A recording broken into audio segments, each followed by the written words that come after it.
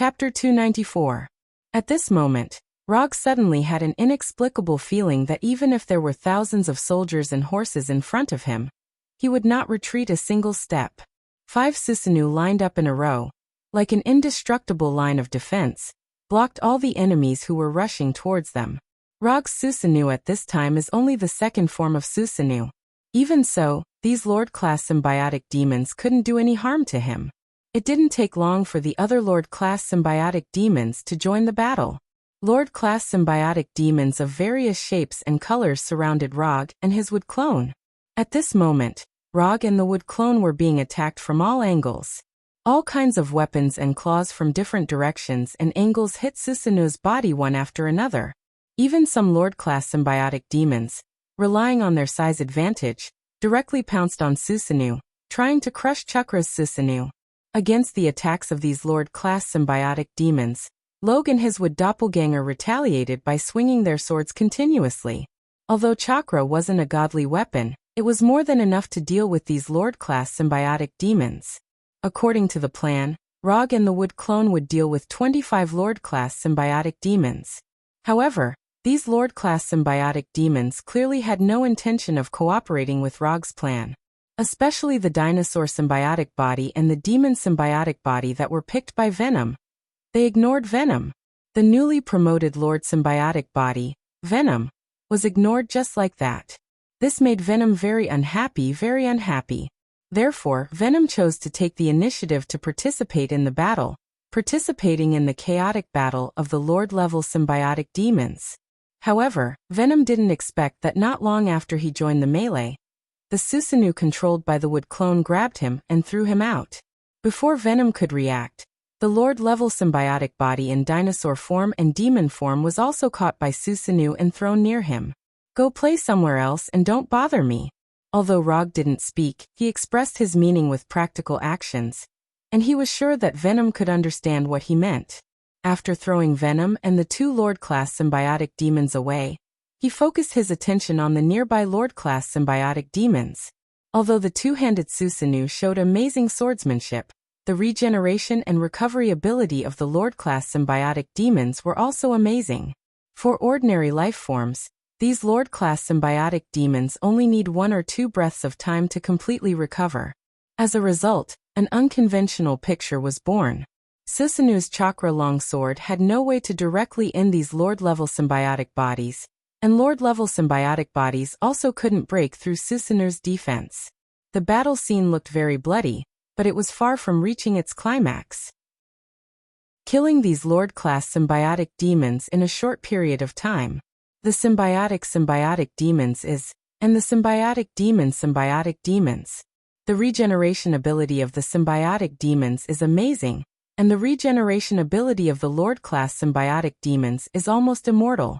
If you want to kill these Lord-class symbiotic demons, you can either use a powerful attack to kill them or slowly wear them down.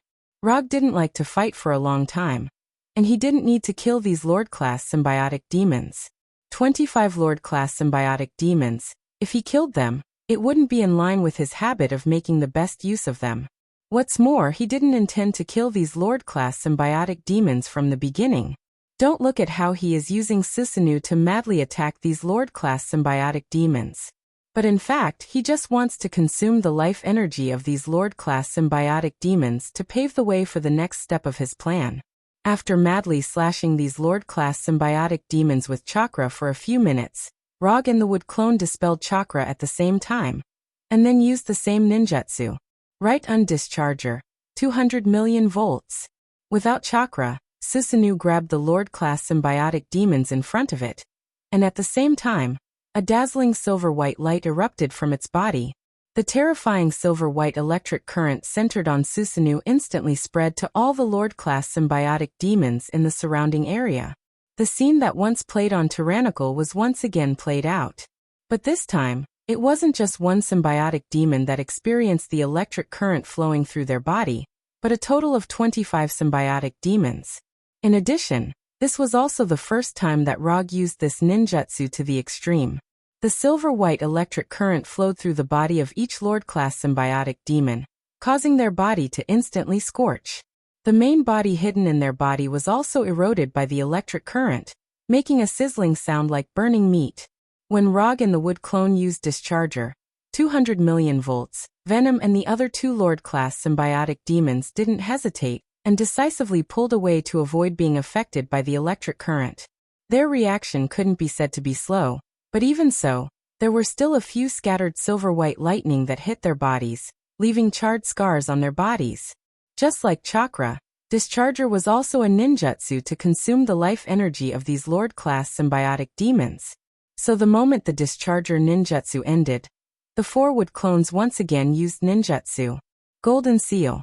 As soon as the silver-white lightning dissipated, hundreds of golden chakra chains rushed out from behind the Wood clone and attacked the Lord-class symbiotic demons that haven't had time to get rid of their scorched bodies. Whether it was Susanoo or Right-Un Discharger, they were just appetizers. Golden Seal was the real feast that Rog prepared for these Lord-class symbiotic demons. These Lord-class symbiotic demons didn't have time to react when the golden chakra chains had already arrived in front of them and firmly bound their bodies. The unique life form of the symbiotic demons allows them to change into any form to get rid of the shackles. But they would never have thought that the golden seal that Rog used at this time was not an offensive ninjutsu, but a sealing technique used to bind them. After being bound by the chakra chains of Golden Seal, these Lord-class symbiotic demons have no possibility of leaving. Without any suspense, the bodies of these Lord-class symbiotic demons were pulled out of their bodies one by the chakra chains and pulled behind the Wood clone.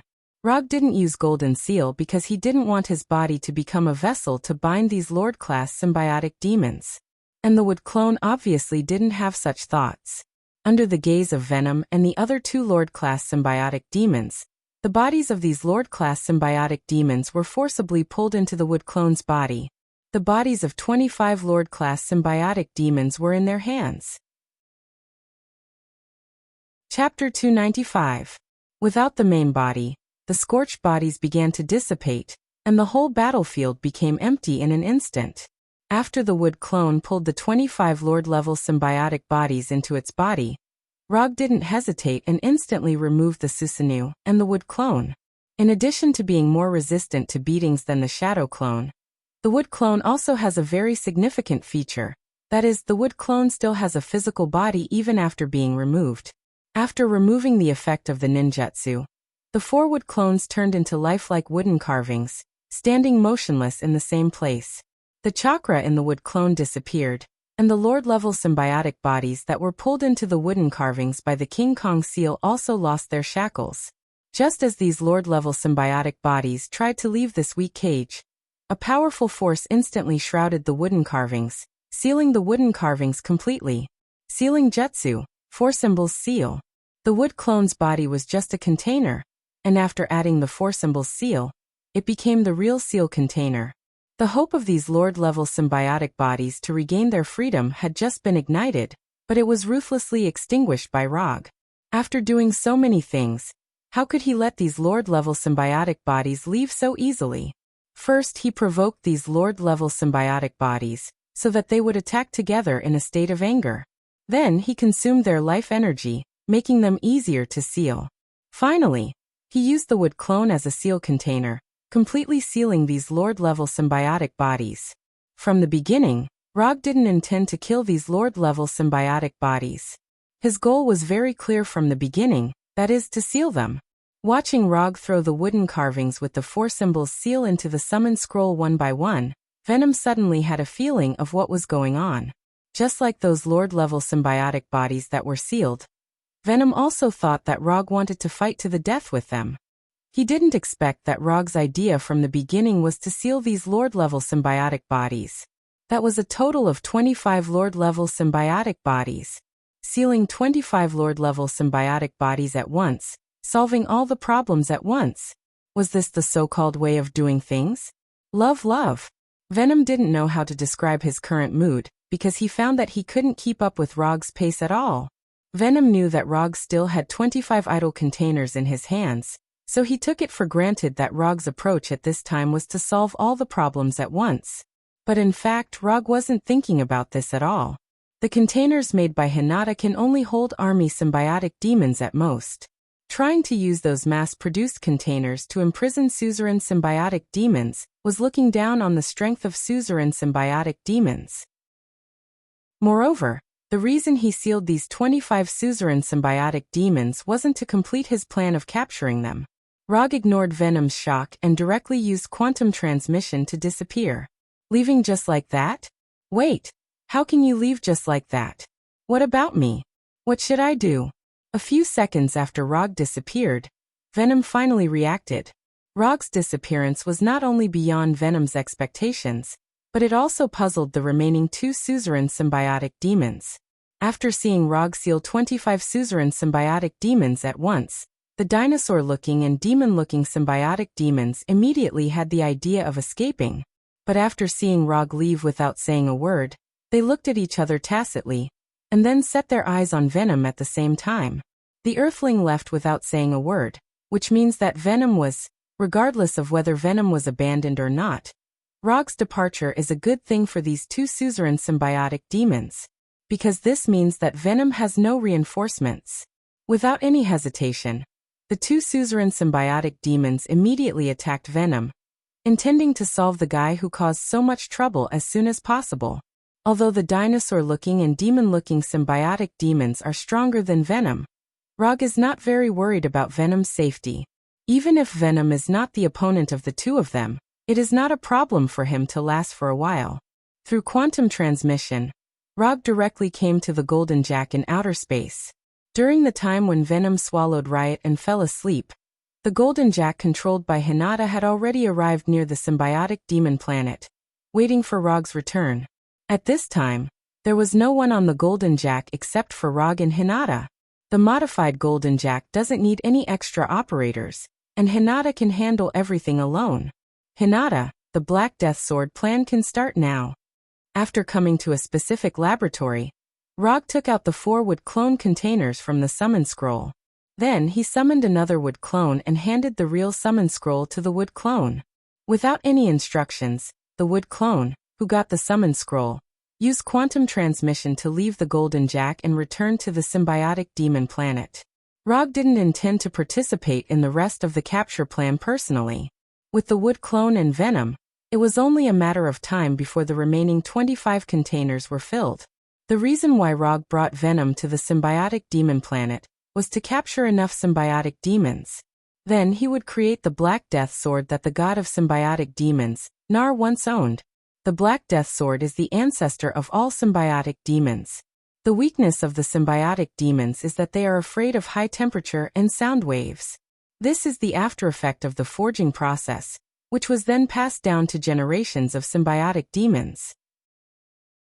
The Black Death Sword in Nar's hand has the power to slay gods in the truest sense.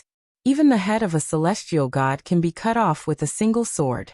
Even Garl, who accidentally got the Black Death Sword, could gain the prestige of a god slayer with the help of the Black Death Sword. If he can find the real Black Death Sword, Rog doesn't mind taking it for himself. But the problem is that he doesn't know where God Slayer Garl is now, or even if Garl exists. So before getting the real Black Death Sword, he intends to make a replica for himself, just like when he asked Tani to make the Rumbling Thunder Fan and the Kusanagi Sword. But this time he plans to do it himself. Symbiotic demons, to a certain extent, can be regarded as raw materials for the Black Death Sword. What he needs to do now is to use these symbiotic demons to create his own Black Death Sword. Of course, this kind of weapon creation plan, which is only based on theory and calculation, is bound to have accidents. So he went to the symbiotic demon planet to capture symbiotic demons, so that he has enough raw materials. Even if all of them fail, it doesn't matter, he can just go to the symbiotic demon planet again. And the raw materials this time are better than he imagined. Chapter 296. When formulating the Black Death Sword plan, Rog wasn't very clear about the specific classification of the symbiotes. His original idea was that as long as the symbiote captured was not much worse than Venom, it could be used as the raw material for the Black Death Sword. Of course, the Venom used as the standard refers to the Venom when he was still on Earth, not the Venom that has been promoted to the Lord grade now. After coming to the symbiote planet, and knowing the classification of the symbiotes, He raised the standard of raw materials to the army grade. However, he didn't expect that those Lord-grade symbiotes, after knowing about him and Venom, would actually form a team and appear in front of them, and there were 27 of them. In the face of this surprise gift that was almost equivalent to falling from the sky, Rog of course could only accept it with a smile. As a result, the standard of the Black Death Sword's raw material was once again raised because of the collective appearance of these Lord-grade symbiotes. Although Rog has no experience in forging weapons, he is very sure of one thing, that is, the better the raw material, the better the quality of the weapon forged. In this specially modified weapon forging room, Rog came to a wood clone container, and then took the initiative to open the 4 symbols seal on the wood clone. The moment the 4 symbols seal was opened, the Lord-grade symbiotes in the wood clone once again saw the light of hope that symbolized freedom. But before they had time to get rid of the shackles, the 4 symbols seal closed again, firmly sealing them in the wood clone. The opening and closing of the 4 symbols seal all happened in a flash, so short that it was like a false illusion of freedom. However, these Lord-grade symbiotes quickly discovered that the scene just now was not an illusion. There was one less resident in the wood clone.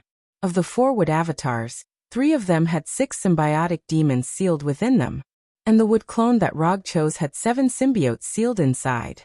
By opening the 4 symbols seal, he forcibly dragged out a Lord-grade symbiote from inside, and then sealed it again. After taking out this lucky symbiote, Rog didn't even look at it, and threw the mucus-like symbiote into the mold. He doesn't need to participate in the specific forging process.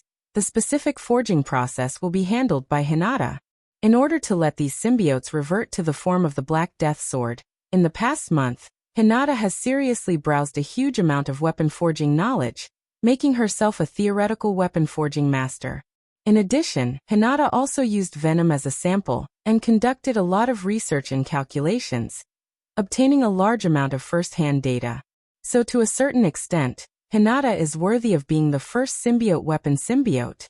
As for whether or not the sword symbiotes, Black Death Sword, or not. If Hinata really couldn't do it, he had a backup plan. Dwarf King AI.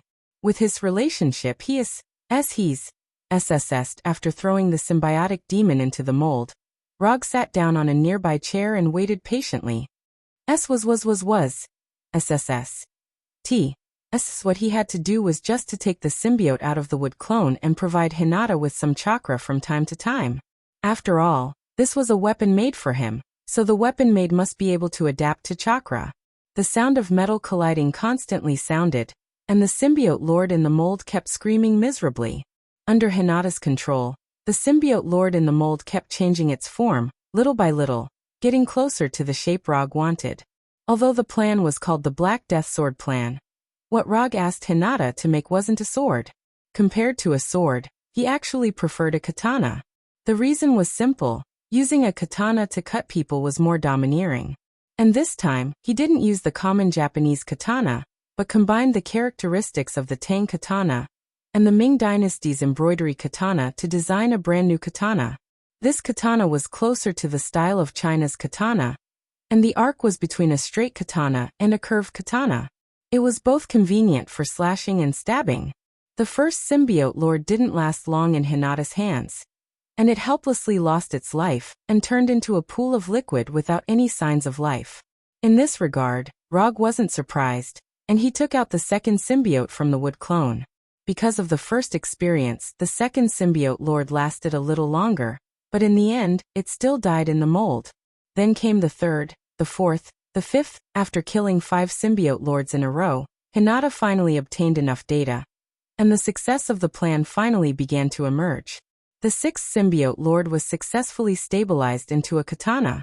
Then the 7th, 8th, and 9th symbiote lords were thrown into the mold. With the 6th symbiote lord as the embryo, the 7th, 8th, and 9th symbiote lords were smoothly integrated, and the embryo was further formed. The next thing was relatively simple. Hinata continued to purify the embryo, and Rog continued to add symbiote lords, chakra, and some reality gems to the mold to adjust and stabilize the state. The forging process was boring, but Rog and Hinata didn't have any impatience, and they focused on cooking the symbiote lords in the mold. Nearly a week has passed since the beginning of the forging process. Venom and the Wood clone have already completed the capture plan and returned to the Golden Jack. In the past few days, Venom witnessed his own kind being thrown into the mold one by one, and then he didn't feel anything. Symbiotes were originally a race that didn't have many emotions. Even if it was their own descendants, it was the same. Therefore, Venom didn't feel any sadness or pity for the suffering of those symbiote lords. Instead, he became a bystander with great interest. Venom knew very well what Rog wanted, and he also wanted to see what kind of power a weapon made with symbiote lords as raw materials would have. When the mold, which had been running for almost a week, calmed down, and the weapon in the mold revealed its true appearance, Rog and Venom showed the same puzzled look. Is this the weapon made by the symbiote lords? It looks very ordinary. At this time, what appeared in front of them was a black katana more than 1 meter long. The blade was slightly curved, and the hilt was integrated with the blade. The blade was a typical Senkaku style. There were patterns in the shape of auspicious clouds on the pitch-black blade, and the blade was dim and lightless. 20 Lord-class symbiotic demons were able to create such a blade? Venom couldn't see what was special about this black katana at all. In his opinion, this katana was not as good as Rog's current Kusanagi sword. Chapter 297. Not only did Venom feel that this black blade was a bit too ordinary, even Rog himself felt that the black blade was a little different from what he had imagined. There was no problem with the appearance of the black blade. It was exactly the same as the one he had designed. Even the auspicious cloud patterns on the blade were the same. But the problem was that he did not feel any energy from this black blade. Not to mention the energy contained in the 20 Lord-level symbiotic demons, just the energy from the chakra and reality gem that he had injected was not a small amount. But now he did not feel any energy. I shouldn't be so unlucky, right? Rog's face was ugly as he came in front of the black blade. He slowly stretched out his right hand and held the black blade that he had high hopes for. Light blue chakra appeared in his right hand, and then slowly flowed towards the black blade. When chakra completely enveloped the black blade and slowly flowed into it, he finally breathed a sigh of relief. There was indeed no energy in the black blade. That was because all the energy in the black blade had been consumed. When his chakra entered the black blade seemed to come alive and crazily devoured his chakra, like a hungry wolf that had been hungry for days devouring its prey. After injecting nearly a full amount of chakra, the black blade finally stopped devouring chakra and calmed down again. After devouring a large amount of chakra, although the black blade's appearance did not change, the aura it exuded had undergone an earth-shattering change. The black saber from before gave people the feeling that it was just an ordinary saber. It was neither sharp nor outstanding. But now, the black blade exuded an aura of destruction and death like an ancient beast. After seriously looking at the black blade in his hand, and casually swinging it a few times, Rog nodded with satisfaction. The weight was suitable, the shape was good, and it was very easy to use. The fusion of chakra was also very smooth. Come with me to the training room. Before Venom had time to speak, the brilliant light of quantum transmission completely enveloped him. If you want to test whether a blade is useful or not, the best way is actual combat. I'll try not to hurt you. As soon as his voice fell, Rog launched an attack on Venom. Because he was testing the power of the black blade, Rog did not use ninjutsu, but used taijutsu. Facing Rog's attack, Venom did not hesitate. His hands immediately turned into huge scimitars and slashed directly at Rog. Venom knew what kind of strength Rog had, so he didn't dare to be careless at this time, and used his full strength. Chi. Venom's hands turned into scimitars and arrived in front of Rog at lightning speed, then left his body. Rog originally wanted to use the black blade to block Venom's attack, but he never expected that the moment the black blade came into contact with the scimitar formed by Venom, the black blade would display an unimaginable sharpness. It was as if the black saber had cut through a soft cake. It went straight through the machetes and cut the 2 machetes that were about the same size as him in half.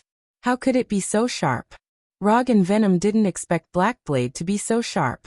It was so sharp that they were caught off guard. The scimitar formed by Venom was instantly cut off, and Rog decisively retracted his blade. At that moment, he inexplicably had an impulse to directly cut Venom's head. But as soon as this thought rose, it was forcibly suppressed by him. Will this blade affect the user? Rog couldn't help but frown at this discovery. The sharpness shown by the black blade surprised him, but the fact that the black blade can affect his rationality surprised him even more. What he needs is a weapon that he can fully control, not a weapon that will affect him in turn. What happened just now? Venom looked at the smooth-cut surface on his hands, and then looked at the frowning Rog, and asked with a puzzled face, "There is something wrong with this blade." Rog did not look up, his eyes were fixed on the black blade in his hand, and answered in a serious tone, "You go out first, I need to deal with the problem of this blade." After that, Rog inserted the black blade on the floor of the training room, and sat down directly. Although Venom did not know what happened, after seeing Rog's actions, he did not hesitate and left the training room without looking back. After taking a few deep breaths, the 3 tomo patterns in Rog's eyes changed into a kaleidoscope pattern. He was now certain that this black saber possessed the characteristics of a living being. Although this seemed a bit unimaginable, it was the truth. In simpler words, this is a unique life form with the shape of a blade. When the black blade swallowed chakra, he already felt that something was wrong. The moment the black blade tried to affect his rationality, he was even more certain of this speculation. "Come out, I know you are in there." Rog's body surged out light blue chakra and wrapped the black blade, and at the same time, he controlled chakra to carefully explore the interior of the black blade. Not willing to respond? Then don't blame me for forcing you out. Since chakra could not be forced out, he would use the kaleidoscope's eye power. He had done some special research on strengthening and using eye power. As for why he suddenly went to study eye power, it was a rather boring question. After plundering the ability of quantum teleportation from Gordon, he was considering a problem: how to use Tsukuyomi on targets without eyes. Although there were no people on Earth who were born without eyes, it might be possible if the scope was expanded to the entire universe. There were many races in the universe, and it was not impossible for 1 or 2 races to be born without eyes. Therefore, he began the research of using Tsukuyomi on targets without eyes. Of course, the research failed. Tsukuyomi's characteristics determined that this eye power could only be used on targets with eyes. The research failed, but during the research process, he inexplicably began the research of eye power. Or rather, the research of how to further increase the range of eye power. Eye power, as the name implied, was the power of the eyes and could only be used through the eyes. Unlike Tsukuyomi, there weren't many restrictions on the use of eye power. Regardless of whether the other party had eyes or not, eye power could be used on the target. From this level, the kaleidoscope's eye power was somewhat similar to the psyche power that had been mutated by the Manjikyu Sharingan. As for psyche power, it could be used on all living beings. Regardless of whether the other party had eyes or not, regardless of the other party's racial form, psyche power could be used as long as the other party was a life form with a soul. What Rog was doing now was to use the kaleidoscope's eye power as psyche power. He used the kaleidoscope's eye power to force out the fellow who was unwilling to appear.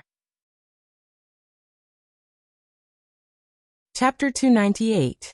Theoretically speaking, there is no problem in using the eye power as spiritual force. But after all, this is the first time Rog has done this, so he is not very sure what the final result will be. But even if it fails, there won't be any serious consequences. At worst, he will just have to find another way. Under the control of Rog, the invisible eye power began to slowly enter the black sword in front of him, as if it entered the body of a real creature. When the eye power of the Manjikyu Sharingan entered the black sword, Rog finally found a hidden consciousness in the deepest corner of the black sword. Found you.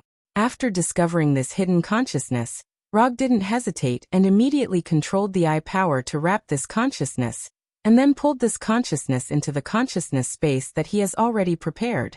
In the consciousness space with the red moon, Rog saw the consciousness inside the black sword, and saw this consciousness that tried to influence the user.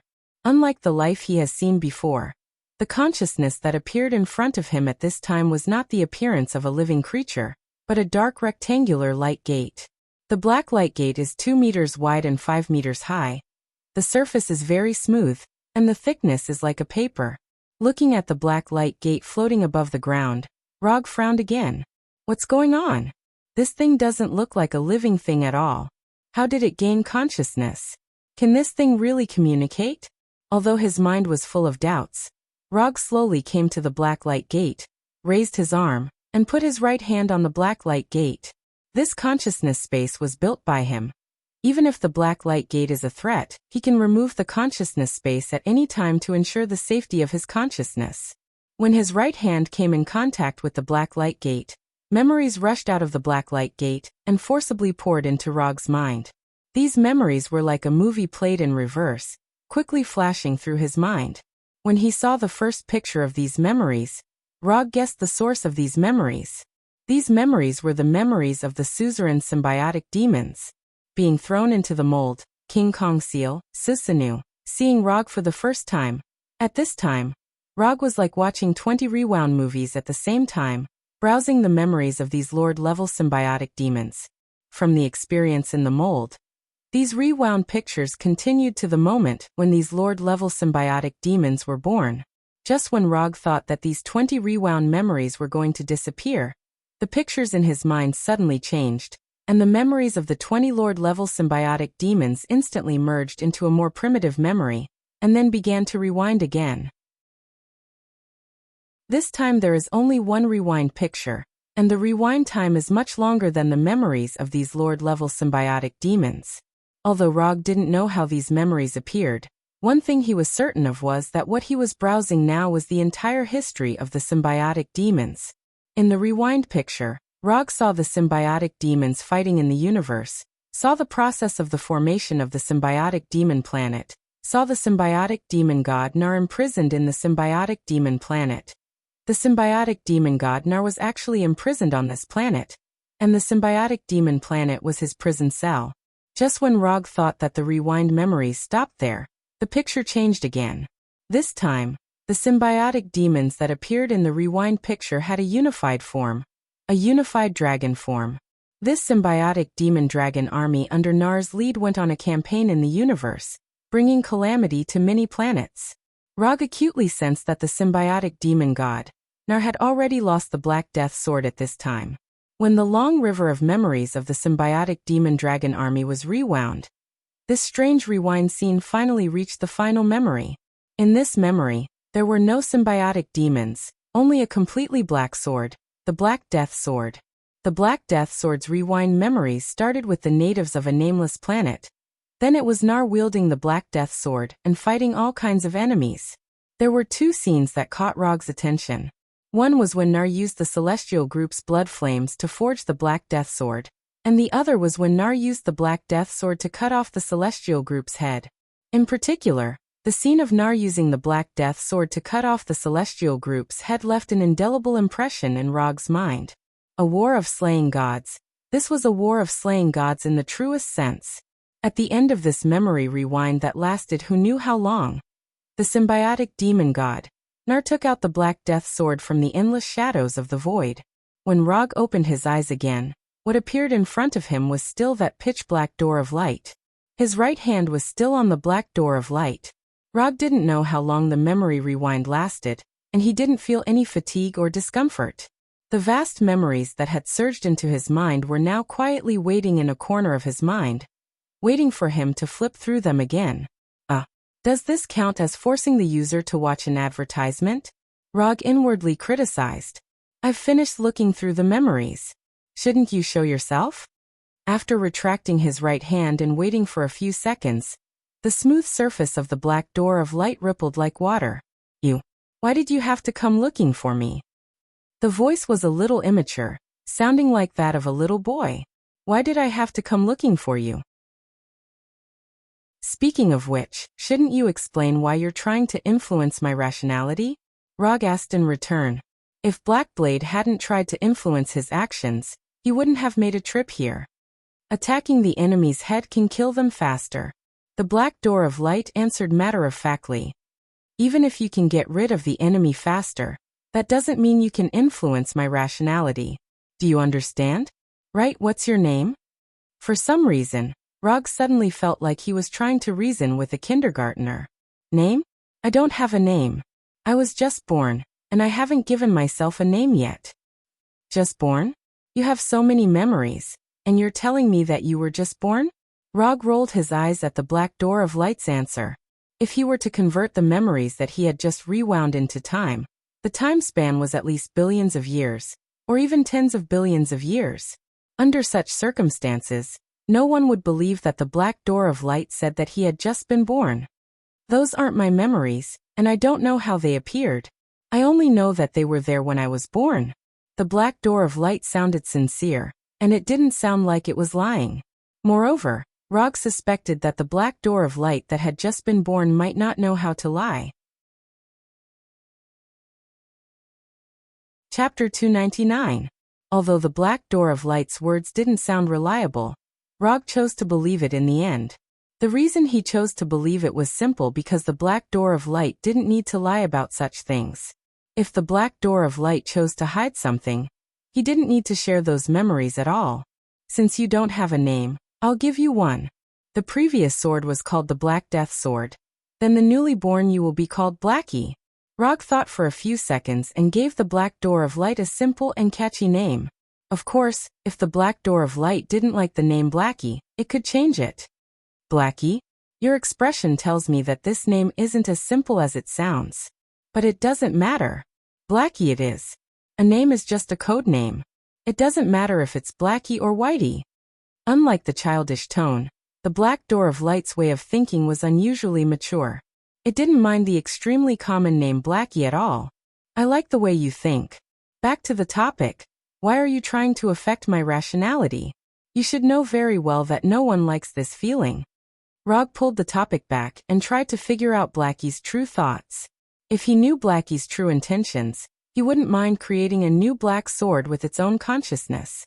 However, the prerequisite for all of this was that Blackie would listen to his arrangements obediently and not act on its own to affect his rationality.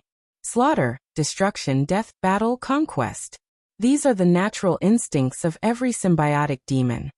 Although symbiotic demons are living beings, they are different from other living beings. Symbiotic demons were created specifically for battle. This is also the main reason why Nar created them.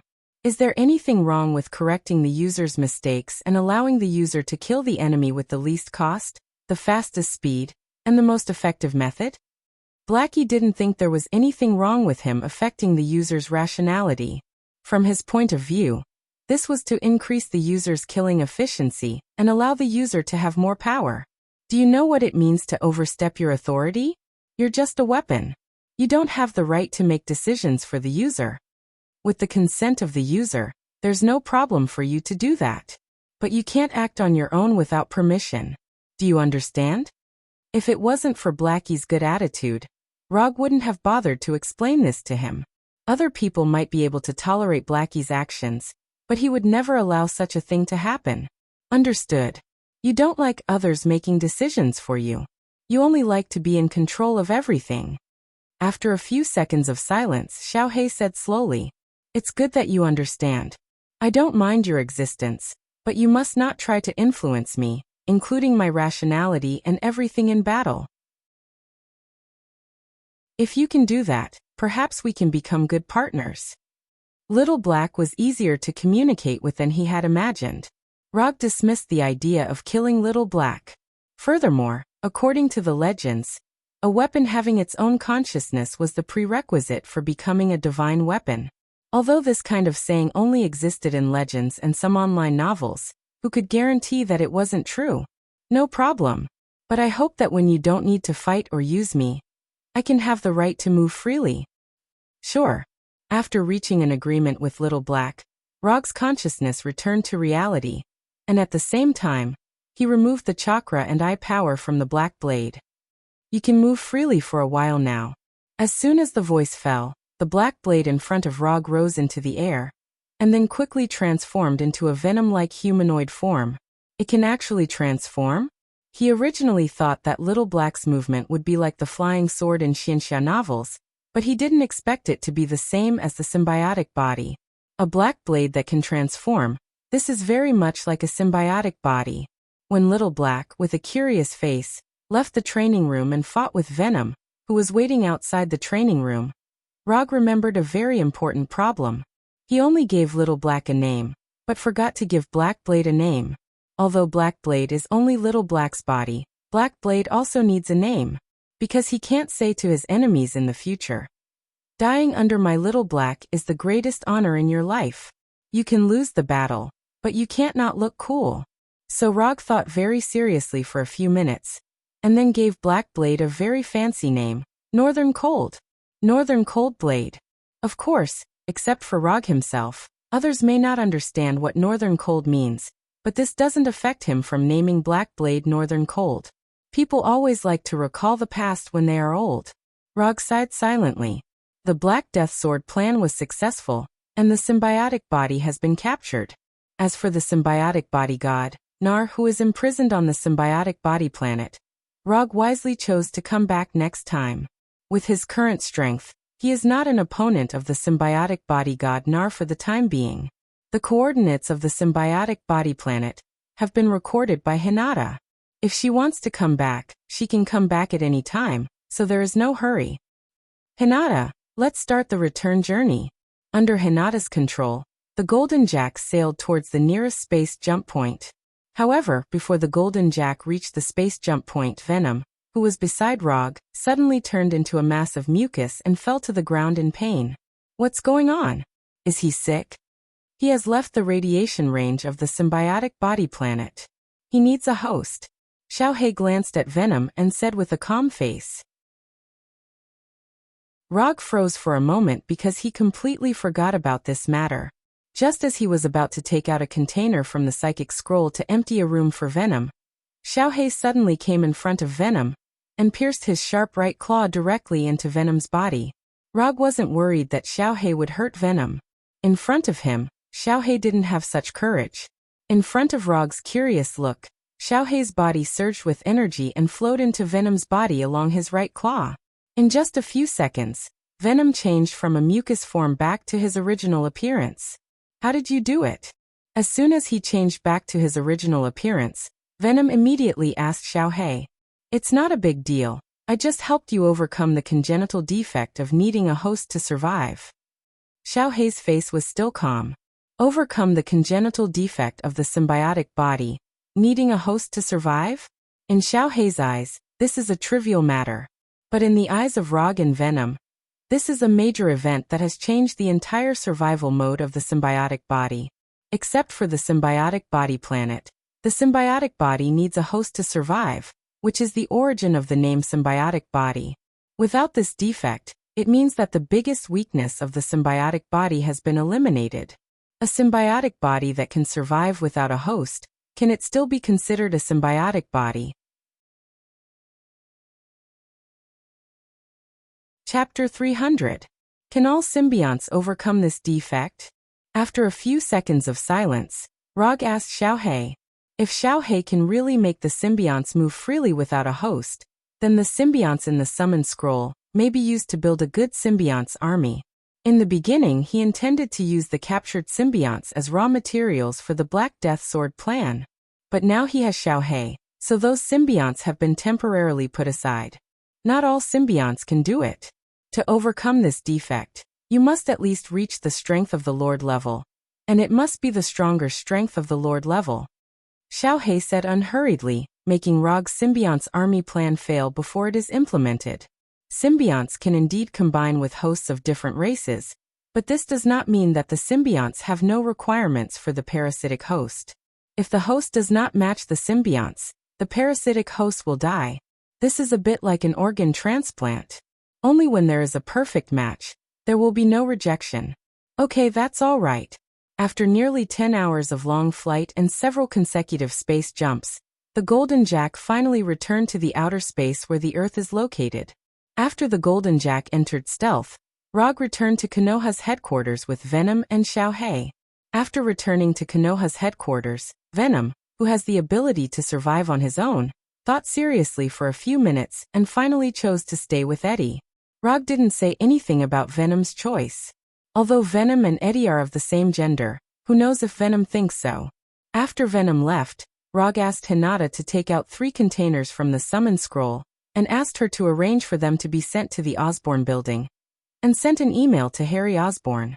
Harry Osborne showed kindness last time. In return, Rog intends to send him 3 symbionts, which is a reciprocity between them. After taking out all the remaining symbionts containers, and asking Hinata to inform Dr. Connors to conduct research on the symbionts, Rog returned to his room. As for Xiaohei, Rog gave him the right to move freely in Konoha's headquarters, and let him have his own fun. He has a new weapon, the Northern Cold Sword, and Susanoo has also been tested. The unconsumed ninja coins increased to 885, and he also brought back a full 100 army-level symbionts. This time's trip to the symbionts planet was pretty good overall. However, at this time, Rog was still not satisfied. After the trip to the symbiotic demon planet, especially after fighting with the Lord-level symbiotic demons, whose recovery ability was so high that it was completely unreasonable, he increasingly felt that the bodies of Earthlings were a little too weak. Although he did not suffer any injuries during the fight, it still evoked the thought of strengthening his body. In terms of bloodline, he is a pure Earth.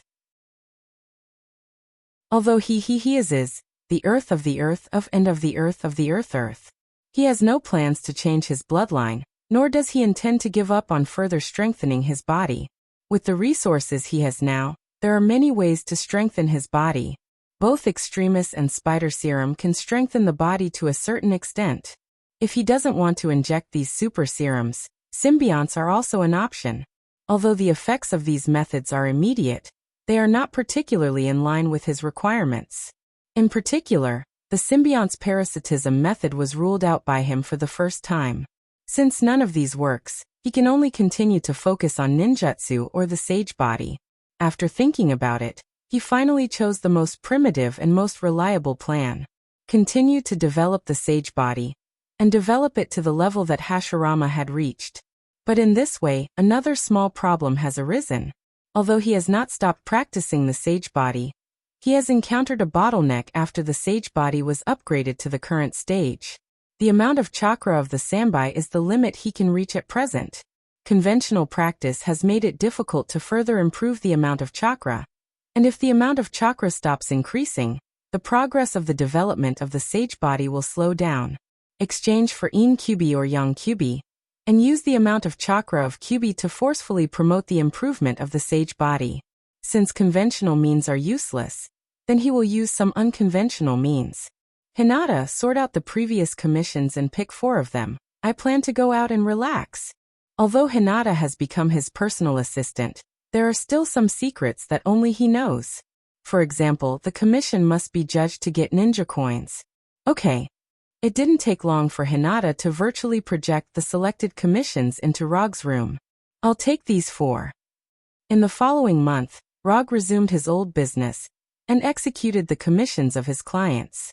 His luck was good, and the 4 commissions that were selected passed the judgment of the system, allowing him to get 145 ninja coins as commission reward.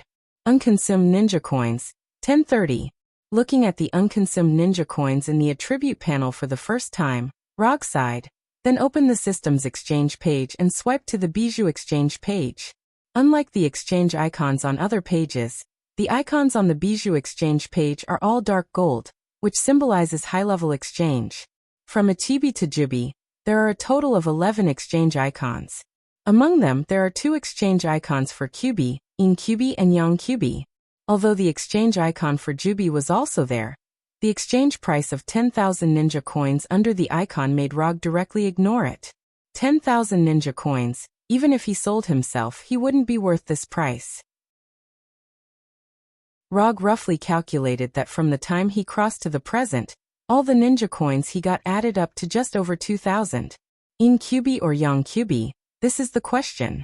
If he remembers correctly, Naruto has Yang Kyubi, and Yandame Hokage has In Kyubi. Although from the name, In Kyubi is more suitable for him. But Yang Kyubi and Sun Nin are obviously more compatible. After thinking about it for more than a minute, Rog finally made a decision. Exchange for Yang Kyubi. Use Yang Kyubi's chakra to forcefully promote the promotion of Sun Nin.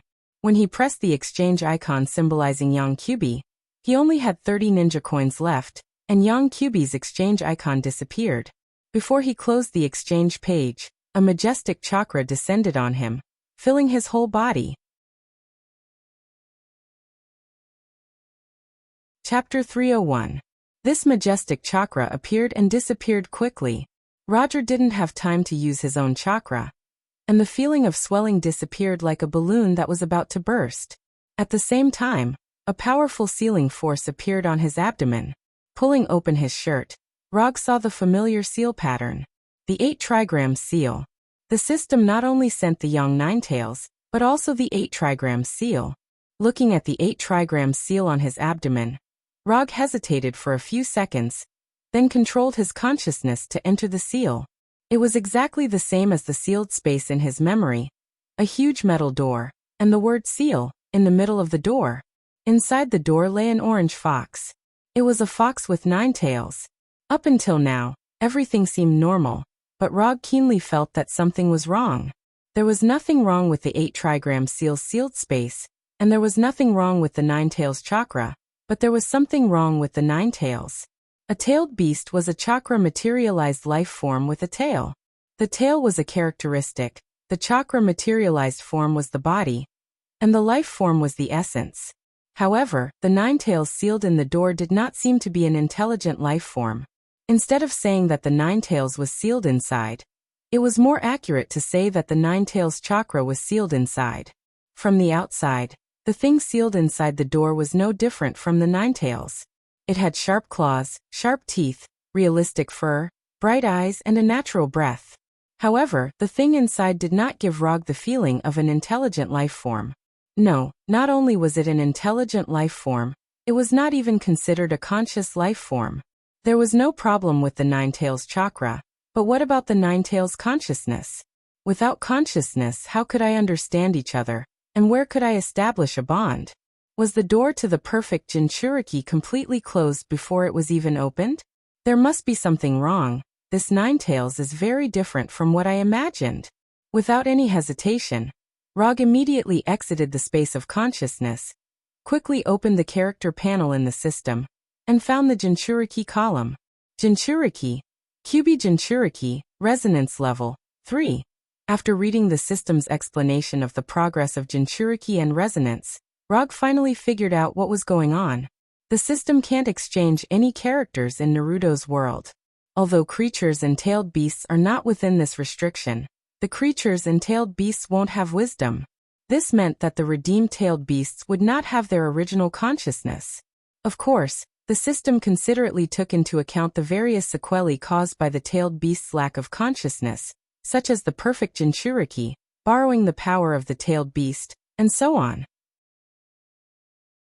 Therefore, the system changed the so-called understanding and fetters to resonance. The higher the resonance, the more power he could draw from the tailed beasts. When the degree of resonance reaches the number of the tail of a tailed beast, it can become a perfect Jinchuriki. In other words, when Rog's resonance with Kyubi reaches 9, he can become a perfect Jinchuriki. Although the system provided a reasonable solution, Rog was still somewhat dissatisfied. He felt that he had encountered a profiteer. Shouldn't this kind of thing be reminded in advance? After a helpless sigh, Rog's consciousness entered the sealed space again, and came to the front of Kyubi. He originally planned to have a conversation with Kyubi, but now it seems that this is completely unnecessary. Because only biological instincts are retained, the Kyubi in front of him, to a certain extent, can be equivalent to a real fox. When Rog looked at Kyubi in the door, Kyubi also sat up and looked at Rog curiously. After looking at Kyubi for more than 10 seconds, Rog sighed again. This feeling of looking at a fool is really stupid. No, I'm a fool. I even fantasized about a real Kyubi. After leaving the sealed space, Rog opened the character panel again, and glanced at his current chakra amount. Chakra amount: 6 tails, 3 main body, 3 bijou. Now Rog finally determined one thing. That is, the unit used by the system to measure chakra amount is not the tail of other bijou, but half of the Kyubi's tail.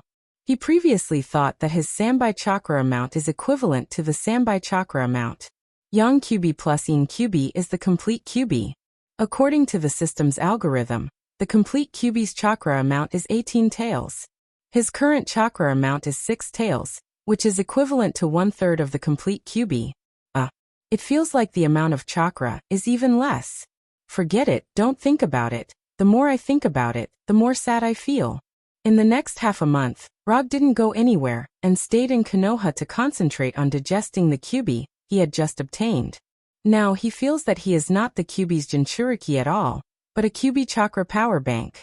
Although it's very different from what he imagined, he guessed one thing right. The increase in chakra amount has indeed led to the further development of the sage body. Under the stimulation of the kyubi's sambai chakra amount, his sage body has been further improved. The improvement of the sage body has led to the growth of his own chakra amount. The growth of his own chakra amount has increased the resonance of the bijou and the chakra amount of bijou. The kyubi chakra, the sage body and his own chakra, these three have formed a good positive cycle, allowing him to grow 2 bijou chakra and 1 bijou chakra in just half a month. Chakra amount: 9 tails, 5 main body for bijou. When he finished this boring chakra amount growth training, he felt a little different. In Blackie's words, the current him looked very strong. After half a month of life on Earth, Black has completely integrated into Konoha. He even went to Konoha's hidden village on Tatooine and worked as a construction worker for a few days. Dr. Connors is studying the symbiote and found several suitable personnel in the Umbu department to complete the first batch of symbiote soldiers. Punisher and Abomination are training newcomers, and Red Tank and Moonlight Stone are performing tasks. Daisy, Walter, and Pietro formed a team of superheroes, helping Konoha gain reputation. Eddie and Venom went back to San Francisco, but before leaving, Eddie registered his information in Konoha and became an expatriate of Konoha. Hinata manages the big and small affairs of Konoha's headquarters and supervises the establishment of Konoha's hidden village.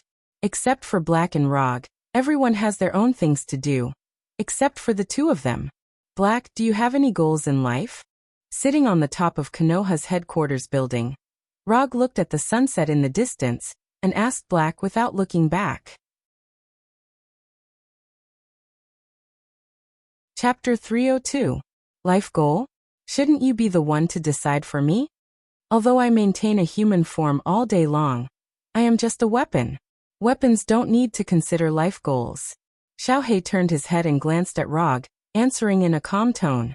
Since returning to Earth, Xiaohei has been in a state of free movement, so until now he still maintains a human form, or the form of a miniature version of Venom.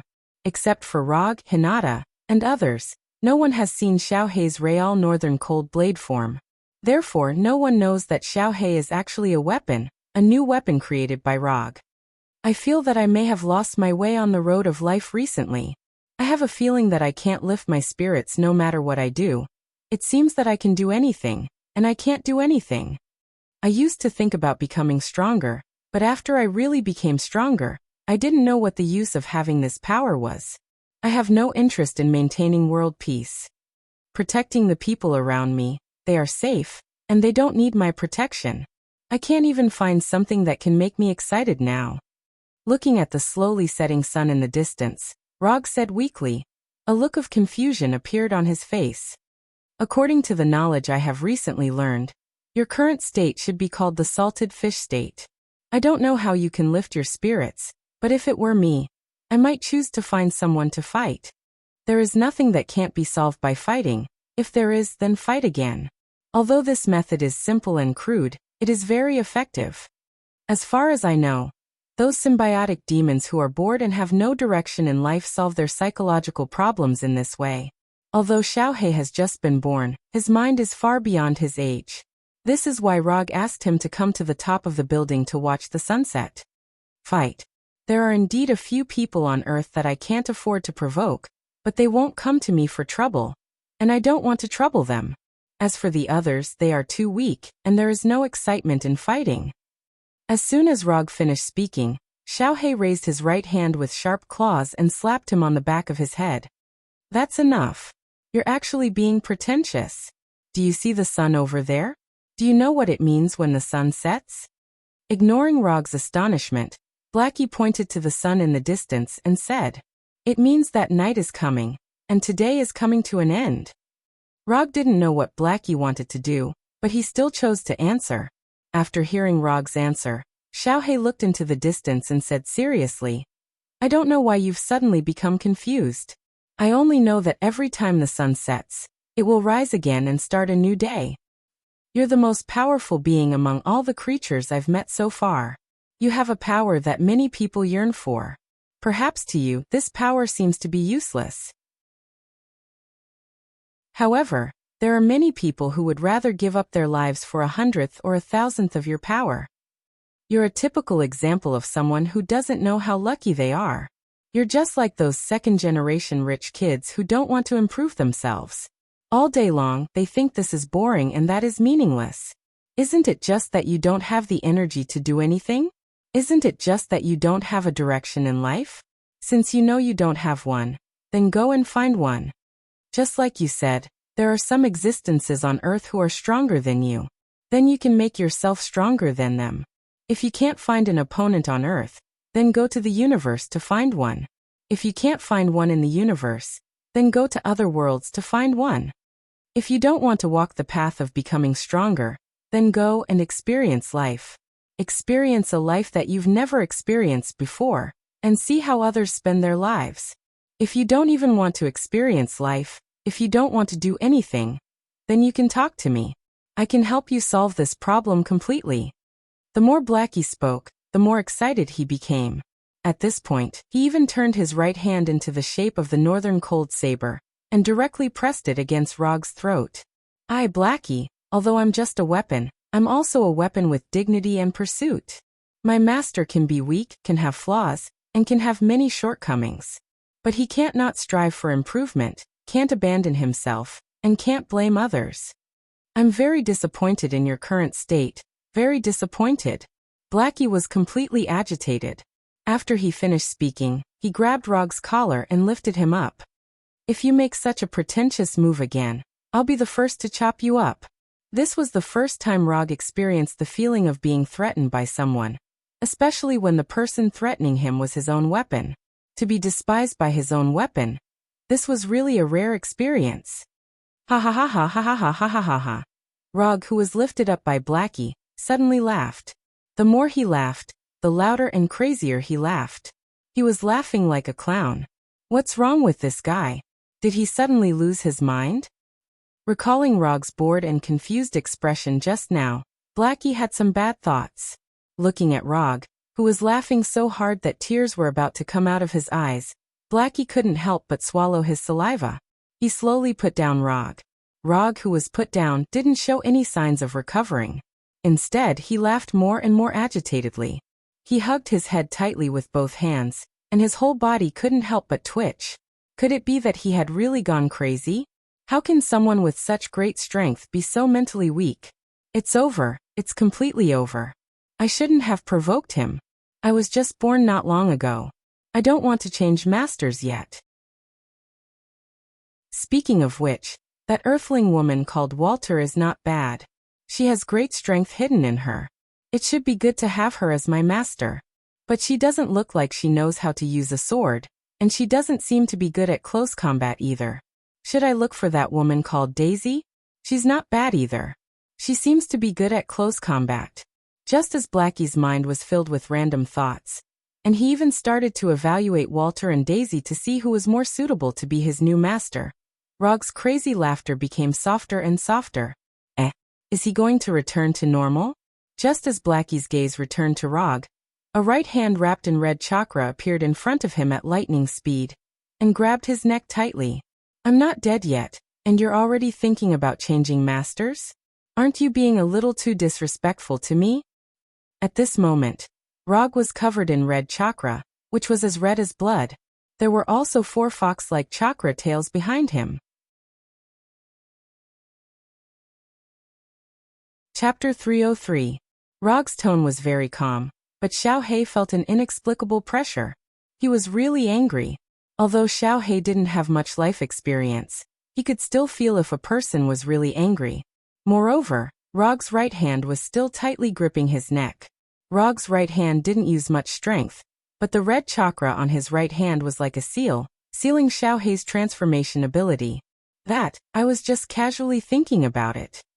No, it wasn't just thinking about it, it was just a random thought. Yes, it was just a random thought. My mind was just uncontrollably letting my imagination run wild. Xiao He explained in a hurry. He hadn't been following Rog for long, but he knew one thing very clearly. Once Rog got angry, the consequences would be very serious. At this time, although Rog looked normal, the feeling he gave off was not normal at all. Not to mention the inexplicable appearance of the red chakra coat on his body. Just the four tails behind him waving at will has already made Xiao He feel great pressure. It wasn't that Xiao He hadn't felt Rog's chakra before, but the red chakra that appeared now gave off a completely different aura from before. If the light blue chakra that Rog showed before gave off the feeling of a vast and calm sea, then the red chakra now gave off the aura of a terrifying volcano that was on the verge of eruption. Xiao He didn't know what happened to Rog. He couldn't even tell if Rog had regained his sanity or gone completely crazy. The only thing he could be sure of now was that the current Rog was very dangerous, extremely dangerous, like a ferocious beast that chose people to devour. Looking at Xiao He, who was at a loss and scared, Rog released his right hand and removed the nine-tailed chakra on his body. Although he looked very abnormal just now, the truth was that he had been clear-headed from the beginning to the end. The crazy laughter just now was also the same. After being despised and threatened by his own weapon, he realized how stupid he had been just now. All he did was possess half a nine-tailed beast, and increase the amount of chakra to nine-tailed beast. Yet he actually had the idiotic thought that life was very confusing. What Xiao He said was right. Since he knew that he didn't have a target, he had to find one. There were still big shots on Earth that he couldn't deal with, and there were also powerful existences in the universe that he couldn't deal with. With his current strength, he wasn't even worth mentioning in front of the real big shots. Compared to those who were inferior to him, he indeed could not find the meaning of continuing to strengthen himself. He felt lost. He felt that he could not find the meaning of continuing to become stronger.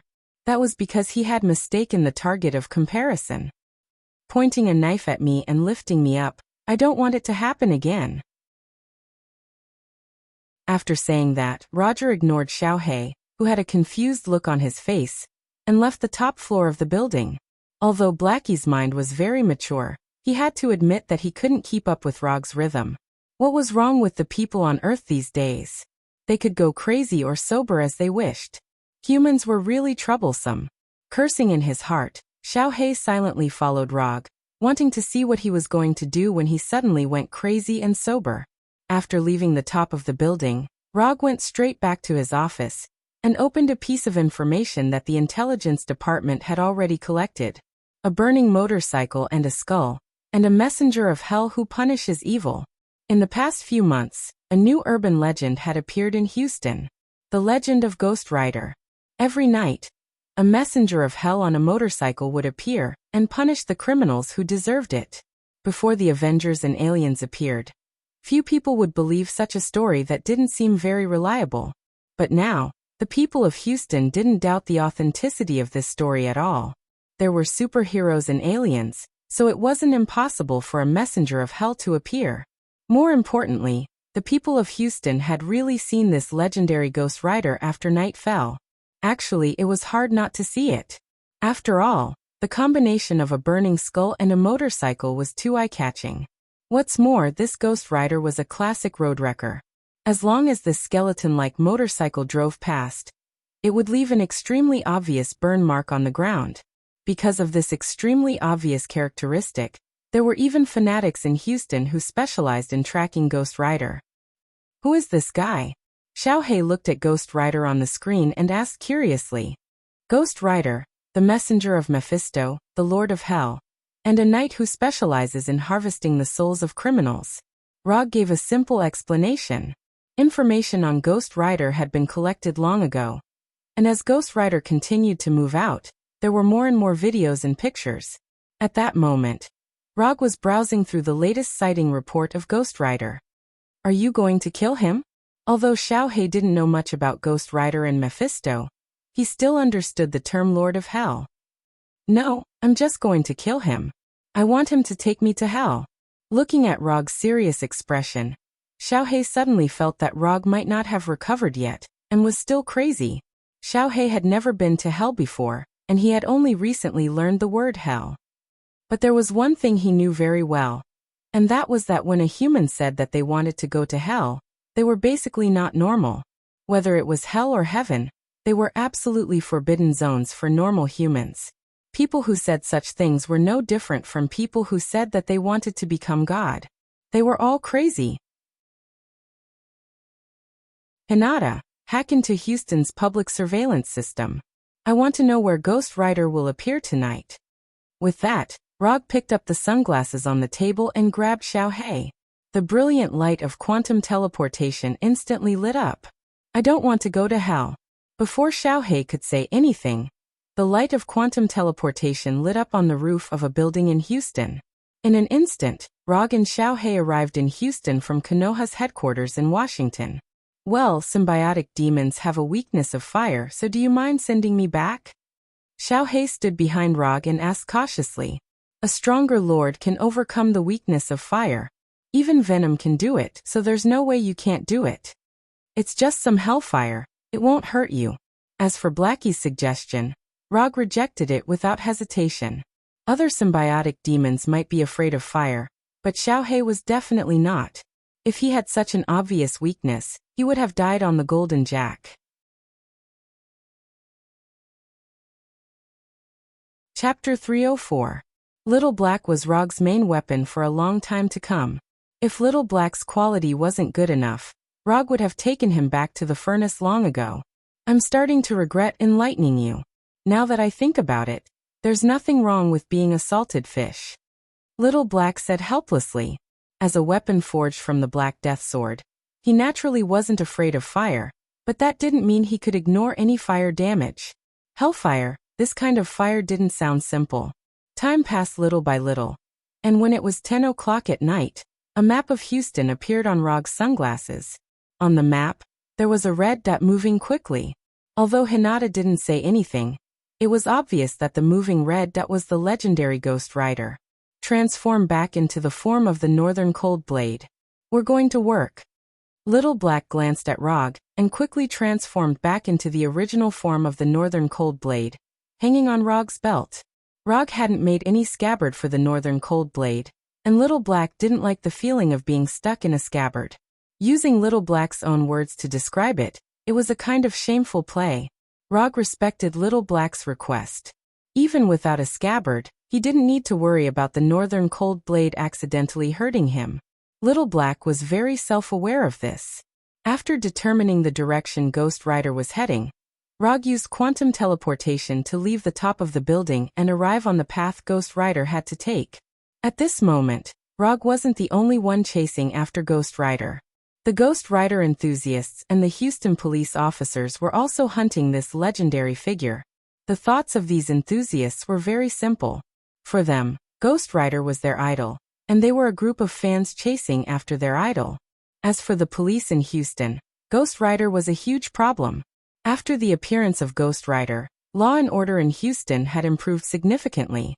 In particular, the number of crimes on the streets at night had dropped to an unprecedented low. The crime rate had dropped, and public security had improved. Logically speaking, the Houston police should be very grateful to Ghost Rider. But the problem was that Ghost Rider's punishment was too brutal. As long as it was a criminal punished by Ghost Rider, they would all die without exception. Although the police in Houston didn't know what the Trial's Eye was, and didn't know what the Hellfire was, they knew that they were in trouble when they saw the scorched eyes of the criminals. America was a country that nominally pursued democracy and freedom, which meant that this country had an almost paranoid pursuit of so-called human rights. Criminals also had human rights. Furthermore, Ghost Rider's act of killing criminals without trial was something that the police hated. Chasing after criminals and cracking down on crime was no problem. This was what most superheroes did. However, acting as a judge to judge criminals, and depriving them of their lives was absolutely not allowed. Thus, in the eyes of the police, Ghost Rider wasn't a superhero, but a violent criminal who used his superpowers to wantonly kill criminals. Yes, in the eyes of the police, Ghost Rider was also a criminal, and a criminal with extraordinary powers at that. Thus, every night that Ghost Rider appeared, there would be this phenomenon of fanatical fans and the police working together to track down Ghost Rider. Rog knew about this phenomenon when he browsed through the information on Ghost Rider, but he didn't take it to heart at all. And he didn't even plan to use a transformation technique to change his appearance. Konoha was handling matters, and unrelated people should disperse. Ever since Konoha displayed unprecedented dominance when hunting down Hydra, this concept had begun to take root in people's hearts. Anyone who knew a little about Konoha knew that all of Konoha's actions had an extremely high collateral damage index. This meant that if someone was affected by Konoha's actions because of curiosity or other reasons, Konoha didn't have to bear any responsibility. And until now, no one knew how high Konoha's collateral damage index was. In any case, Konoha had never received any official punishment or condemnation for collateral damage. Over time, no one was willing to use their lives to test the upper limit of this collateral damage index. After using quantum transmission to arrive at the main road that Ghost Rider had to pass through, Rog took off the sunglasses connected to the satellite and waited silently for Ghost Rider's arrival. Ghost Rider had been around for a long time, but Konoha's intelligence department had not yet investigated the true identity of Ghost Rider. They didn't know as much as Rog himself. Although there was only one Ghost Rider in Rog's memory, he wasn't sure if this Ghost Rider was the one in his memory until he saw the human face of this Ghost Rider. It didn't take long for Rog to see the motorcycle that was burning with hellfire and had an extremely obvious style, as well as the Ghost Rider in a black leather jacket on it. Sure enough, without skin and flesh, everyone's bones and heads looked the same. The galloping Ghost Rider also saw Rog in the middle of the road, but he showed no signs of slowing down and rushed straight at Rog. In the past few months, Ghost Rider had seen too many people trying to stop him. "Little Black, this is your first battle. Don't embarrass yourself." As soon as he said that, the northern cold blade in Rog's hand vibrated slightly, answering his question. Feeling the vibration of the northern cold blade, Rog smiled and slowly walked toward Ghost Rider. 1 step, 2 steps, 3 steps, Rog walked toward Ghost Rider as if he was taking a leisurely stroll. In the distance, Ghost Rider drove the Hell motorcycle and rushed toward him like a meteor. 100 meters, 50 meters, 20 meters. When the Ghost Rider burning with hellfire was only 20 meters away, Rog raised the northern cold blade in his hand and slashed diagonally from top to bottom. Boom. The next second, there was a terrifying explosion like that of an intercontinental missile. Orange-red hellfire soared into the sky, the ground cracked, and a transparent shockwave spread out in all directions. The hellfire motorcycle that was speeding like a meteor came to a stop, and the front wheel spun wildly like a small burning sun. In front of the hellfire motorcycle was Rog, who was wearing a light blue chakra coat. The northern cold blade in his right hand viciously slashed at the front of the hellfire motorcycle. Visible cracks appeared on the devilish skull-like front of the motorcycle. Northern cold blade versus hellfire motorcycle. Northern cold blade wins. Chapter 305. The wheels of the hellfire motorcycle were still spinning madly, but Roger was like a mountain that stood still in the same spot. At this moment, it wasn't Rog who was blocking the hellfire, but the northern cold blade in his hand. All he was doing was providing a fulcrum for the northern cold blade. "Who are you?" After realizing that the hellfire motorcycle couldn't move forward no matter what, Ghost Rider finally spoke. "Konoha Rog." Rog introduced himself briefly. As for whether or not Ghost Rider knew who he was, it wasn't within his consideration. Hearing Rog introduce himself, Ghost Rider, who had no skin or flesh, tilted his head in confusion, as if trying to figure out who Rog was.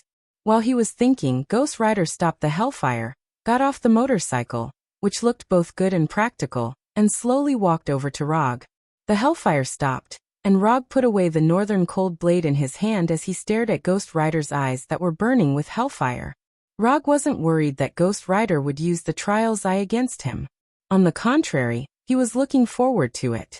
He was a little curious about which was stronger, the Manjikyu Sharingan or the Trial's Eye. When Rog and Ghost Rider looked at each other, Ghost Rider's fanatical fans and the Houston police finally caught up. But when they saw that the person standing in front of Ghost Rider was the fourth Hokage, Rog, they couldn't help but stop in their tracks. Konoha's collateral damage was already deeply rooted in people's hearts, and very few people were willing to risk their lives to test this point. Although they didn't dare step forward, This didn't affect the fanatical fans filming. Phones were taken out one after another, and the cameras were aimed at Rog and Ghost Rider in the distance. Some fanatical fans even took out professional filming equipment and started filming seriously like frontline reporters. Compared with these fanatical fans, the Houston police clearly didn't have as much filming equipment. However, the Houston police had more advanced police helicopters. Under normal circumstances, these police helicopters were only suitable for capturing criminals. But now, these police helicopters had become the most professional reporters at the scene, sending the footage back to the police station. After the fanatical fans and the Houston police appeared one after another, the professional reporters appeared one after another. Interview helicopters from various newspapers and news channels also arrived at the scene. As more and more spectators gathered, Rog and Ghost Rider, who were the stars of the show, didn't seem to notice anything as they continued to look at each other. Rog didn't attack, and neither did Ghost Rider. Wearing a light blue chakra coat and orange-red hellfire, Rog and Ghost Rider sized each other up as if they were prey. Just as all the onlookers were wondering when the two of them would start fighting, Ghost Rider made the first move. A bone fist wrapped in hellfire flew straight at Rog's head. Although the speed of the bone fist was not fast, its strength was not small at all.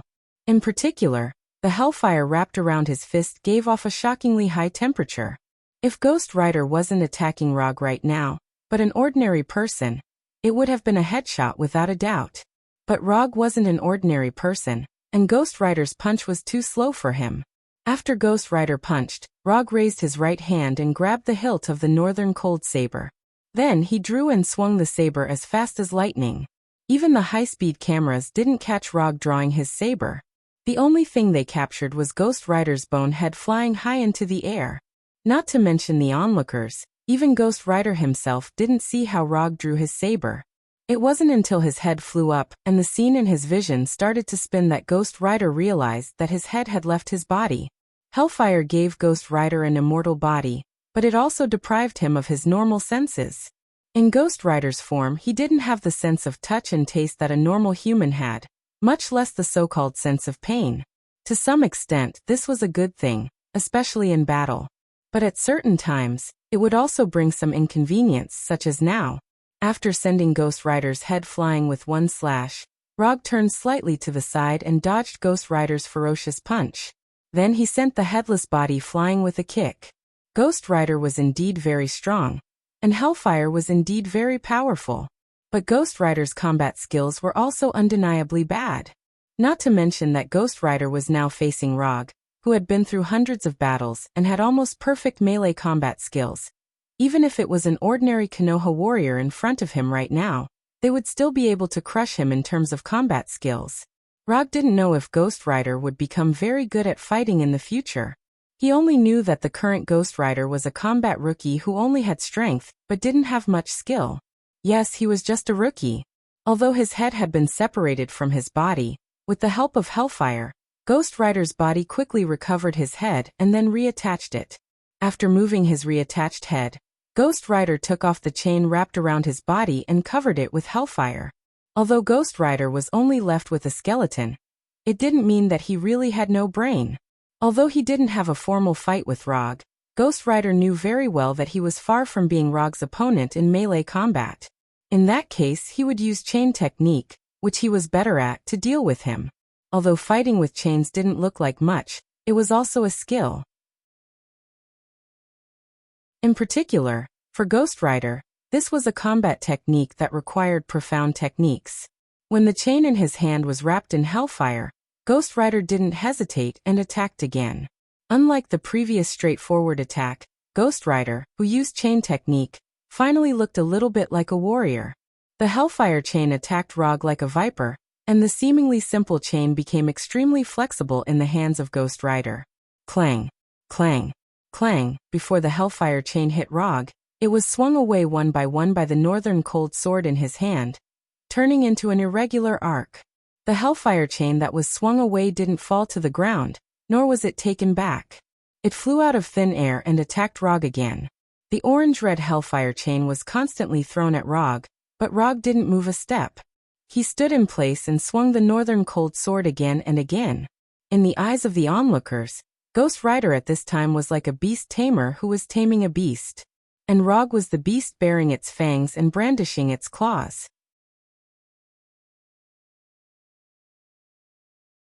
Chapter 306. From the looks of it, Ghost Rider had completely taken the initiative.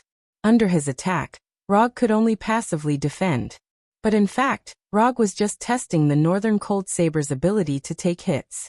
Ever since he had created the Northern Cold Saber, he hadn't officially tested its ability, so he didn't mind testing it in actual combat. Little Black didn't have any objections to Rog's approach. As a weapon, he knew his duty very well. Moreover, when he was on the Golden Jack, Rog had already communicated with him about this. Ghost Rider's chain technique was indeed very exquisite, and could even be considered a pretty good offensive technique. But for Rog, Ghost Rider's chain technique was still a little too monotonous. There were only a few moves back and forth, and the only thing to note was that the angle of attack was different every time. After neutralizing Ghost Rider's chain attacks one by one, Rog finally ended his passive defense and began to take the initiative to attack. Water Release. Water Dragon Bullet. Rog raised his left hand slightly, and a water dragon dozens of meters long appeared out of thin air and rushed at Ghost Rider like lightning. It was common sense to use water to put out a fire. In the eyes of the onlookers, not only was there no problem with Rog's counterattack, it was also a very wise choice. However, both Rog and Ghost Rider knew very well that Hellfire wasn't an ordinary flame. It was purely wishful thinking to use Water Release to put out the Hellfire on Ghost Rider. The menacing water dragon crashed into Ghost Rider, and the huge impact made Ghost Rider involuntarily take a few steps back. Then there was nothing else. The Hellfire on Ghost Rider's body was still burning fiercely, and the water dragon quickly evaporated and shrank, turning into steam. The pervasive water vapor shrouded the Ghost Rider like a fog, causing it to completely disappear from everyone's sight. After Ghost Rider's figure was shrouded in the mist, the chain wrapped around the Hellfire was also withdrawn, as if guarding against Rog's sudden attack. The moment the Hellfire chain was withdrawn, Rog raised his right hand again, and silver-white lightning surged out of his palm. Lightning evasion, lightning palm. More than a dozen silver-white lightning bolts as thick as an arm attacked Ghost Rider like giant dragons. The loud thunderclaps made the surrounding crowd involuntarily take a few steps back, afraid that they would be affected by the lightning. Rumble. The thunder palm hit Ghost Rider in the mist without any suspense. The collision between the silver-white lightning and the Hellfire cleared the surrounding mist, and Ghost Rider's figure reappeared in front of everyone. Compared to before he disappeared, Ghost Rider's appearance had clearly changed. Hellfire could protect Ghost Rider himself, but it couldn't protect his clothes. Under the attack of the silver lightning, Ghost Rider's clothes were torn to shreds. Apart from the shoes on his feet, which were still intact, Ghost Rider's clothes and pants had all turned into pieces and fell to the ground. Wrapped in Hellfire, Ghost Rider's true form appeared in front of everyone for the first time. After seeing Ghost Rider's true form, people finally confirmed one fact. Ghost Rider really wasn't human. Although the Ghost Rider from before didn't look like a normal human, seeing a burning skull and seeing a burning human skeleton were two completely different concepts. Ghost Rider really was the legendary emissary of Hell. At this moment, no one would think that Ghost Rider was a human with extraordinary powers, but a true visitor from Hell. Making Ghost Rider run naked hadn't been Rog's original plan. He didn't have such a bad taste. He had used the Thunder Palm to attack Ghost Rider just to test if the lightning attribute could hurt Ghost Rider under the protection of Hellfire. It was purely a coincidence that his clothes had been torn to pieces. Although losing his clothes wouldn't affect Ghost Rider too much, after all, he was only a skeleton now. But after losing all his clothes, Ghost Rider still let out a beast-like howl and ran toward Rog. Ghost Rider was angry. Although he was just a skeleton now and didn't need to worry about being naked, this was a matter of dignity. Skeletons also needed dignity. For the sprinting Ghost Rider, the distance of dozens of meters was covered in the blink of an eye. It was only when Ghost Rider pounced on him like a hungry wolf that Rog moved again. Northern Cold Blade slashed out several times in an instant, and before Ghost Rider could touch Rog, he was instantly cut into pieces. The complete skeleton was instantly split into several pieces and fell to the ground. But the next second, the dismembered Ghost Rider got up again and pounced at Rog. With the undying body granted by Hellfire, Ghost Rider didn't need to care about Rog's attack at all. Not to mention being cut into pieces. Even if Rog disassembled every bone of Ghost Rider could reassemble himself. Although Ghost Rider's attacks were fierce, they were useless in front of Rog. In the blink of an eye, Ghost Rider was dismembered again. Then the Ghost Rider stood up again, attacked again, and was dismembered once more. At this moment, Ghost Rider displayed unprecedented tenacity. Relying on its undying body, it turned the battle into a protracted battle. After knocking down Ghost Rider dozens of times, Rog finally got tired of this repetitive battle. A ball of chakra appeared in his left hand. Sealing spell, 4 symbols seal. When Ghost Rider stood up again, Rog arrived in front of him at lightning speed. He pressed his left hand on Ghost Rider's chest and pressed him to the ground. Boom! Ghost Rider fell to the ground with a loud bang, and the sealing power of the 4 symbols seal instantly flowed through his body. Sealing techniques were always a good choice for these enemies who had stronger vitality than cockroaches. The moment the 4 symbols seal took effect, Ghost Rider felt a powerful binding force that it had never felt before, and the hellfire burning on its body couldn't help but dim. It was absolutely impossible to completely seal Ghost Rider with just the 4 symbols seal. Ghost Rider's master was the Lord of Hell, Mephisto. If Ghost Rider was so easy to deal with, Ghost Rider wouldn't have become the strongest subordinate of the Lord of Hell. Before Ghost Rider, who was pressed to the ground, could resist, Rogue's eyes turned into Mangekyo Sharingan. Mangekyo Sharingan Dojutsu. Boundless manifestation. Without any hesitation, when Ghost Rider's hellfire was at its weakest under the suppression of the 4 symbols seal, Rogue decisively activated the Mangekyo Sharingan's right eye.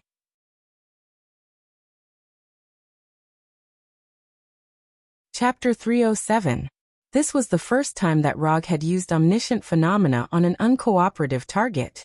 The last time he used it, he obtained the ability of quantum transmission from Gordon, which made up for his lack of teleportation. However, not only did Gordon not put up any resistance when he unleashed the boundless nature, he was even very cooperative. Unlike Gordon, Ghost Rider obviously had no intention of cooperating with Rogue. Although Ghost Rider didn't know what Rogue wanted to do, he instinctively sensed danger when he saw Rogue's Mangekyo Sharingan. Ghost Rider tried to resist Rogue's suppression, but the shackles of the 4 symbols seal completely cut off this idea. The powerful binding force of the 4 symbols seal not only dimmed the blazing hellfire, but also made it extremely difficult to control it. Hellfire, which could originally be controlled at will, seemed to have fallen into a sluggish state at this time, and its response time was greatly extended. Rogue ignored Ghost Rider's resistance. Whether Ghost Rider was willing or not, he would plunder Ghost Rider's hellfire. Hellfire was a supernatural flame that originated from the depths of hell. Not only did it have powerful attack power, but it also had its own enchantment ability. Ghost Rider's hellfire motorcycle and Hell's chains were the products of hellfire enchantment. And for Rogue, who planned to go to hell, hellfire was his ticket to hell. Although the infinite mode he developed could also give him the ability to survive in various environments, in hell, hellfire was obviously more useful than his infinite mode. Therefore, whether it was from the perspective of enhancing his own strength or to go to hell, he had to get hellfire. Omniscient phenomena was used, and the eye power of the Mangekyo Sharingan began to cover Ghost Rider's body. As Ghost Rider struggled, the omniscient phenomena in Rogue's right eye devoured the hellfire on his body like a black hole. The ability plundered by omniscient phenomena wouldn't appear directly on Rogue's body, but would be sealed in his right eye. Therefore, Rogue didn't have to worry about hellfire burning his body and chakra. As for whether the hellfire would conflict with the quantum teleportation ability sealed in his right eye, he was not particularly worried for the time being. Only Gordon's quantum teleportation ability was sealed in his kaleidoscope's right eye. Even with Ghost Rider's hellfire, he only had 2 abilities. Plundering too many abilities could lead to a backlash, but since he had only plundered 2 abilities, he didn't need to worry about that for the time being. With his current ability, he had absolute confidence that he could safely contain the hellfire without any backlash. The plundering of omniscient nature didn't last long. To be precise, it only lasted for about a minute before it completely ended. When a trace of exhaustion and burning feeling came from his right eye, Rog removed the Mangekyo Sharingan and turned his eyes back to the 3-Tomo Sharingan. He was tired because he had used up too much eye energy. As for the burning sensation, it was a sign that the hellfire had been successfully plundered. After taking a deep breath, Rog's body emitted a brilliant aurora-like light. Quantum teleportation. He didn't want any onlookers to see what happened next, so he took Ghost Rider directly to a forest more than 100 kilometers away. As for whether Ghost Rider's Hellfire motorcycle would be impounded by the Houston police, it wasn't within his consideration. And even if it was, Ghost Rider had a way to get it back, so he didn't have to worry about it at all. After teleporting to this unknown forest, Rog let go of Ghost Rider's left hand and let Ghost Rider, who had lost more than half of his Hellfire, stand up. Because his Hellfire had been plundered, Ghost Rider looked much weaker than before, and there was much less Hellfire burning on his body. Until now, Ghost Rider still didn't know what Rog had done to him. The only thing he remembered was that he saw Rog's strange blood-red eyes, and then a part of the Hellfire on his body inexplicably disappeared forever. If the upper limit of his Hellfire before was 100, his current upper limit was only 50. As for the 50 that disappeared, it naturally went to Rog. At this thought, Ghost Rider looked at Rog with a strange gaze. To be precise, it wasn't his gaze. After all, he didn't have eyes in the normal sense, and there were only 2 balls of Hellfire burning in his eye sockets. "What did you do to me?" Ghost Rider asked. Although he was already very familiar with Hellfire, he still couldn't understand what had just happened. "Didn't you already feel it? I plundered your Hellfire." As soon as he said that, Rog raised his left hand and summoned the Hellfire that Ghost Rider was extremely familiar with. Looking at the Hellfire in Rog's left hand, Ghost Rider fell into deep thought. He had always thought that Hellfire was a power given to him by the Lord of Hell, Mephisto, and that it was a curse imposed on him after he signed the contract. But Rog proved that he was wrong. Rog didn't sign a contract with Mephisto, but he could also use Hellfire. Moreover, Ghost Rider quickly realized that he was different from Rog. When he used Hellfire, Hellfire would burn his flesh and blood, turning him into a skeleton. But when Rog used Hellfire, he could still maintain his human form, and his left hand was still in the normal form of flesh and blood. "How did you do it? Why can you maintain your human form?" Ghost Rider pointed at Rog's left hand and asked in confusion. "As long as the Hellfire doesn't burn my body, it's fine. Just like how you don't let the Hellfire burn your clothes. And I'm different from you. I'm not Ghost Rider. I don't have your messy things in my body either. I can maintain my human form if I want to," Rog explained casually. The reason why Ghost Rider was in the form of a skeleton was not only because of Hellfire, but also because of their origins. Although Hellfire was the signature power of Ghost Rider, its true power didn't come from Hellfire, but from the spirit of vengeance. Only a Ghost Rider possessed by the spirit of vengeance was a true Ghost Rider. Therefore Rog, who only used Hellfire, had nothing to do with Ghost Rider, much less possess its skeleton form. Although Ghost Rider didn't quite understand the second half of what Rog said, he roughly understood why Rog could maintain his normal human form. Looking at Rog, who was no longer hostile, Ghost Rider removed the Hellfire on his body and turned himself back into a human. A naked human.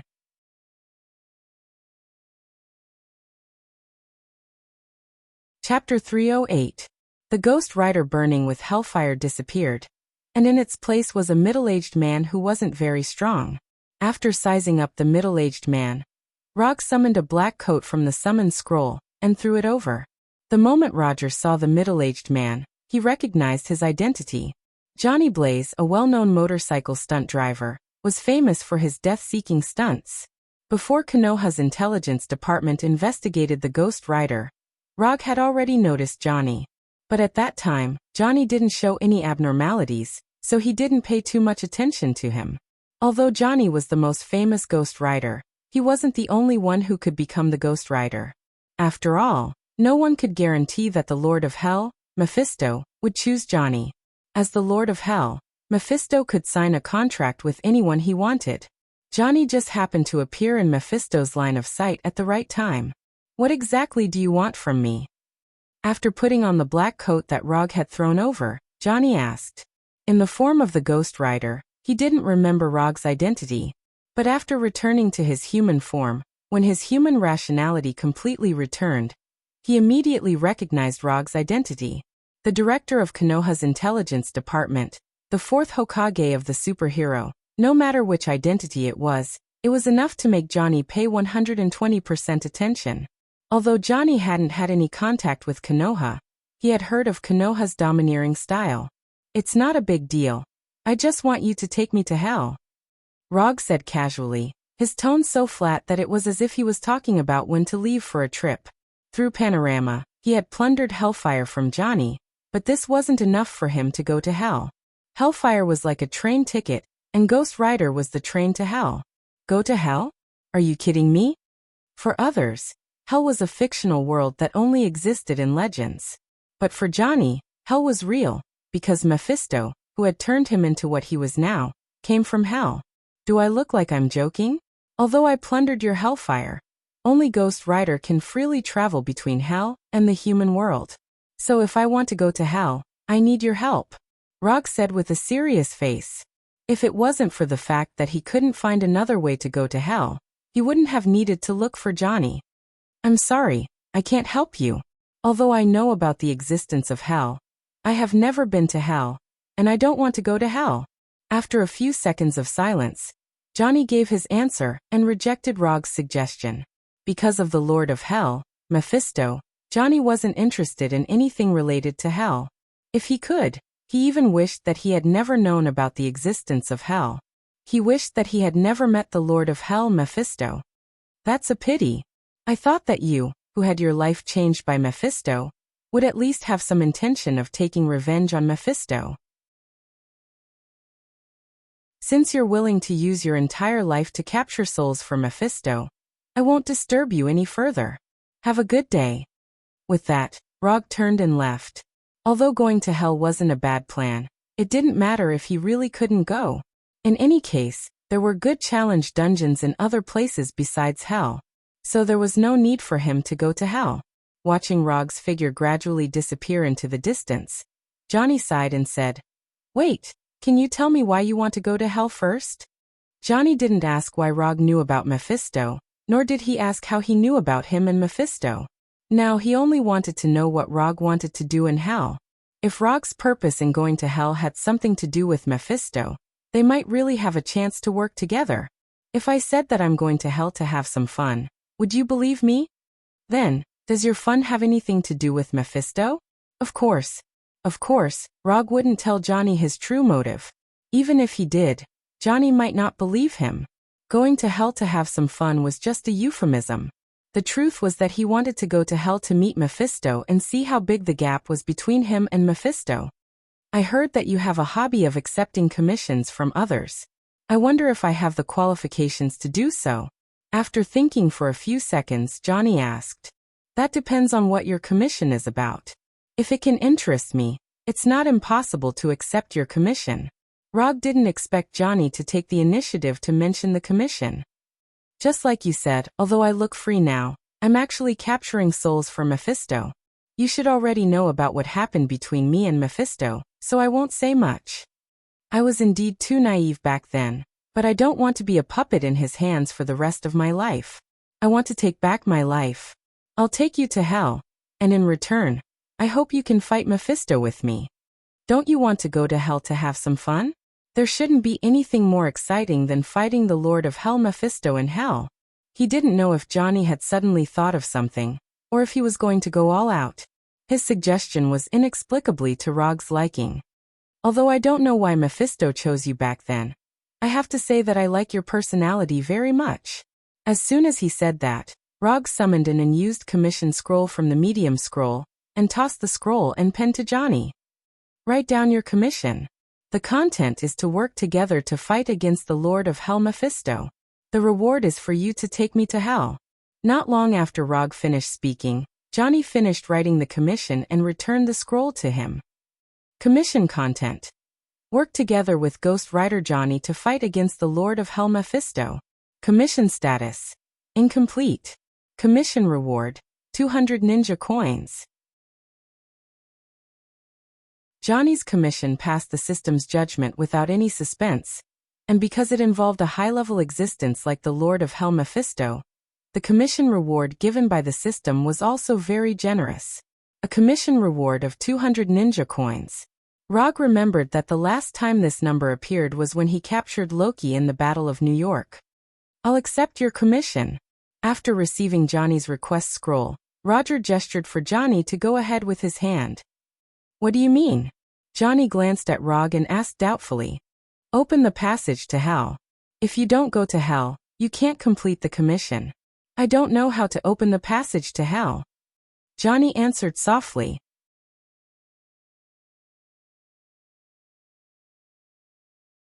Chapter 309. Are you kidding me? When he first heard that Rog was going to hell, Johnny thought that Rog was joking with him. But now it was Rog who felt that Johnny was joking with him. Looking at Johnny, who answered in a low voice and lowered his head silently, Rog suddenly regretted accepting the commission. Johnny had just said a lot to him, showing that he was going to fight Mephisto to the death. But as soon as he finished writing the commission scroll, such a funny thing happened. I have to calm down. I can't be angry. Killing the employer will cause the commission to fail. I can't let the commission fail. I have to calm down. I have to calm down. If the system hadn't already approved Johnny's commission, Rog really had the urge to strangle Johnny. It's okay, everyone calm down first. Ghost Riders can freely travel between the human world and hell. You just don't know how to open the channel yet. That's not a big problem. I just need to practice.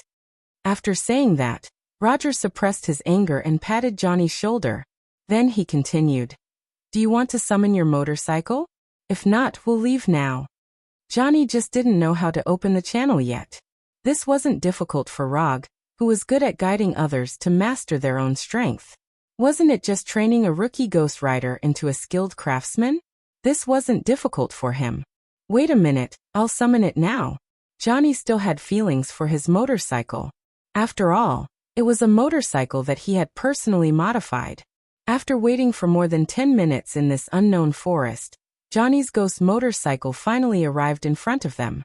Without waiting for Johnny to turn back into a human, Rog used quantum teleportation and teleported himself and Johnny back to Konoha's headquarters. In order to avoid any unnecessary interference, Rog arranged for the teleportation to be in his private training room. This is my private training room. No one will come here except for me. You will practice here in the future. I'll have Hinata arrange internal permissions for you. You'll live in Konoha during this time. We'll leave after you learn how to travel to hell. After that, Rog left the training room and returned to his office. He doesn't need to worry about Johnny's life in Konoha. Hinata will take care of it. What he needs to do is to familiarize Johnny with the power he already has. For example, the dimensional teleportation ability to freely travel between the human world and hell. While training Johnny, he also needed to familiarize himself with the hellfire that he had just plundered. Hellfire was undoubtedly the best choice when dealing with hell creatures. After all, this was the origin energy from the depths of hell. It could cause irresistible true damage to hell creatures. In this way, Johnny settled down in Konoha and began his first real Ghost Rider training. Although the hellfire and the spirit of vengeance had given Johnny extraordinary strength, he was still a complete novice when it came to the use of power. In order to let Johnny familiarize himself with his Ghost Rider powers, Rog had no choice but to be his instructor, teaching him how to adapt to his powers and how to use them to the greatest extent. From a warrior's point of view, Johnny didn't have much talent. But fortunately, his learning and comprehension abilities weren't bad, so teaching him wasn't particularly difficult.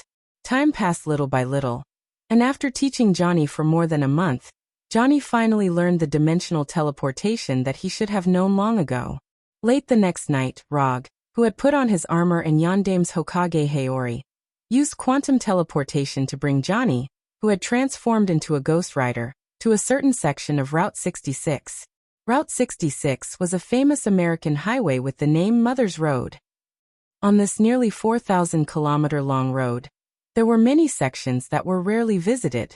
After teleporting to a random section of the road, Rog first put on a chakra coat, and then covered the chakra coat with hellfire. After doing all this, Rog got on the ghost bike that Johnny was driving. In Rog's memory, there were two ways for Ghost Rider Johnny to go to hell. One was to drive the ghost bike at maximum speed, and the other was to create a heptagram array. He didn't know how to create a heptagram array, and neither did Johnny, so they could only choose the most simple and crude method. Let's begin. To be honest, Rog didn't really like the feeling of sitting in the back seat of the ghost bike, especially when the one driving it was a man. But now he didn't have any other better choice. He could indeed use hellfire to create his own ghost bike, but the ghost bike he created wouldn't have the ability to travel through hell.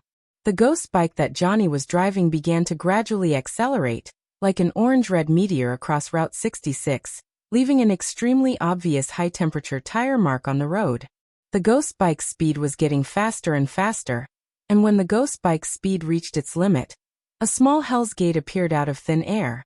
At the moment when this Hell's Gate composed entirely of hellfire appeared, the Ancient One in the New York Sanctum frowned slightly. Hell's Gate, this guy is getting more and more restless. Although he sensed the appearance of Hell's Gate, Sorcerer Supreme Gui did not plan to stop Roger and Johnny. The reason is simple. The Hell's Gate they opened is a one-way passage to hell. This Hell's Gate can allow them to go to hell, but the creatures in hell can't go to the human world through this Hell's Gate. Therefore, Ancient One didn't bother to stop Rog and Johnny and tolerated their restless little actions. Going from Earth to hell, this kind of thing can't be hidden from Ancient One, and Rog doesn't intend to hide it from Ancient One. When he returns from hell, he will go to the New York Sanctum to officially visit Ancient One, so he doesn't mind letting Ancient One know in advance that he has been to hell. If he wanted to hide it from Ancient One, he wouldn't have let Johnny open Hell's Gate on Earth. Tatooine can also go to hell. When the ghost motorcycle rushed into the Hell's Gate, the Hell's Gate made of hell's fire disappeared as well, as if it had never appeared. Before going to hell, Rog had been fantasizing about what kind of world hell would be like. However, when he really came to hell, he found that hell was not as good as he imagined. The scene that appeared in front of him at this time was completely different from what he imagined. He thought it would be a very bizarre world, but in fact hell looks like a hot red world. There are no stars in the sky, nor is there a so-called sun, and the whole world is shrouded in red light. There are no plants on the earth, and there is no greenery, only weathered stone pillars and a dead desert.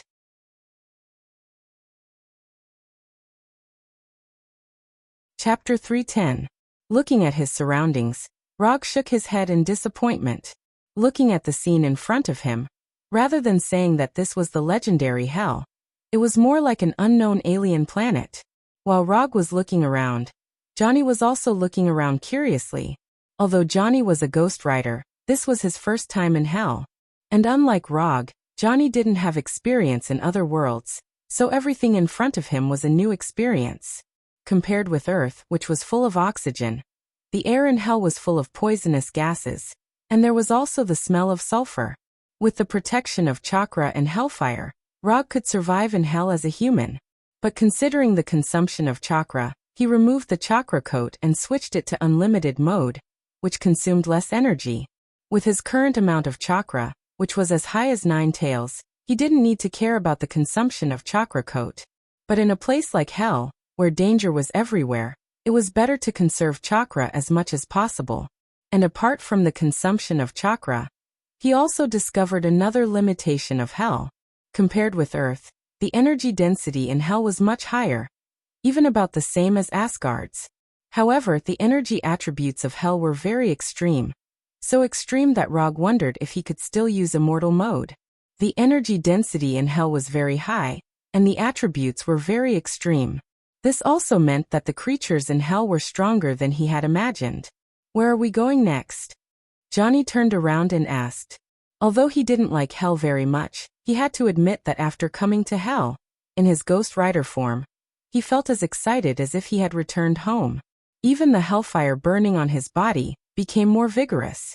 Anywhere is fine. No matter where we go, we'll definitely run into Mephisto in the end. This was Mephisto's territory. Even if Rog and the others didn't look for Mephisto, Mephisto would still come looking for them. The only difference was when.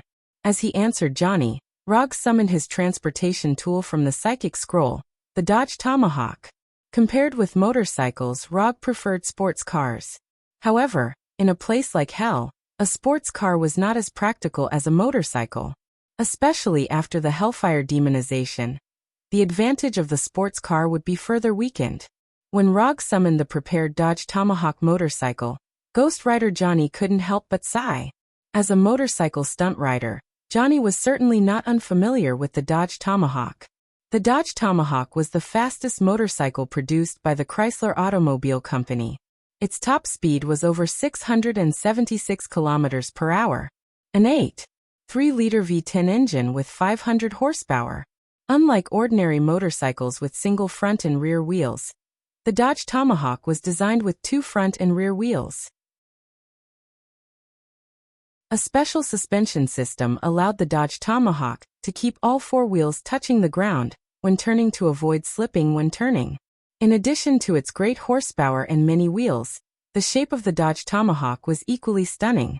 The silver-white paint and the sci-fi appearance of the Bat motorcycle made the Dodge Tomahawk look even more impressive.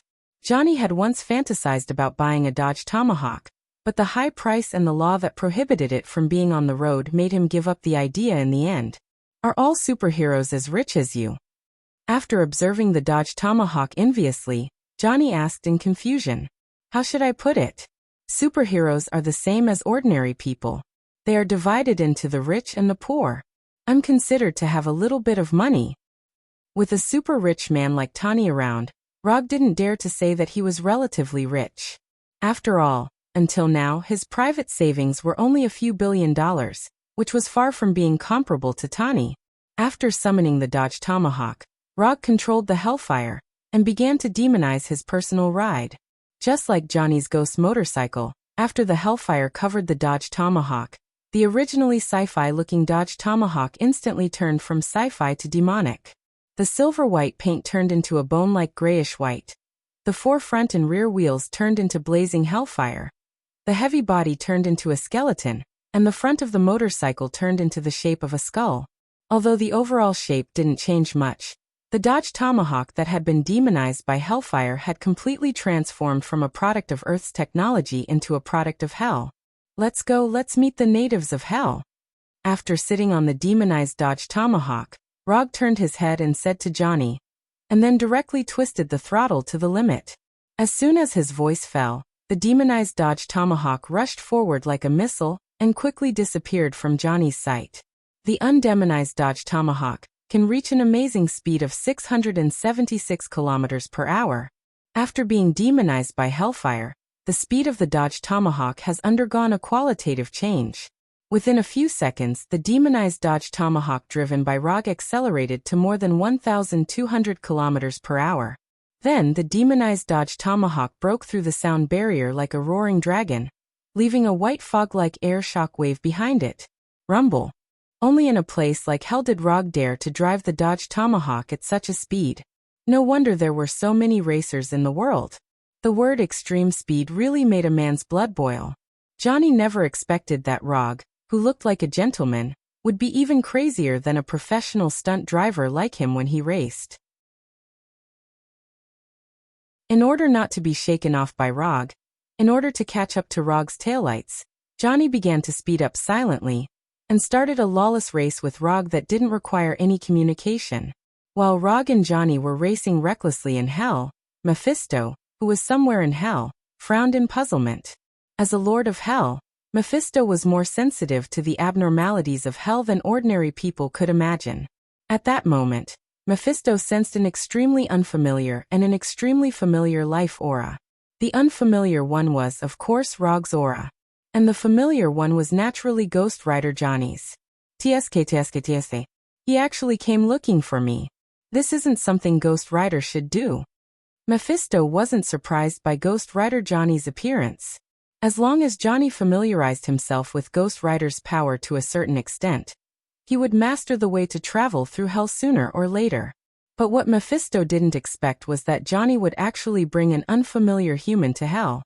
Arrange a welcoming party for my knight, and let him feel the warmth of his hometown. Mephisto, who was sitting on a huge skeleton throne, said indifferently. After he finished speaking, several demons of different shapes appeared in the empty hall in front of him.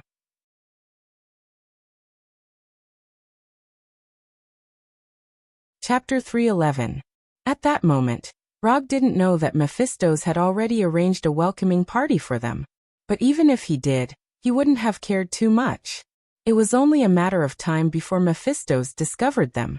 Besides, they had no intention of hiding their tracks at all. Two ghost motorcycles with completely different appearances sped across the plains like two flaming meteors as they barged into the gathering place of the hell demons.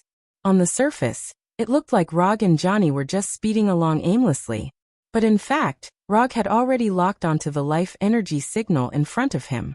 The life form of demons was completely different from humans, but in Rog's perception, they were not much different from the humans on Earth. The only difference was that demons had stronger life energy, and the light they emitted was more dazzling. Johnny, who was following behind Rog, had no idea what Rog was planning. Logically speaking, as a ghost rider, he should be the main character of this trip to hell.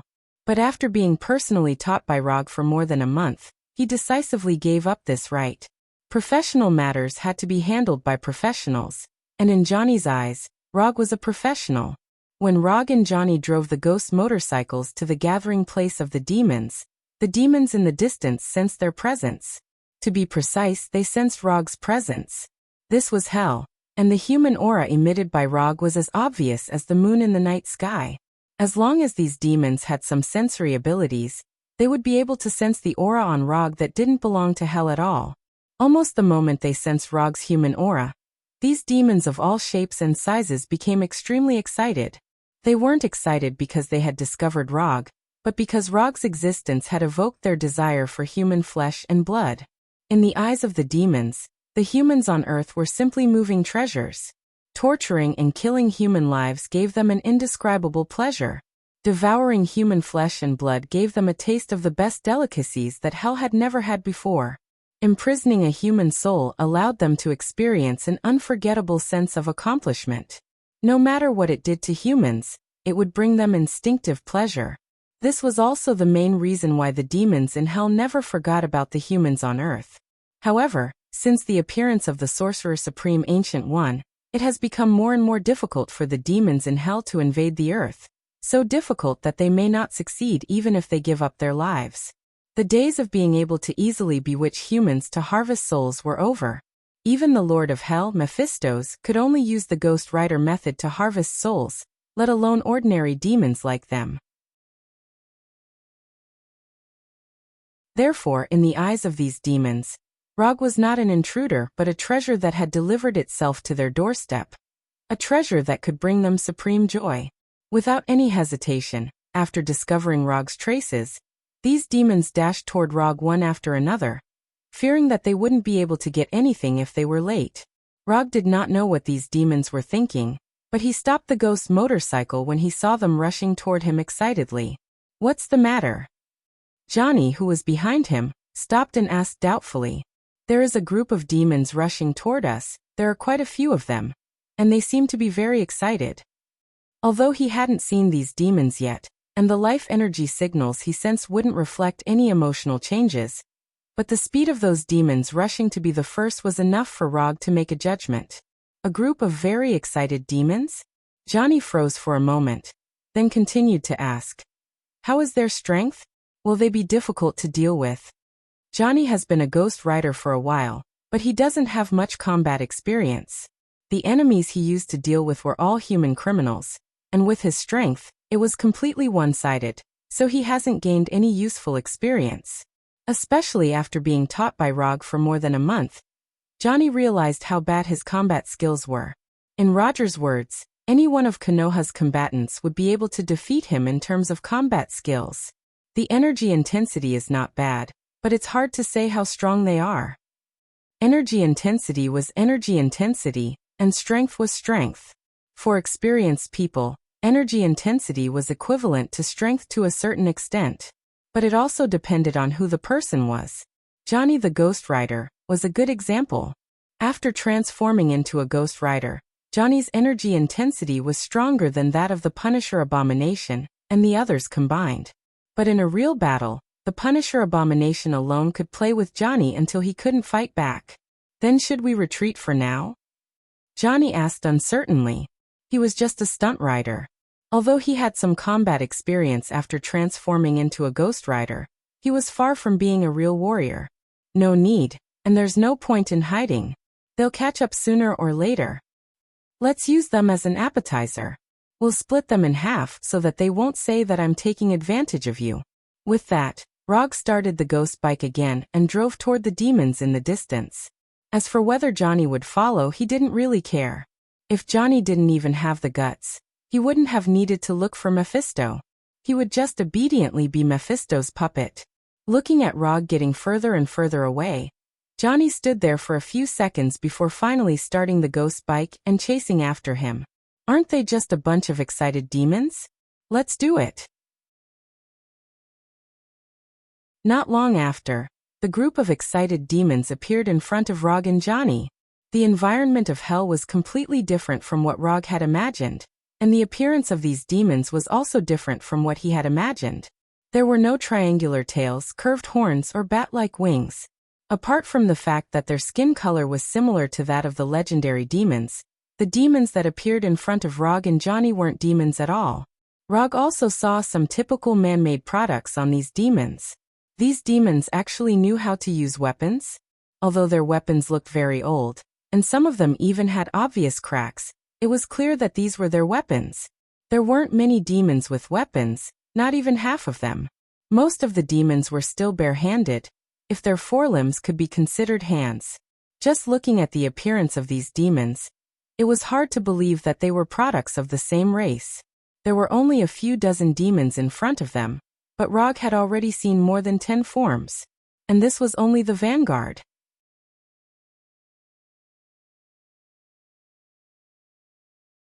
Chapter 312. So this is a demon. I wonder how it feels to chop them up. Sizing up the eager demons in front of him, Rog got off the ghost bike and pulled out the northern cold blade at his waist. Then he walked step by step toward the demons in the distance. It wasn't his style to fight on the ghost bike. To him, the ghost bike was just not a means of transportation. Compared to a knight, he preferred to be a warrior. The demons in the distance didn't know what Rog was thinking, but when they saw Rog walking toward them, these demons of all shapes and sizes revealed greedy expressions. This human is mine. All the demons had the same thought. The demons in hell weren't a race that liked to share. To them, monopolizing all the benefits was an instinct that was engraved in the depths of their souls. Rather than hoping that these guys would learn to share, it was better to hope that they would become vegetarians. At least this way, the chances would be higher. In order to monopolize Rog, this human, to taste the long-awaited delicacy, and to satisfy their greed, these demons attacked almost at the same time. Compared to these fierce demons, Rog, who was wielding the northern cold blade, seemed a little weak, like a helpless lamb that had barged into a pack of wolves. I can only kill 17 of the 34 demons. That's not enough. Only Rog would have such a thought when facing the attacks of more than 30 demons. Behind him, Johnny, the Ghost Rider, saw so many demons swarming over, and the first reaction in his mind was to retreat. It wasn't that Johnny was timid, but that he had a normal reaction that a normal person would have. It wasn't Johnny who was wrong, but Rog. Just as Johnny was considering whether he should help Rog, Rog was already fighting with the demons. The black northern cold blade slashed at one of the demons like black lightning. The dull blade instantly cut through the demon's arm and chopped off his entire right hand. After cutting off the demon's arm, the first thought that came to Rog's mind was that the demon's blood was red. Although a strange thought appeared in his mind, his attack did not stop at all. The northern cold saber in his hand flew up and down, drawing out one black arc after another. Every time the northern cold blade swung out, it would take away a part of the demon's body, be it an arm, a leg, or a head. At this moment, Rog was even more demonic than these demons. He was mercilessly and efficiently killing these natives of hell. If it were other intelligent creatures, Facing Rog's extremely efficient slaughter, they would involuntarily feel fear and retreat. However, the demons in hell were not ordinary intelligent creatures. Not only did Rog's massacre not make them feel the slightest fear, but it also aroused the bloodlust in their hearts, making them even crazier. All kinds of weapons and sharp claws attacked Rog. Some of the demons who had mastered energy attacks, even threw magma-like long-range attacks at Rog. These demons' attacks could not be said to be weak, and the damage they caused was also very substantial. Unfortunately, these injuries did not appear on Rog's body. Because of their size, the smallest demon here was almost half a meter taller than Rog. Not to mention, there were some demons that were 7 or 8 meters tall. Being small meant that the target was small, which meant that the hit rate was low. Most of the fierce attacks of the demons landed on their own kind. As for the remaining ones, Rog easily dodged them. These demons used their actions to prove what was the correct way to injure teammates. From Rog and Johnny's point of view, these demons were a team. But in reality, these demons had nothing to do with the so-called team. They only appeared at the same place at the same time to try to capture the same target. Therefore, injuring teammates was not in their consideration at all. And the more demons died, the fewer competitors they had, who said that demons only knew how to act recklessly. Sometimes they could be quick-witted, such as now. Facing these demons' siege, Rog displayed exquisite close combat skills, as if he was a merciless killing machine. Flesh and blood splattered everywhere, and screams were heard. Under Rog's storm-like attacks, these demons looked like they were beaten up badly, but in reality, they did not suffer any serious casualties. Until now, there were only 5 or 6 demons that had truly lost their lives. Although the demons' regenerative ability was not as crazy as the symbiotic demons, their unique life form gave them the tenacious vitality of a cockroach. Injuries that could be fatal to ordinary creatures were only minor injuries to them. What was more troublesome was that every demon's fatal parts were not the same. Most creatures had the same weakness. For example, the weakness of humans was the heart and brain. But demons were different. Their hearts and brains were not important, not to mention their limbs and internal organs. To demons, as long as their core was still there, they would not die. The core was not only the core of a demon's life, but also their source of energy. But each demon's core was located in different places. Even if 2 demons looked exactly the same, their cores may not be in the same place. Although the insight of the Sharingan was good, it was not enough for Rog to see the core of these demons. This also caused him to be unable to increase his killing efficiency. Although in the eyes of Johnny and the other demons his killing efficiency was already amazing, as he had killed 5 to 6 demons in less than 10 minutes, Johnny and the rest of the demons had already been killed. If he had the Byakugan, it would be a lot easier now. At this time, Rog couldn't help but think of the Byakugan. But thinking about it, he didn't intend to change his Sharingan.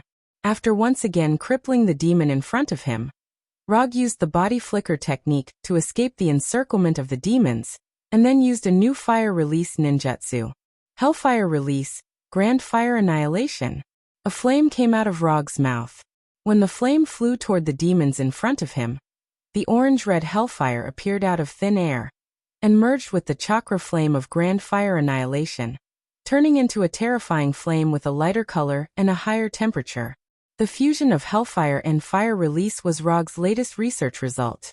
And these Fire Release merged with Hellfire is the so-called Hellfire Release. When Hellfire Release, Grand Fire Annihilation flew in front of them and turned into a burning sea of fire. These demons who were in a state of excitement and fanaticism felt a tremor from the depths of their soul.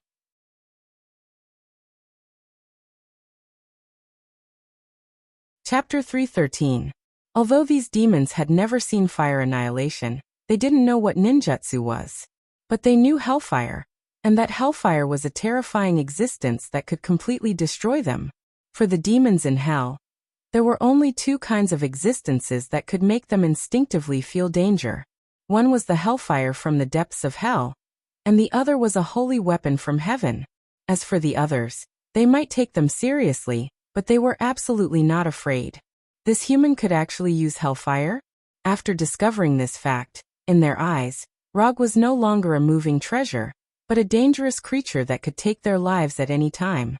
Although Rog's body had been wrapped in hellfire, these demons didn't pay too much attention to it at first. After all, not far behind Rog stood a ghost rider. In their view, the hellfire on Rog's body was just a kind of protection given to him by the ghost rider. In a flash, all kinds of thoughts flashed through the demons' minds, including but not limited to going up and risking their lives to escape and so on. But no matter what choice they wanted to make, they now needed to deal with the vast sea of fire that had already arrived in front of them. These demons didn't care about ordinary flames at all. After all, they had unreasonably high fire resistance. But hellfire was different. Not only could hellfire ignore their fire resistance and wantonly burn their bodies, but it could also cause unimaginable damage to their souls. They definitely couldn't dodge it. In order to reduce the damage caused by hellfire as much as possible, these demons made an uncommon but very effective defensive posture. These demons of different shapes and sizes fell to the ground one by one, doing their best to curl up their bodies and protect the core in their bodies. As long as the core was still there, it didn't matter if their bodies were burned. Even if their burnt bodies couldn't grow back, it wasn't a big deal. Rog didn't expect that these demons would actually choose to resist his hellfire release. Fire annihilation. It seemed that he was still underestimated. Although fire annihilation wasn't a ninjutsu he often used, and the power of its attack wasn't particularly outstanding, but there were still not many enemies who dared to resist his fire annihilation. Even Lord-tier symbiotic demons and Warner Protoss elite warriors wouldn't dare to take his Grand Flame Destroyer head-on. Not to mention that he was using a special version that was fused with Inferno. Since you're so confident, I'll play with you. With a thought, Rog silently increased the damage output of Chakra and Hellfire. These demons wanted to use their physiques to resist, but Rog planned to burn them to death. Thus, a grand fiery annihilation whose duration and power far exceeded the previous one, was born just like that. In the sea of hellfire created by Grand Fire Extinguisher, miserable howls continuously sounded out. Because of the sea of fire, the surrounding temperature suddenly rose by several degrees. The apocalyptic sea of flames persisted for tens of seconds before Rog finally ended his hellfire escape. Grand Flame Annihilation. The sea of fire gradually disappeared, and the surrounding temperature began to drop. When the flames completely dissipated, the figures of the demons reappeared in front of Rog and Johnny. Compared to before Rog used Hellfire Escape, Grand Flame Annihilation, there were less than 10 demons that could still stand, and all of them were riddled with wounds, with burn marks left behind by Grand Fire Extinguisher. More than half of the demons were incinerated, and not even the most basic corpses were left behind. As for the remaining ones, the life force in their bodies had fallen to an unprecedented low. Glancing at the remaining demons, Rog put away the northern cold blade in his hand, and turned to Johnny and said, "I accidentally killed a few more, the rest are yours." Originally, they agreed to split it half, but Rog didn't expect that these demons were more fragile than he thought. After sensing that the life force of these demons were disappearing one by one, he decisively ended his Grand Fire Extinguisher. But even so, more than half of the demons still died in Hellfire Escape, Grand Fire Extinguisher. You should deal with it. You've already beaten them to this extent. It's fine to end them while you're at it. Johnny glanced at the demons who didn't have much vitality left, and hesitated for a few seconds before giving a silent answer. Although he was already a ghost rider, Johnny was still a stunt rider at heart. He wasn't interested in fighting at all. You'd better get used to fighting demons. They're just appetizers who came to us voluntarily. The people sent by Mephistopheles aren't as easy to deal with as they are. I don't want to have to worry about your safety while fighting Mephistopheles. Do you understand? Mephistopheles wasn't a weakling. In Johnny's current state, he had no chance against Mephistopheles at all. Thus, Rog had to make the best use of his time to let Johnny grow up. At the very least, he had to let Johnny get used to fighting demons. Do we really have to do this? Johnny didn't have a good impression of demons, but dealing with these demons who were already riddled with wounds and didn't have much ability to resist made him feel like he was bullying the weak. Don't be so wishy-washy. They're not human. Don't be so saintly. Rog said unhappily. He could understand Johnny's desire to be a good person, but it also depended on the time and the kind of people he was facing. Only an idiot would feel pity for a demon. Under Rog's urging, Johnny slowly walked in front of the demons and turned the chains on his body into ghost chains.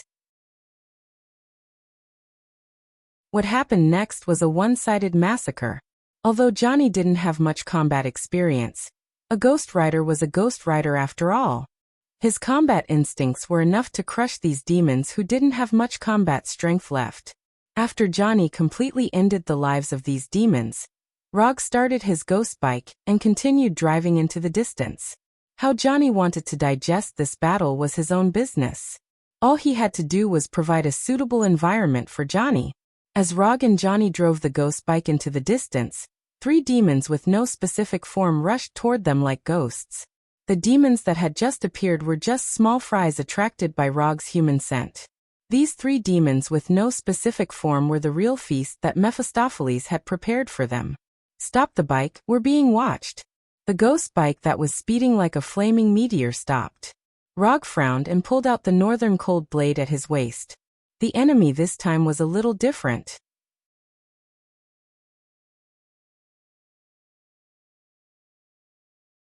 Chapter 3:14. Rog sensed the 3 demons rushing toward them. In his perception, the life energy signals of the 3 demons were obviously different. The intensity of their life energy was higher, and he also sensed the existence of natural energy on them. Are there a lot of them? Will they be difficult to deal with? Johnny stopped beside Rog on the ghost motorcycle and asked seriously. Only 3. They'll be harder to deal with than the previous ones. Although they hadn't officially fought and hadn't even seen each other, it could be seen from the intensity of their energy that the enemies this time were more difficult to deal with than the previous ones. Not everyone was like Johnny, who had energy but didn't know how to use it properly. Be mentally prepared. This battle will be a good challenge for you. After saying that, Rog walked down from the ghost motorcycle and pulled out the northern cold blade from his waist. Although the northern cold blade was a weapon, it couldn't be put into the psychic scroll like other weapons. Unless Rog put the northern cold blade, which was Blackie, into a special container, and then put the container into the psychic scroll, Blackie, as a living creature, couldn't be put into the psychic scroll. Blackie didn't like the feeling of being imprisoned, and Rog didn't have the hobby of imprisoning his companions, so the northern cold blade became the only weapon he needed to carry with him. After pulling out the northern cold blade from his waist, Rog inserted the pitch-black northern cold blade into the ground, and then summoned the disaster pistol that he hadn't used for a while. After summoning the disaster pistol, Rog directly controlled the hellfire to cover it, demonizing the disaster pistol into the evil spirit pistol. Under the hellfire's demonization, the disaster pistol's appearance also changed from the earth style to the evil spirit style. The 2 barrels side by side became entwined with white bones, and the 2 muzzles became the shape of a skull. After the demonization, not only did the disaster pistol's appearance change, but its function also changed. The ability to fire ninjutsu bullets was retained. After all, ninjutsu bullets wouldn't demonize with the hellfire. However, the ability to fire chakra bullets became the ability to fire hellfire bullets. The shooting mode didn't change much. It was still normal shooting, fatal shooting, and ninjutsu bullets. He would use the evil spirit calamity pistol for long-range attacks, and the northern cold blade for melee attacks. Before the 3 demons appeared, Rog was already prepared for battle. Looking at Rog loading the disaster pistol with ninjutsu bullets, Johnny also took out a double-barreled shotgun he carried with him, enchanted it into an evil spirit shotgun, and removed the chain wrapped around his body. Everything was ready and waiting for the enemy to come knocking on their door. After standing in place for a few minutes, Rog and Johnny finally saw the enemy they had been waiting for. A whirlwind that was visible to the naked eye arrived in front of them with flying sand. Then it condensed into a human figure. When the whirlwind demon appeared, an orange-red flame followed closely, and turned into a human figure beside the whirlwind demon. About a minute after the 2 demons appeared, the 3rd demon finally arrived. It surged out of the ground like a mole, and condensed into a body made of stones and mud. Whirlwind, flames, earth. The demons that were chosen by Mephistos to be part of the welcoming team were indeed impressive. They were different from the other demons they had met before. Kneel, human. Before Rog and Johnny could say anything, the demon made of whirlwind spoke first.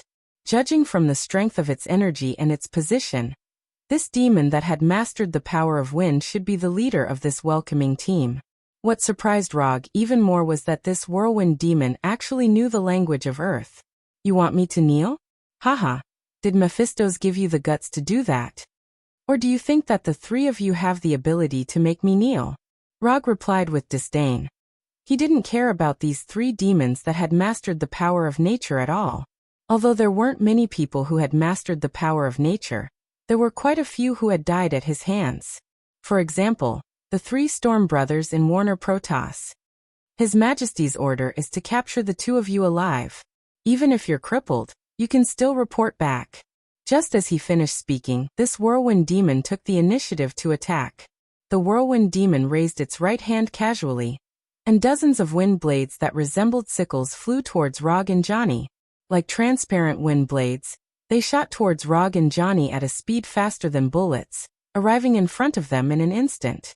Although they didn't have a physical body, the power of these wind blades wasn't any weaker than real sharp blades. Not to mention that Rog was only a human.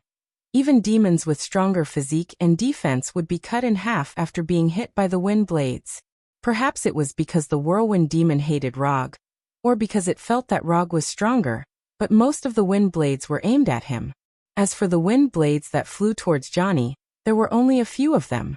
Just as these wind blades were about to hit Rog and cut him into pieces, Rog finally moved.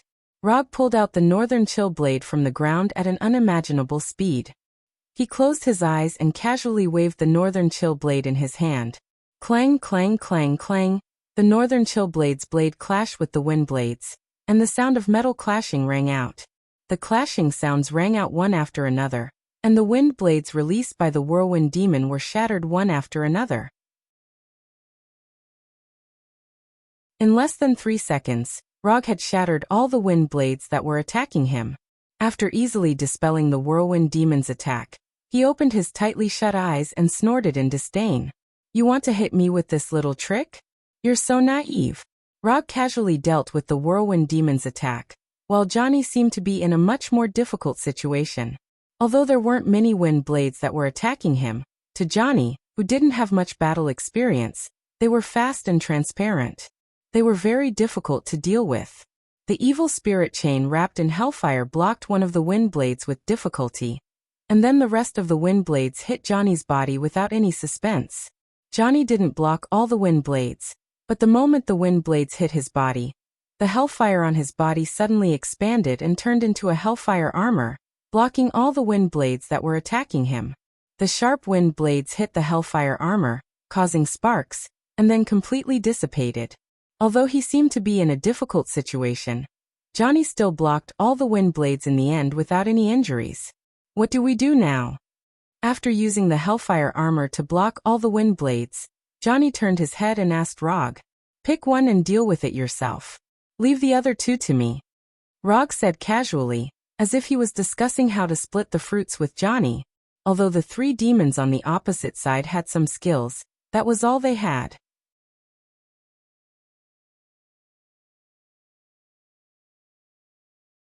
Chapter 315. I want the one with the dirt body. After seriously sizing up the three evil demons, Johnny made a decision.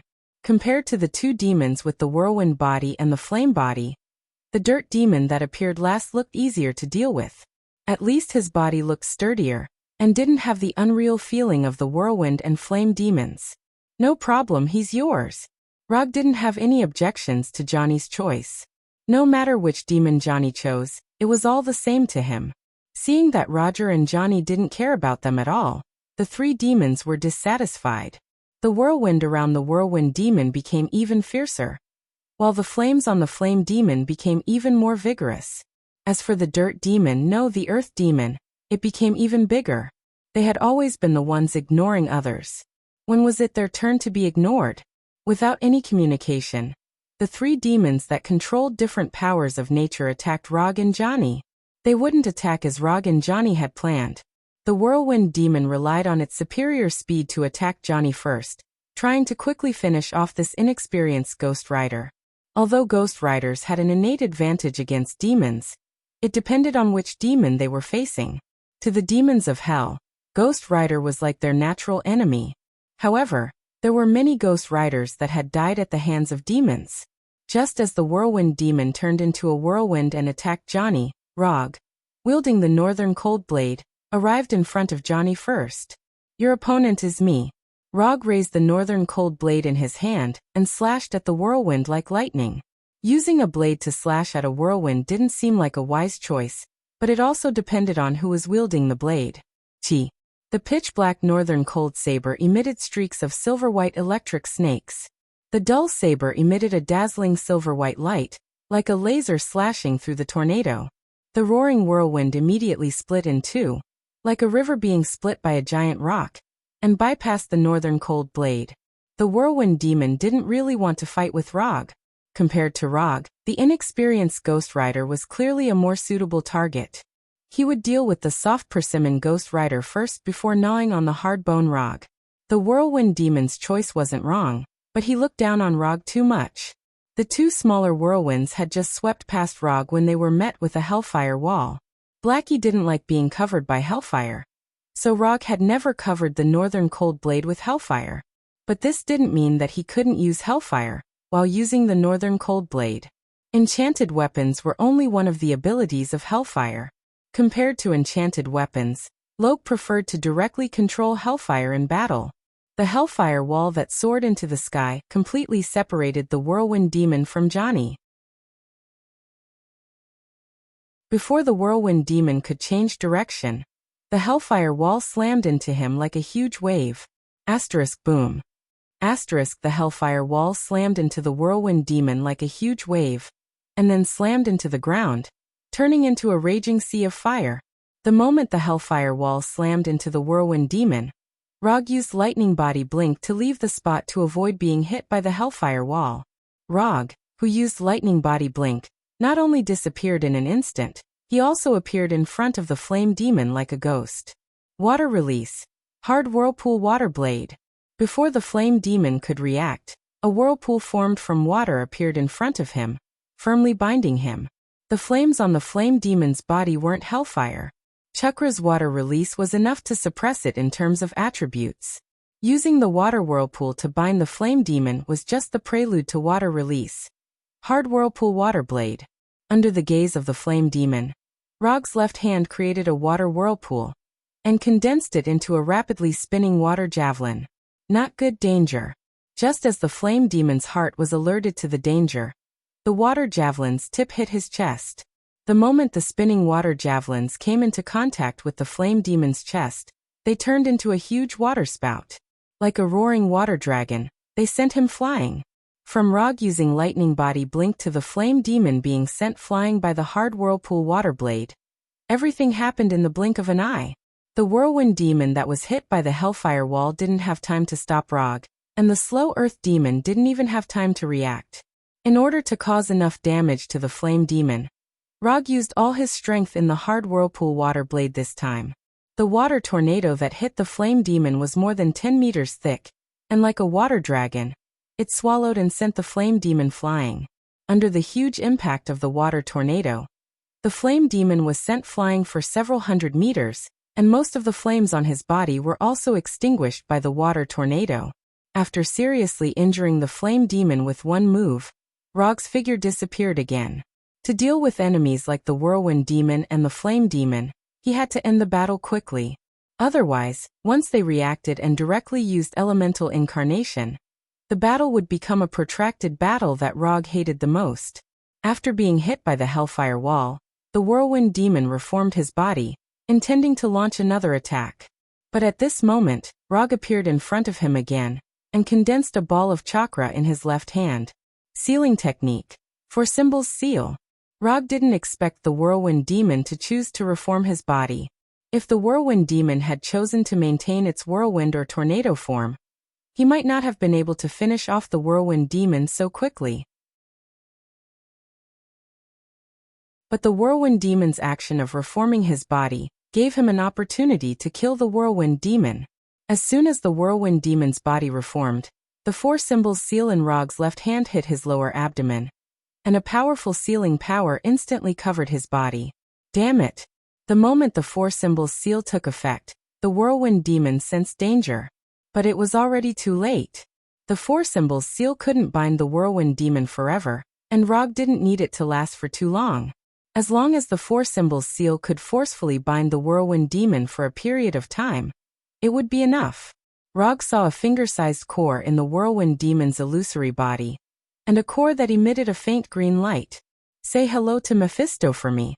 Rog's voice sounded in the whirlwind demon's ear, and then a beautiful silver arc appeared.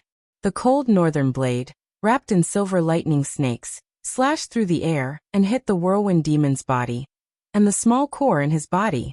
Bang! When the cold northern blade's blade hit the faint green core, a faint sound like glass shattering rang out. The core shattered, and the whirlwind demon died. From the moment Rog blocked the whirlwind demon to the moment the whirlwind demon's body dissipated like a breeze, only a short 2 to 3 seconds had passed. And in these short 2 to 3 seconds, the whirlwind demon was dead, and the flame demon was severely injured. After witnessing Rog's smooth attack from where he stood, Johnny realized just how big the gap between him and Rog was. No, this was no longer a gap, but a moat that couldn't be crossed.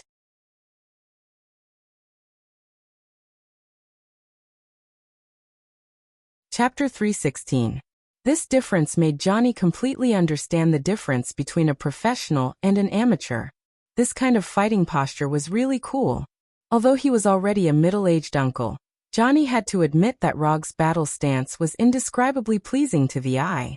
Of course, this might also have something to do with the fact that Rog's entire body was glowing. The blue-white unlimited mode paired with the orange-red hellfire created an inexplicably beautiful image. If Johnny had browsed through China's internet, he would have understood what it meant by red and blue since ancient times.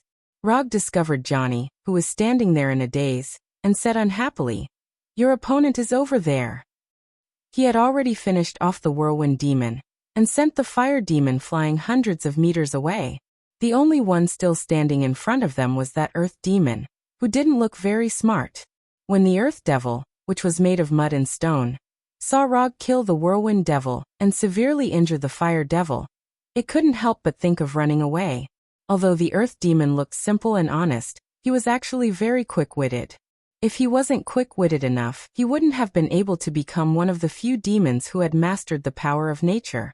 He wouldn't have been chosen by Mephisto to become his subordinate. Although in name, all the demons in hell were the subordinates of the Lord of Hell, Mephisto. But there weren't many demons who could truly become Mephisto's subordinates.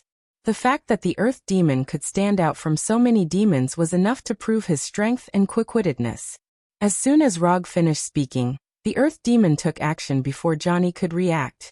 The earth demon's body began to dissipate rapidly, and his entire body shrunk rapidly as if it was collapsing.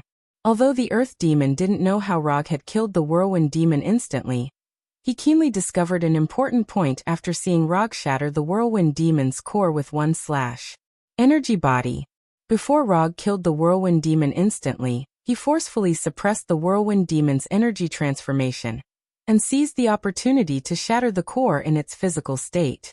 After understanding this, the earth demon naturally wouldn't continue to let himself remain in his physical state. The materialization of the body meant that the core was also materialized, which meant that there was a risk of it being destroyed. The earth demon's judgment wasn't wrong. His eyes were sharp and his actions were resolute. However, he had placed most of his attention on Rog and neglected his true opponent, Johnny the Ghost Rider. Just as earth demon's body began to dissipate, Johnny's evil spirit chain appeared in front of him and bound him tightly as if it had a life of its own. Damn it. The moment he was bound by the evil spirit chain, Earth Demon cursed and tried to break free from the evil spirit chain. The Earth Devil wasn't afraid of the evil spirit chain's attack. Even if the hellfire wrapped around the evil spirit chain would burn his body, what he was truly troubled by was the binding of the evil spirit chains, which had interrupted the process of transforming his body into energy. Although the shackles of evil spirits did not have any sealing power, and could only rely on binding the opponent's movements. The hellfire on the shackles of evil spirits was a natural counter to demons. Whether it was a physical demon or a nature demon without a body, they were all powerless in front of the hellfire. If a simple body of energy could avoid the damage of the hellfire, then the hellfire wouldn't be one of the most feared powers of demons. With the process of transforming his body into energy interrupted, Earth Demon could only choose the most violent method to break free of the evil spirit chain. Earth Demon's body of earth had already shrunk to the size of a normal person, but in order to obtain more power, he began to enlarge his body. The larger his body, the more power he had, and the more likely it was for him to break free. Earth Demon's choice wasn't wrong, and he was different from the Whirlwind Demon and the Flame Demon who couldn't borrow the power of nature. With his feet on the ground, he could obtain endless support.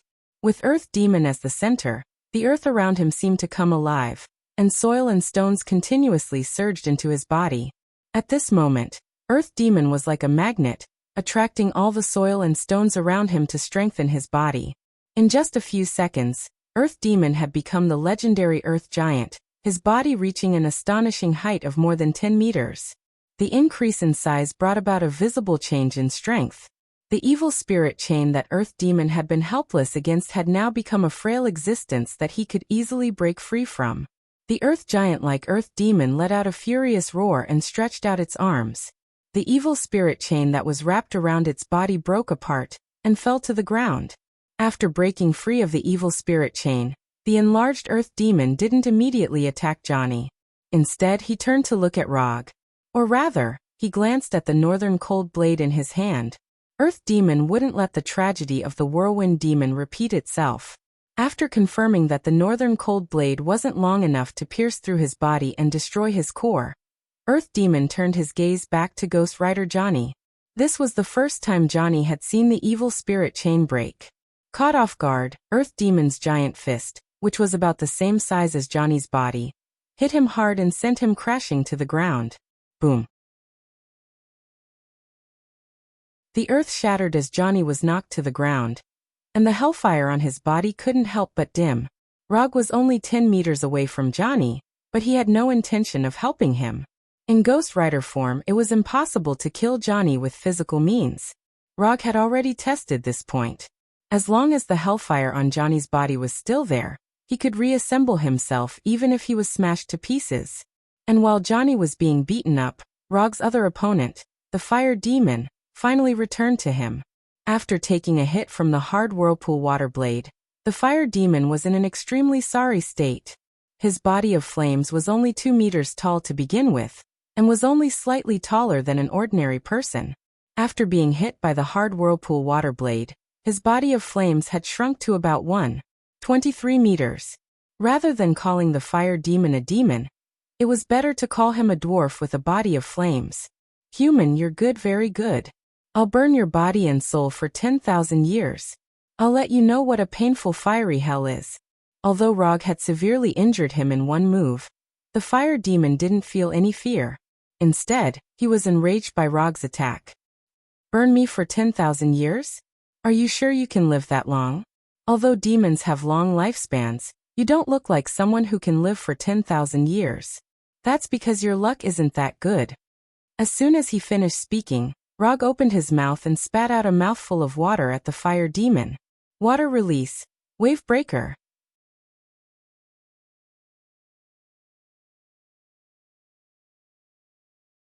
Chapter 317. A thin, ultra-high-pressure water column sprayed out of Rog's mouth as fast as lightning, instantly arriving in front of the shrunken Flame Demon, and slicing his head open like a sharp blade. Because he didn't know where the core of the Flame Demon was located in his body, Rog attacked the most common part, the head. If it hit the core, then it would be a win. If the core wasn't in the head, then it didn't matter. The Inferno Demon didn't expect Rog to attack so quickly and without hesitation. The water ripple cut open the Flame Demon's head without any suspense, and then nothing changed. Although the Flame Demon seemed to be a little more impulsive than the Earth Demon, and was more prone to getting carried away, this didn't mean that he would really put the vital core in his head. Because the core wasn't hit, the Flame Demon's cracked head quickly recovered. But this time he didn't spout nonsense at Rog. The first time was the hard whirlpool water blade, and the second time was the water ripple. After being hit twice in a row, even if the flame demon was really impulsive and easily angered, he calmed down at this time. And he also found that the whirlwind demon was gone. Of course, the leader of the whirlwind demon wouldn't disappear for no reason. Since he couldn't see him now, it meant that the whirlwind demon was probably dead. After discovering this, the flame demon couldn't help but feel nervous. In terms of strength, the whirlwind demon was the strongest of the three of them. But the strongest whirlwind demon was the first to die, which scared the flame demon a little. From the time he was sent flying to the time he came back, only 4 or 5 seconds had passed at most. In other words, the human in front of him had killed the whirlwind demon in just 4 or 5 seconds. Thinking of this, the flame demon finally understood why Mephisto said to arrange a welcoming team. To put it nicely, it was a welcoming team, but to put it bluntly, it was cannon fodder to test the strength of the other party. Where did this human come from? Is he the disciple of the Ancient One? What is he doing in hell, traveling? The flame demon couldn't figure out Rog's purpose. In his opinion, as a human, Rog had no reason to appear in hell at all. Although Rog was very strong, compared to the Lord of Hell Mephisto, there was still a big gap. Thoughts flew in the flame demon's mind. Although he didn't know what Rog's purpose was, he knew that if he ran away without doing anything, the Lord of Hell Mephisto would definitely not let him off easily. After thinking of Mephisto, the flame demon's attack, the flame demon took the initiative to attack. The flame demon's body Mephisto Mephisto, Mephisto Mephisto, Mephisto Mephisto Mephisto. The flame Mies Mephisto Mephistos, one after another. Of course, Mephisto be precise. Mephisto Mephisto. May, SSSS, SSSS, S instantly. Of meme.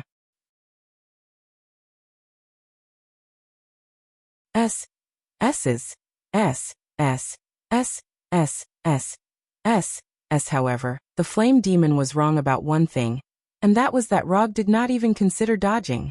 Rog raised the northern cold saber in his hand and decisively slashed at the incoming fireball. Unlike the whirlwind demon's wind blade, the flame demon's fireball could still cause damage even if it didn't hit its target. Art is Patrick's star. The northern cold blade in Rog's hand hit a fireball without any suspense. Then an orange-red flame soared into the sky.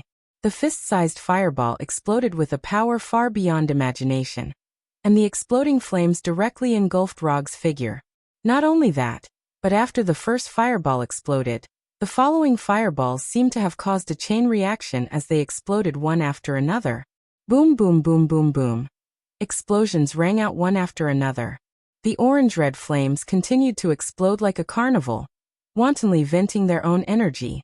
Not only was the flame demon's attack shocking, but it was also quite powerful. Don't be fooled by the small size of the fireballs. The concentrated flame energy inside was not little at all. With this move, the flame demon defeated many demons who were stronger than him, allowing him to stand out among the demons and become Mephisto's acknowledged subordinate. The exploding flames not only engulfed Rog's figure, but also attracted the attention of Johnny and Earth Demon. Johnny never expected that the flame demon, who had been severely injured by Rog with one move, could actually turn the tables and suppress Rog to this extent. Looking at those flames that seemed to never be extinguished, Johnny could not help but worry for Rog. Rog was indeed very strong, but he was only a human after all. He did not have the ability to regenerate like him. However, Johnny soon realized that he was overthinking things. When the flames of the explosion gradually dissipated, a light blue figure that was several meters tall appeared in their line of sight.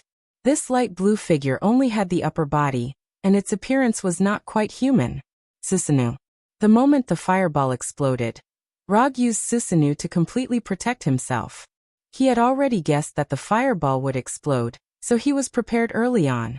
When the orange-red flames completely dissipated, the light blue Susanoo finally revealed its full appearance. The flame demon did not know what Susanoo was, but when he saw that Rog was enscathed in Susanoo, he sensed that something was wrong. With Rog's combat skills, he would never do anything meaningless in battle. Moreover, the flame demon instinctively felt that the Susanoo covering Rog was definitely not a simple defensive move. The flame demon's intuition was very accurate. Rog did not use Susanoo purely for defense, but to directly end the flame demon's life. The whirlwind demon's core was only the size of a finger, so the flame demon's core was probably not that big. Rog was not interested in confirming the location of the flame demon's core bit by bit. He intended to use a simpler method to solve this problem. Under the gaze of the flame demon and the others, a tens of meters long chakra long sword instantly appeared. This chakra long sword was even bigger than Susanoo. Susanoo holding the chakra long sword was like a 2 or 3 years old child holding a 2-meter long giant sword. Goodbye. Rog's voice had just sounded when the tens of meters long chakra long sword slashed towards the flame demon's head. At the moment when the chakra long sword appeared, the flame demon already had the idea of retreating, but the Susanoo's speed was faster than he imagined. The flame demon had not had time to leave when the light blue chakra long sword had already arrived in front of him. One sword kill.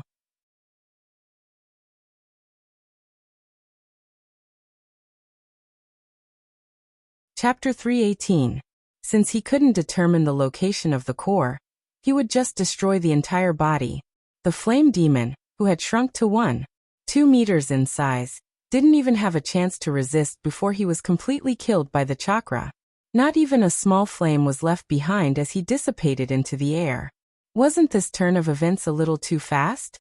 The earth demon had just been rejoicing over the fact that the flame demon had the upper hand and suppressed the stronger Rog.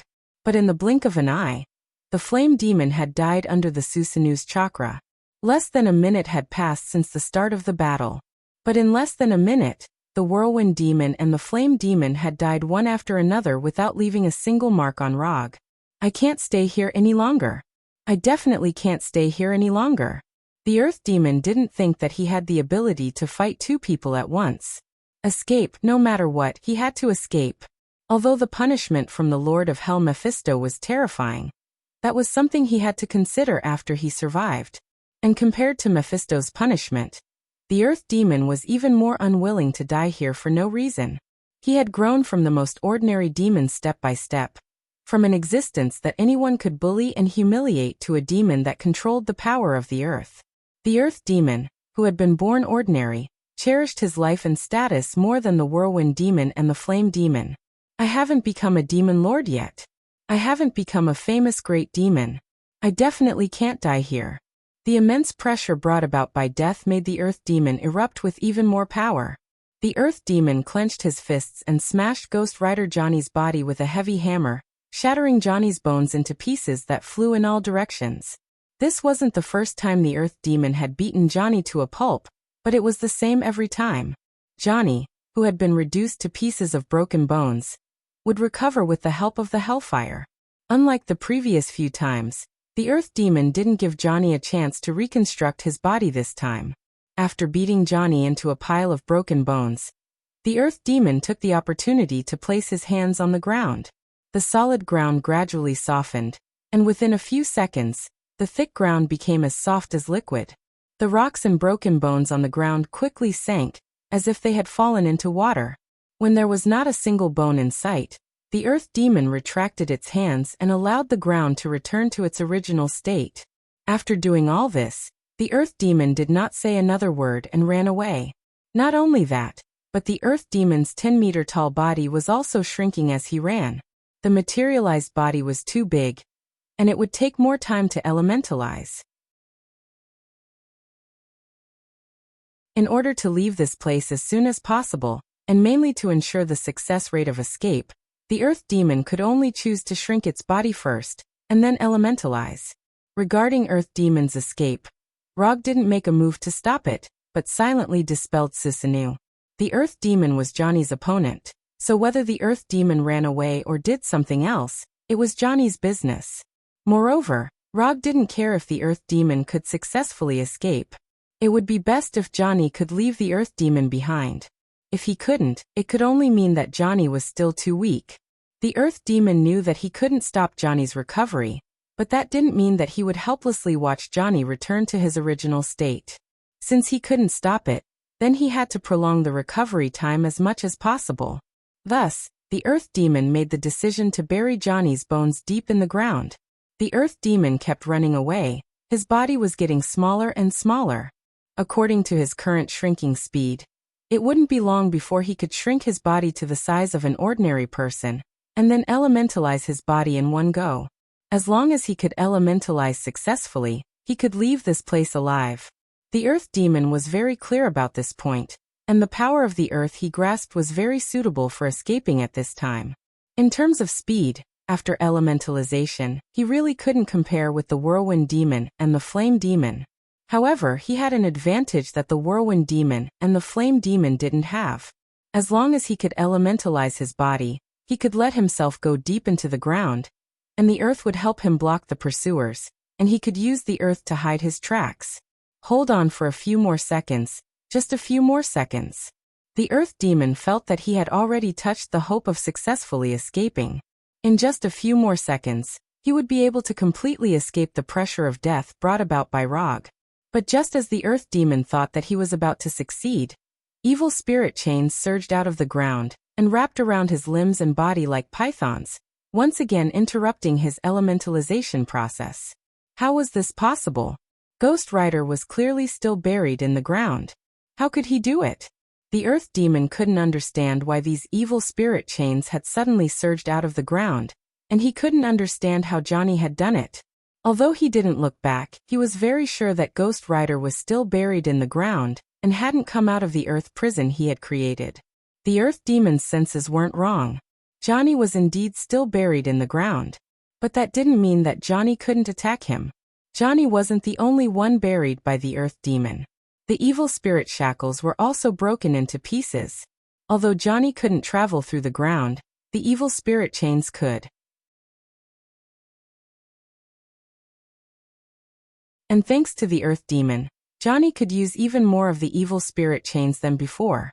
Every section of the evil spirit chains had been lengthened by the hellfire, to the point where Johnny could use them. Although this didn't make sense, it was very hellish. Using these evil spirit chains, Johnny once again bound the Earth Demon and regained the initiative in the battle. After his previous experience, Johnny didn't give the Earth Demon a chance to transform into his huge body again. The evil spirit chains wrapped around the Earth Demon endlessly. In the blink of an eye, the human-sized Earth Demon was bound into a ball by the evil spirit chains, a solid ball of chains burning with hellfire. Only after all this was done did a bone hand wrapped in hellfire emerge from the ground, followed by a burning skull. Johnny, who had already recovered his body, crawled out of the ground. In his right hand were 5 or 6 evil spirit chains. I didn't lose this time.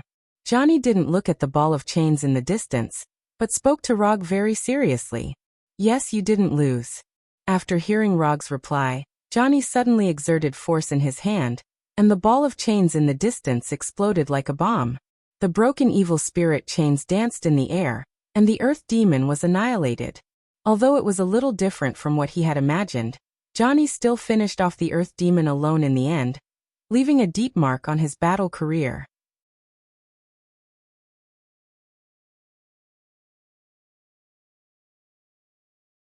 Chapter 319. Well done. Johnny's move to deal with the Earth Demon was indeed not bad. He was getting better and better at using the evil spirit chain. Furthermore, Johnny finally had the aura a qualified warrior should have. If Johnny had let the Earth Demon leave just like that, Rog wouldn't have said anything, but he would still be a little disappointed. However, Johnny still ended up with a pretty good result, and dealt with the Earth Demon in a simple and crude manner. Where are we going next? Johnny asked after reforming the broken evil spirit chain and wrapping it around his body. Anything is fine. No matter what we do, we'll meet Mephisto in the end. Rog didn't know where Mephisto was, nor did he have any interest in using Chakra's sensing ability to search for Mephisto. Then, will we encounter other demons later on? I seem to like the feeling of fighting demons. Johnny was silent for a few seconds before he said excitedly, as a Ghost Rider, killing demons with his own hands gave him an inexplicable sense of joy, as if he was born to do so. I don't know. It depends on Mephisto's arrangements.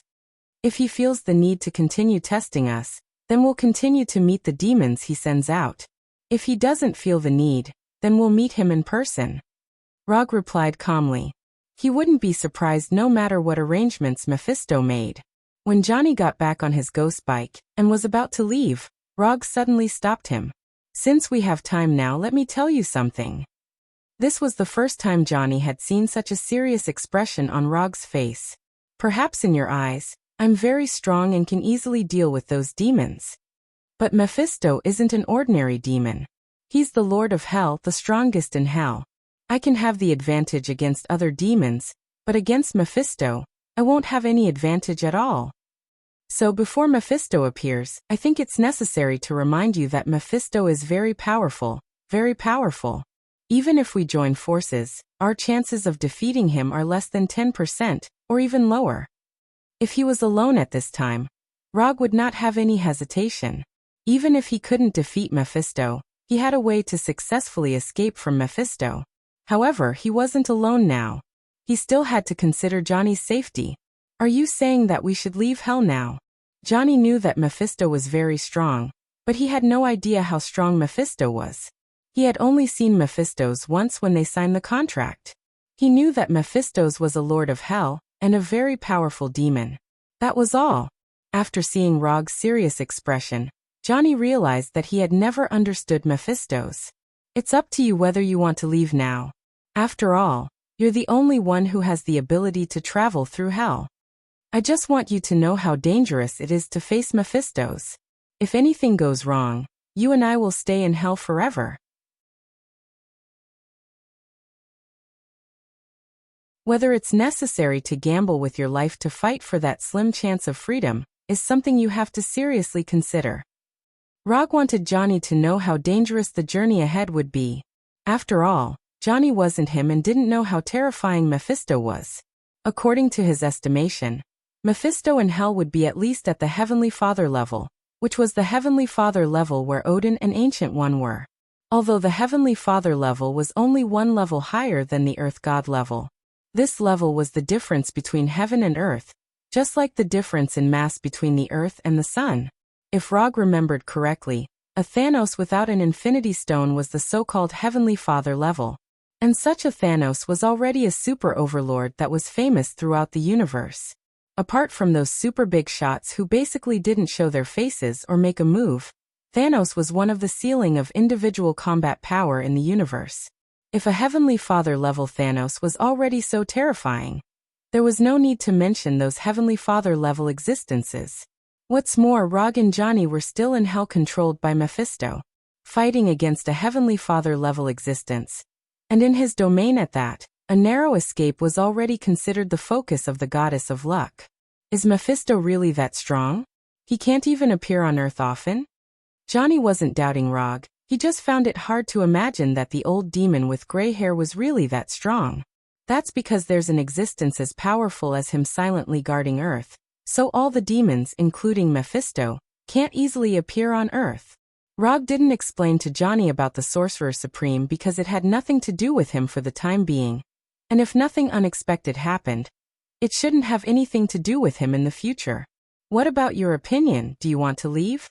Mephisto is so powerful. And the reward I paid was just to bring you to Hell. Would you want to give up the commission? Johnny didn't answer Rog's question directly but instead asked Rog. Give up the commission? Ever since I became a ninja, I've never given up on a commission. As a ninja with good professional ethics, I just don't want my employer to suddenly die. You've already paid me, so no matter what, I'll carry out the commission. You only need to consider your own safety now. Is there a need to use your life as a bet for a slim chance? Although the commission said that he had to work with Johnny to fight against the Lord of Hell, Mephisto, it wasn't impossible if he was alone. At most, the system would just deem the commission as a failure. Furthermore, it wasn't like there weren't any tricks to work together against this request. For example, he could bring Johnny's evil spirit chain to fight against Mephisto, and to a certain extent, work together against him. Since you're not leaving, I'm not leaving either. You dare to fight against Mephisto as a human, so as a Ghost Rider, I naturally won't choose to run away. Isn't it just a possibility of dying in battle? Ever since I became a Ghost Rider that's neither human nor ghost, I've never cared about death. Death might just be a form of release for me. After serious consideration, Johnny finally gave an answer and decided to face Mephisto with Rog. Wasn't it just fighting against the Lord of Hell? Even if it was fighting against God now, Johnny wouldn't be afraid. Just as Johnny finished speaking, an incomparably authoritative voice came from the sky, exploding like thunder. No wonder you're the knight that I've chosen. I like your attitude. The owner of this voice was none other than the Lord of Hell, Mephisto, the only ruler of Hell.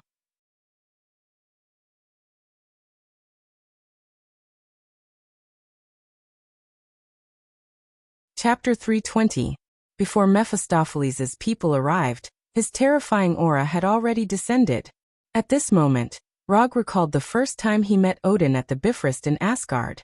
At that time, he didn't have Sage Mode, Manjikyu Sharingan, and even Chakra was only a chibi. That was the first time he met an existence at the Heavenly Father level, and the first time he felt the vast gap in strength that made him despair. Although Mephistopheles hadn't done anything at this time, Rog already felt a terrifying pressure that was no less than Odin's. No, the pressure that Mephistopheles brought was even more terrifying than Odin's. At least Odin wouldn't have such strong malice towards him. Do you feel it? This is the power of a Lord of Hell. Rog took a deep breath and turned to Johnny, who was already a little stunned. Although Johnny, who only had a skull, couldn't make a human expression, Rog could see the bitter smile in his heart when he turned to look at him. Johnny had just made up his mind to fight Mephistopheles to the death. In the end, Mephistopheles immediately responded, and showed a little of his strength. I finally understand why you said that Mephistopheles is very strong. Johnny replied silently. Then, the hellfire on his body burned wildly, announcing his existence like an erupting volcano. Mephistopheles is indeed very strong, but so what? Isn't it just death? I don't care.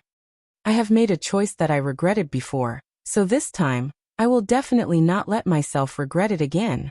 As soon as he said that, Johnny took off the chains wrapped around his body and pulled with both hands, turning the chains into evil spirit chains. This is the aura that a knight should have. I'm starting to like you a little. Looking at Johnny, Rog said with a smile, and the chakra in his body began to surge wildly. Lightning release chakra mode. Lightning release chakra instantly gathered in his body, and light blue chakra and lightning appeared. Rog didn't use the common chakra coat, but the lightning release chakra mode known as lightning release armor. Compared to the chakra coat that could only slightly increase the body's strength, the lightning release chakra mode could activate the body and greatly increase defense and speed, and the transmission speed of the nerves would also be significantly increased. The unique environment of Hell wasn't suitable for Sage Mode, and the extreme natural energy could cause the Sage Mode to fail, or even directly backfire on the user. So unless it was necessary, Rog wouldn't use Sage Mode. Besides, Mephisto's hadn't even shown his face yet, so there was no need for him to take out his trump card right away. Infinite Mode, Hell Mode, Lightning Release Chakra Mode. Mephistopheles and all chakra was, and so is it. As long as it wasn't an instant kill, Rog was confident that he could teach Mephistopheles a lesson about the strength of a ninja from Earth. Don't underestimate a ninja's explosive power. Rog had already proven this with countless facts. Just as Rog and Johnny were prepared to fight with all their might, a slightly thin figure appeared in the distance and slowly walked toward them. He was dressed in a classic black suit, had meticulously groomed white hair, and held a black cane with a silver skull inlaid in his hand. The Lord of Hell, Mephistopheles, appeared in front of Rog and Johnny like an old British noble. Perhaps it was because Mephisto's was considerate of Rog and Roland's perception, or perhaps it was because Mephisto's preferred the human form, but at this moment, Mephisto's did not reveal his true demon form. Instead, he appeared in front of them in his human form. I really didn't expect you to come to Hell of your own accord. Good, very good. Mephistopheles' gaze lingered on Rog, who was surrounded by lightning and hellfire, for a few seconds before finally landing on Johnny, the Ghost Rider.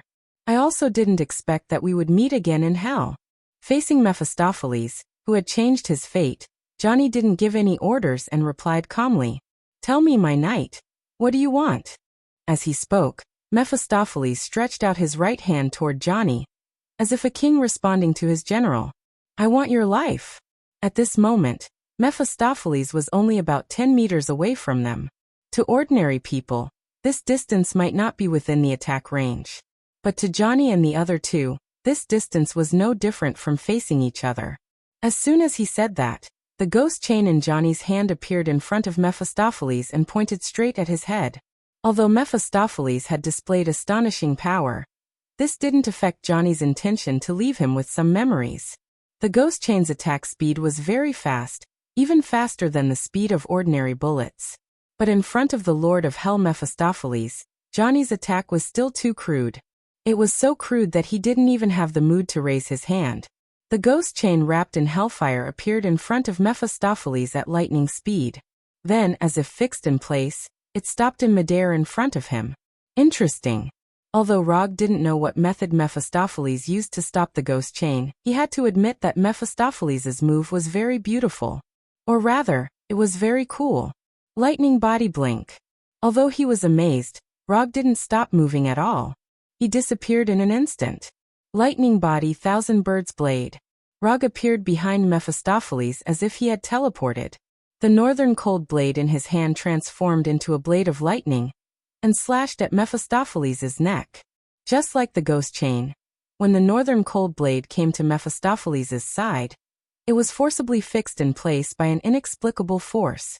It was as if space had frozen, completely fixing the northern cold blade in midair.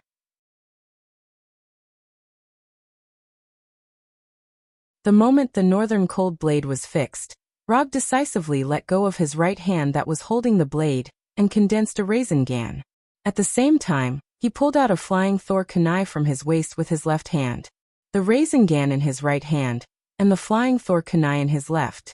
Not only did Rog not give up on attacking, but he also directly launched a second wave of attacks. As for the northern cold blade, which was fixed in midair, it was temporarily out of the battle sequence. The Rasengan and the flying Thor kunai attacked Mephistopheles at the same time. As long as one attack could hit Mephistopheles, Rog would be able to pull the battle into the flying Thor that he was best at. Mephistopheles had never fought Rog before, and didn't know what kind of ability Rog had mastered. But as the Lord of Hell, as the most powerful existence in Hell, he wasn't the kind of incompetent lord who would forget how to fight once he was in a high position.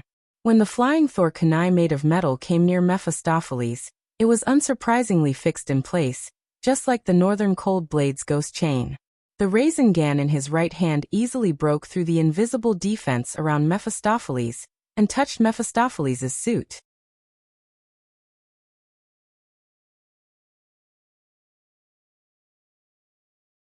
Chapter 321.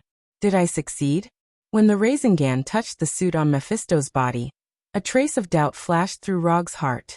Although he had never fought with Mephisto before, he was 100% sure that Mephisto, who had the strength of a heavenly father, would never perform so poorly. Mephisto must still have a backup plan. Although the Rasengan was not a weapon like the flying Thor kunai or the northern Liang blade, if Mephisto wanted to stop it, he would definitely be able to. As he expected, when the spinning Rasengan touched the suit on Mephisto's body, an incomparably powerful energy burst out of Mephisto's body. This energy had no attributes, it was just pure energy to the extreme. Boom. In just an instant, the Rasengan in Rog's hand shattered, and the chakra, which had lost control, directly disintegrated and dissipated, leaving no trace behind. Not only that, but the terrifying power of the explosion also directly descended on Rog's body, making him unable to even use the flying thunder god and lightning body blink, and he was completely blown away. Although the energy that burst out of Mephisto's body was terrifying, it was extremely well controlled. Except for Rog himself, the northern Liang blade, the flying Thor kunai, and the evil spirit chain, which were frozen in the air, were not affected at all, and still maintained their frozen state. Rog, who was blown away, flew a full 100 meters before he finally dissipated the impact of the explosion, and relied on the super light rock technique to stabilize his body and float in the air. Mephisto, the Lord of Hell, is really strong. Rog raised his right hand and wiped the blood from the corner of his mouth, and his 3 Tomo Sharingan also transformed into Mangekyo Sharingan. The dynamic vision of the 3 Tomo Sharingan was already very terrifying, but it was completely unable to follow Mephisto's movements. Before Mephisto's energy burst out, he didn't even catch a trace of it. The flying Thor kunai was still near Mephisto, which meant that he still had a chance to launch a surprise attack. However, at this time, Rog did not immediately launch a counterattack. Instead, he slowly landed on the ground. Mephisto stood in place with his cane, looking calm and composed, as if he didn't care about Rog and Johnny's attacks at all. Rog's attack speed was indeed very fast, and his combat reaction was top-notch. However, in front of the Lord of Hell Mephisto's, his attacks were no different from Johnny's simple and crude chain attacks. The only difference was that his attacks were more flashy. How dare you come to hell with such strength? Human, tell me who gave you the courage? Or is it your ignorance that's driving you? Mephisto turned to look at Rog, and spoke in a calm tone.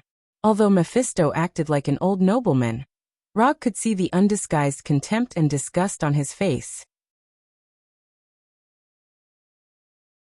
Perhaps Tuza see Mephisto of thinks who give me have a give me the of it, I don't need anyone to give me courage.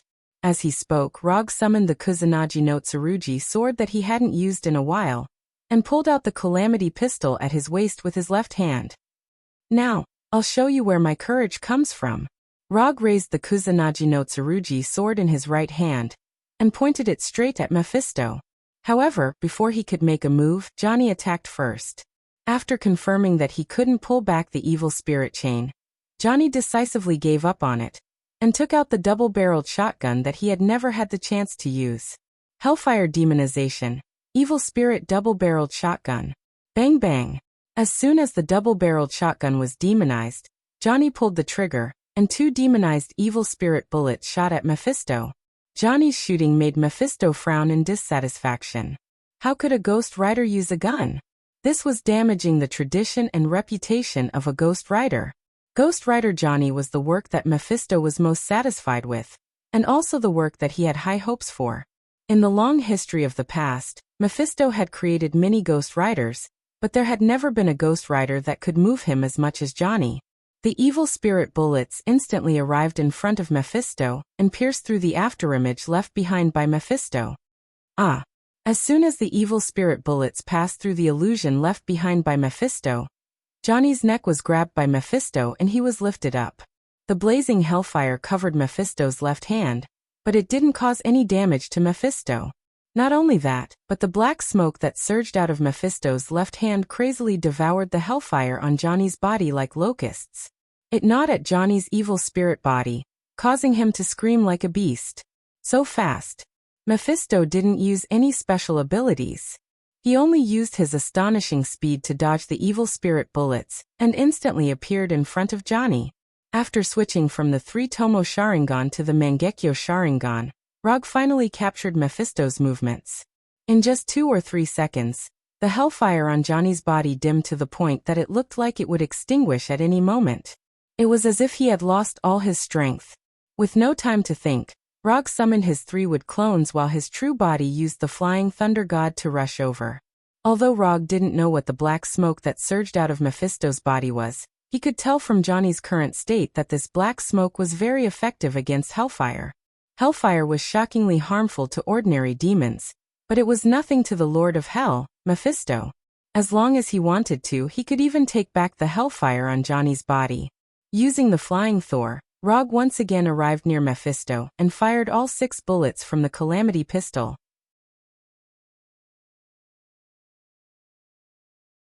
Raiton, Spiral Electromagnetic Gun, Water Release. Water Dragon Bullet, Water Release. Water Ripple, Water Release. Water Shockwave Futon, Vacuum Blade, Odama Rasengan. The bullets in the calamity pistol were originally prepared for those demons, but he didn't expect to use them all on Mephisto. 6 completely different ninjutsu attacks arrived in front of Mephisto almost at the same time. Rog didn't expect these ninjutsu to hit Mephisto, and Mephisto wouldn't give him such a chance. Judging from Mephisto's current posture, he was a person who cared very much about his image. He definitely wouldn't make a mess of himself because of a battle. Therefore, when he fired the ninjutsu bullets, Rog had already prepared a backup plan. Before these 6 ninjutsu attacks hit Mephisto, Rog used his chakra to destroy the stability of the ninjutsu. Art is Patrick's star. Rog couldn't detonate himself like Deidara, but he could detonate all the chakra in his ninjutsu and create a powerful but completely uncontrollable chakra explosion. The thunder, water, and wind attributes of chakra fused and rejected each other uncontrollably. And then Art was born. Boom.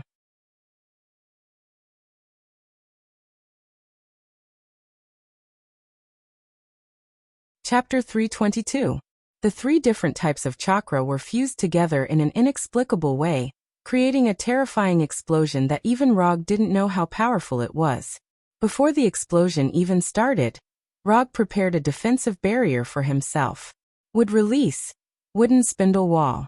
A curved circular wall was formed in front of him, completely enveloping him. The chaotic energy storm crazily released its own energy, and the terrifying shockwave destroyed everything around it, regardless of whether it was friend or foe. And the lightning and storm that filled the sky created a doomsday scene. In addition to the energy storm formed by the different types of chakra, this sudden energy storm also inexplicably caused a chain reaction, which attracted the natural energy of hell, further increasing the power of the explosion. The black and purple color caused by the explosion became the only color in the sky, and the earth shook violently, and the terrifying energy storm destroyed everything like a supernova. The thickened wooden spindle wall created by Rog only lasted for a short 2 or 3 seconds before it was completely broken.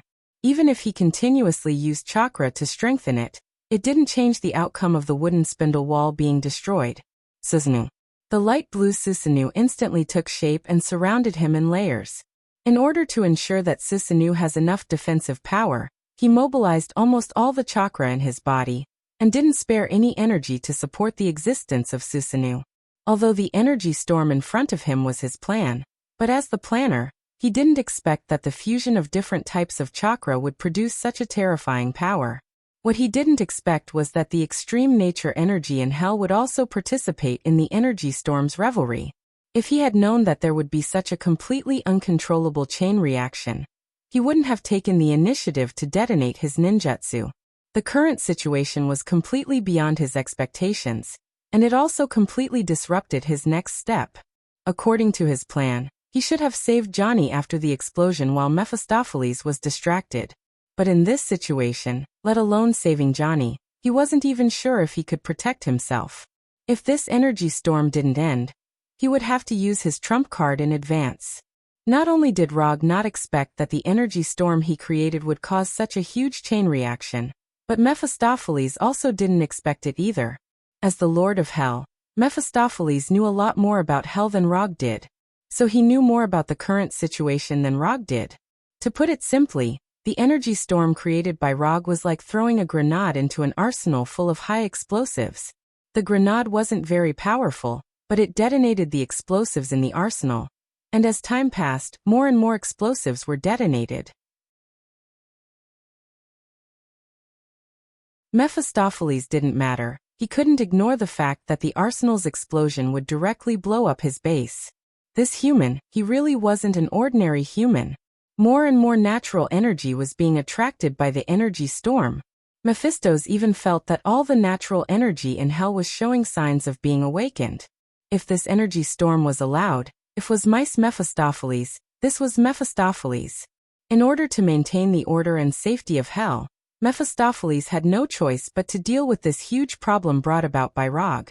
Mephistopheles casually swung his left hand, and Johnny, who had been grabbed by the neck, was flung out. He was instantly swallowed by the energy storm. Mephistopheles then stuck the black cane in his hand firmly into the ground, opened his arms, and released the energy in his body. There was originally a faint layer of energy barrier around Mephistopheles, protecting his safety and maintaining his dignity. But now he had no choice but to give up this energy barrier that could allow him to maintain his dignity. He even had to reveal his demon true form. Small curved horns that resembled demon horns appeared on his face, and the nails on his hands began to grow longer and sharper. His skin also turned dark purple. Apart from that, his eyes shone with an orange-red light like hellfire. Without the protection of the energy barrier, Cracks appeared on the classic black suit he was wearing, and his meticulous white hair had completely disappeared. The change in his appearance was just an insignificant prelude. What was truly shocking was the astonishing energy emitted from his body. Under the interference of the energy storm, Rog's chakra senses were severely disrupted. Right now he couldn't even sense Johnny's existence or the flying thunder god's Kunishang. But it was in this situation where his senses were suppressed to the extreme that he felt a powerful force like a black hole. Profound, powerful, strange, unparalleled. Rog could not accurately describe how powerful this force was. The only thing he could be sure of was that this force could easily destroy planets and destroy the heavens and earth. Was this the true strength of a heavenly father? What a despair-inducing difference. Only now did Rog finally understand why the name of the Father of Gods, Odin, could spread throughout the entire universe, and why the Sorcerer Supreme, Ancient One, alone could prevent Earth from being invaded by other dimensions. Hell Lord Mephistopheles attacked with all his might, and the agitated natural energy was quickly calmed down. Without the natural energy in hell, the apocalyptic energy storm gradually weakened and finally disappeared completely. When everything returned to normal, the scene in front of Rog was completely different from before. What appeared in front of him now was a terrifying circular crater with a diameter of tens of kilometers. He and Mephistopheles were in the center of this circular crater. Although he could not see the exact height of the wall in the distance, it was extremely flat. Apart from him and Mephistopheles, who were still standing in place, everything else had flown off to who knows where, including Ghost Rider Johnny.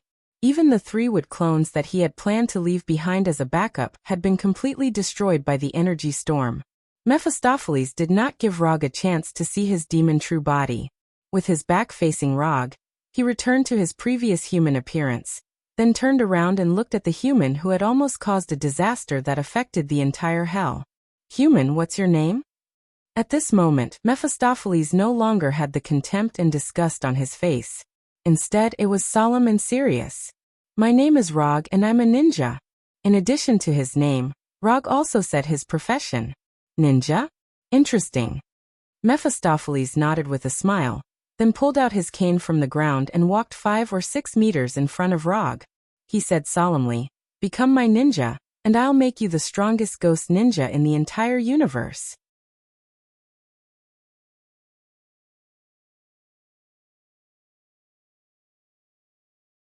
Chapter 323. Evil Spirit Ninja? And the strongest evil spirit ninja in the universe?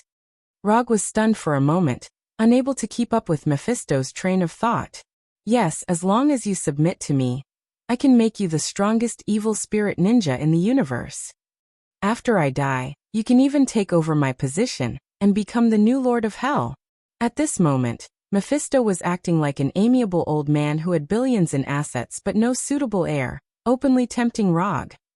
"Sorry, I'm quite satisfied with my current appearance. I have no intention of changing into an evil spirit for the time being." Rog tactfully rejected Mephisto's suggestion.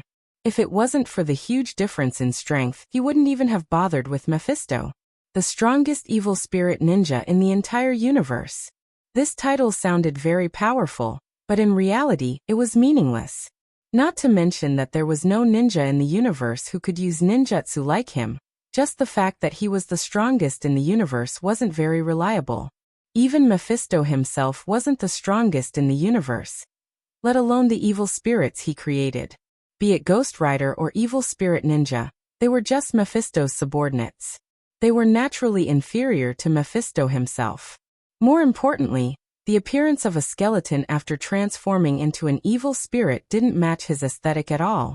Rog remembered that not long ago, several well-known media outlets in America had teamed up to do a survey on the most desirable superheroes to marry.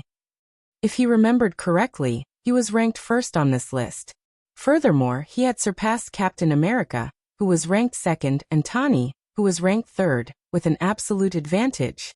Right, it was worth mentioning that Hulk was ranked fourth on the list, even above Thor and Thor. Yes, the one who was selected was Hulk, not Dr. Bruce Banner. As for the reason for being selected, Rog wasn't very sure for the time being. "You don't like the image of an evil spirit?" I didn't expect that you, who have such great power, would still care about such a superficial image. Power, eternal power that surpasses everyone. This is what existences like you and me should pursue. Appearance, image, charm, personality. These are all things that only incompetent and weak existences care about. Mephisto said in disappointment. He couldn't tolerate Rog, who had such great potential, wasting his energy on such boring things. I can only say that everyone has different pursuits. After all, I'm a human, and you're a demon, so everyone has different ideas. There's a saying that I'm not sure if you've heard of, but it's called 3 values run with one's facial features. To become a charming villain, facial features are more important than 3 values. Odin's youngest son Loki is quite good at this. You can learn from him. After hearing Rog's words, Mephistos fell silent. He was not convinced by Rog, but he finally confirmed that Rog had no intention of becoming his subordinate, not at all. Whether it was his image or his worldview, it was all just an excuse for Rog not to become his subordinate. Forget it. Someone who can cultivate to your level of strength must have a firm belief.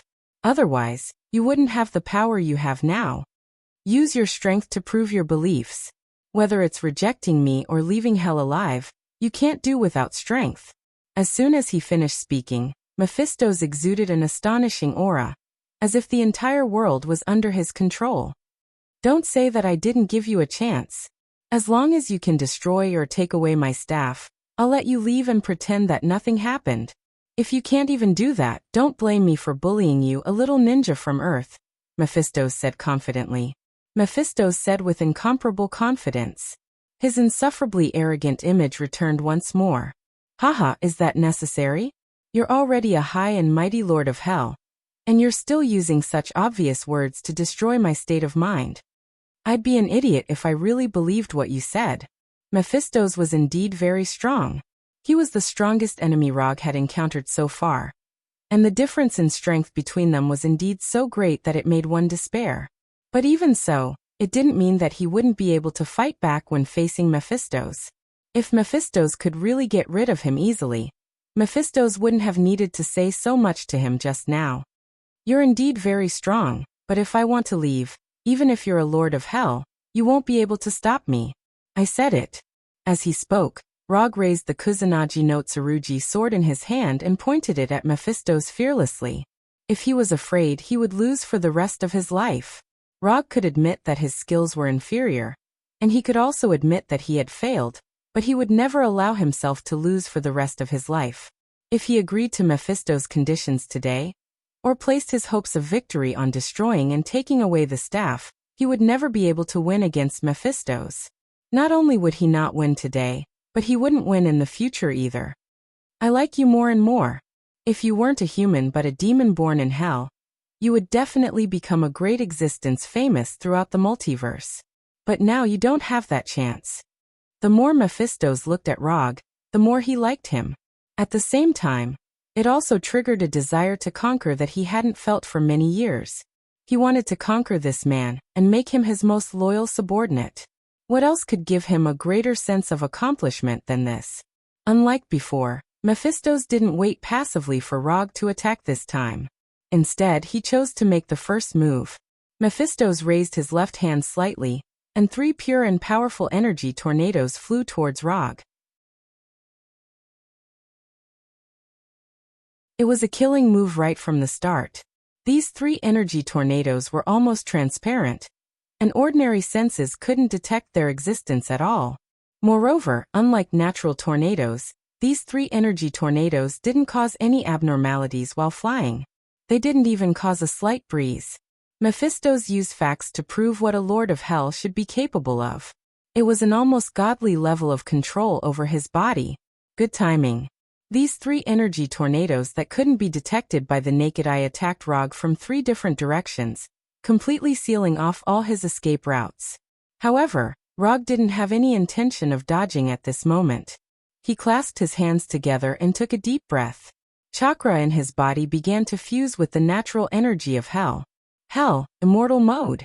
Rog had already planned to use immortal mode when he summoned the wood clone earlier. Although the wood clone had been accidentally destroyed, it had given him enough feedback. Although the natural energy of hell was very extreme, it could still be used to fuse with chakra.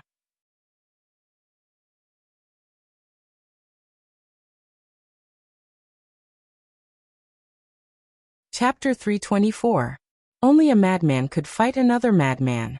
The natural energy in hell was very extreme. Even if it could be used to fuse with the immortal technique chakra, there was a risk of it going out of control. However, Rog didn't think too much about it at the moment. After absorbing enough natural energy from hell, he suddenly realized that he seemed to have fallen in love with this kind of torture that brought pain all over his body. Simple red eyeshadow appeared around the Manjikyu Sharingan. The red circle on his forehead like a bull's eye was entwined with flame-like patterns. The moment he entered Hell's immortal mode, Rog's physical fitness changed qualitatively, and the power of his ninjutsu, illusion, and taijutsu increased tremendously. What surprised Rog even more was that after entering Hell's immortal mode, Hell's rejection and suppression of him completely disappeared. Hell had acknowledged his existence. Now, even if he didn't use unlimited mode, he could survive in Hell without any restrictions. Mephisto immediately noticed Rog's change and frowned slightly. Just as Mephisto was wondering how Rog could suddenly be acknowledged by Hell, Rog made his move. Immortal technique, would release, would clone.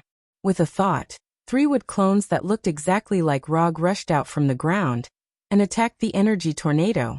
Immortal technique, Chidori. Immortal technique, Chidori blade. Immortal technique, Chidori sharp spear.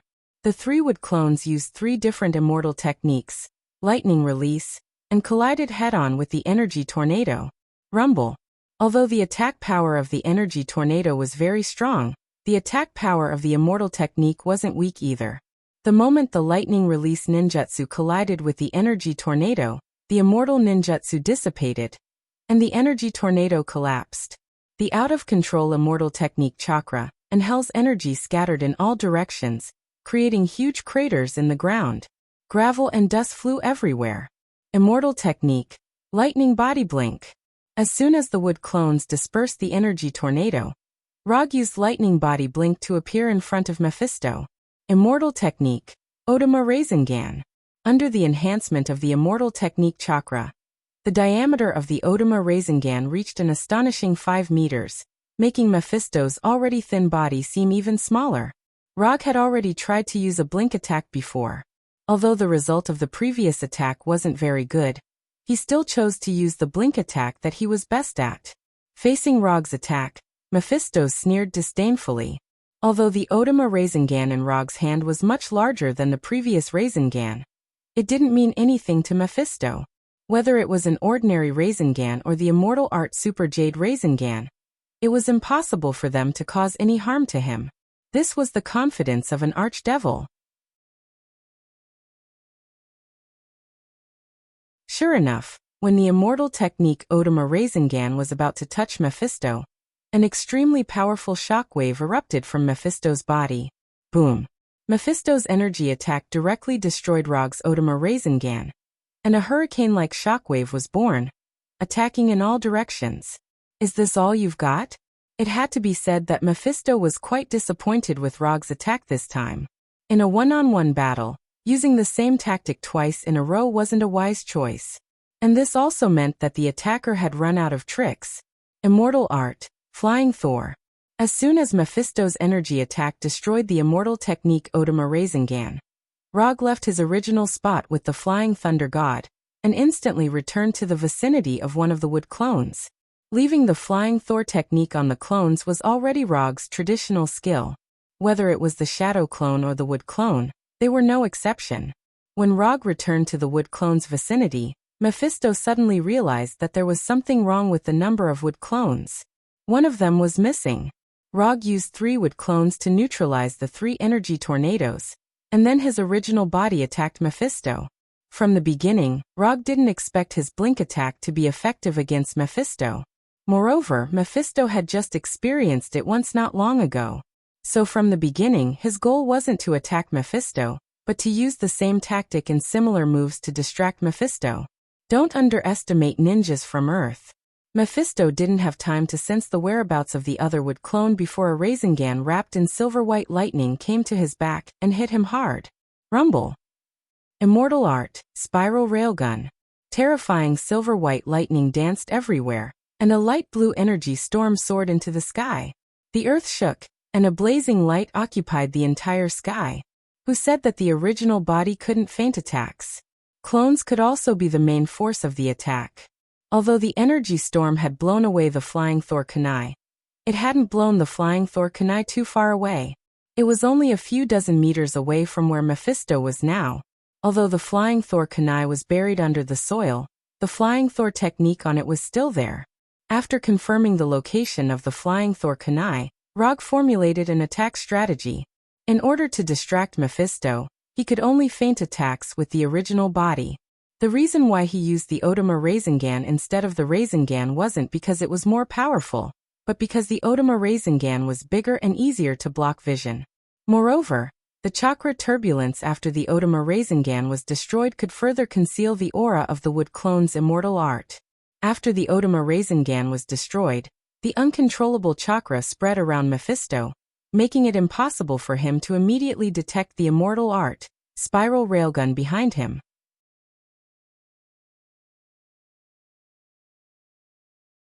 As long as Mephisto didn't discover the whereabouts of the wood clone before the Otama Rasengan was destroyed, Rog's attack this time was destined to not fail.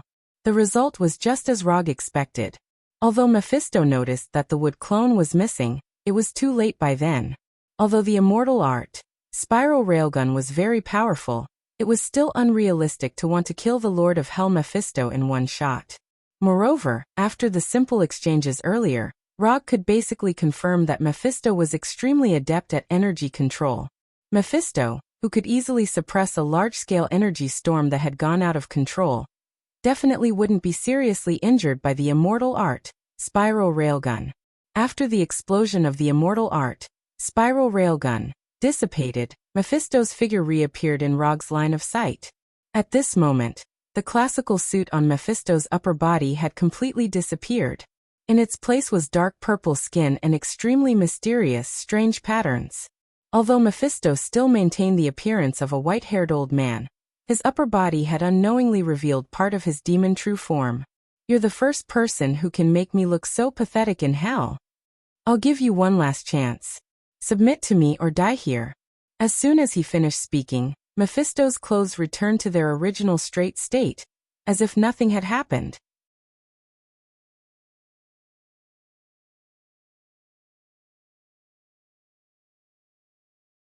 Chapter 325. At this moment, Mephisto still looked calm and collected, just like when he first appeared. However, Rog knew that Mephisto's was angry, and it was the kind that couldn't be appeased. However, this was normal. If he had been teased by someone who was far weaker than him, he would also be very angry and want to kill that arrogant bastard immediately. I'll answer you for the last time. Don't even think about it if you want me to submit to you. Although he was not as strong as Mephisto's, Rog had no intention of kneeling down and admitting defeat. If he wanted to kneel down and admit defeat, he might as well kill him directly. At least this was simpler. After hearing Rog's answer, Mephisto's expression did not change at all, and the shocking aura he emitted disappeared. Before Mephisto's could make a move, Rog attacked first. Compared to defending and counterattacking, he preferred to take the initiative in the battle. Moreover, the enemy he was facing now was stronger than him. Defending and counterattacking would only put him further at a disadvantage. Immortal spell would release Descent of the Tree Realm. After entering Hell's immortal mode, Hell recognized his existence and no longer suppressed him all the time. However, Hell was Mephisto's territory after all. If he wanted to fight Mephisto's in Hell, he had to create a home ground that was suitable for him to display his strength. A lush forest immediately appeared on the barren land, adding a touch of green to the somewhat monotonous land. The moment the dense forest appeared, the trees and vines in the forest came to life instantly, fighting to attack the motionless Mephistos. Although the forest formed by Descent of the Tree Realm was not a natural forest, it was more useful than a natural forest. As long as Rog needed it, all the plants in the forest could be used by him. Whether it was controlling the plants to attack or defend, or using them to restrain the enemy, it was as easy as breathing. Of course, the premise of all this was that he had enough chakra. In the face of the overwhelming trees and vines, the Lord of Hell, Mephistos, was still unmoved, as if he did not notice anything. However, when these branches and vines came within 5 meters of him, these branches and vines driven by the immortal technique chakra disintegrated instantly. This wasn't some fancy technique to control energy, but pure energy decomposition. In just an instant, these branches and vines were broken down into their most primitive atomic form and completely dissipated into the air. With Mephisto as the origin, an absolute domain with a diameter of 5 meters appeared. It wasn't that Mephistos couldn't expand the range of his domain, but in his opinion, an absolute domain with a diameter of 5 meters was enough to deal with all of Rog's attacks. Although Rog's strength was a little stronger than he had imagined, it was only a little.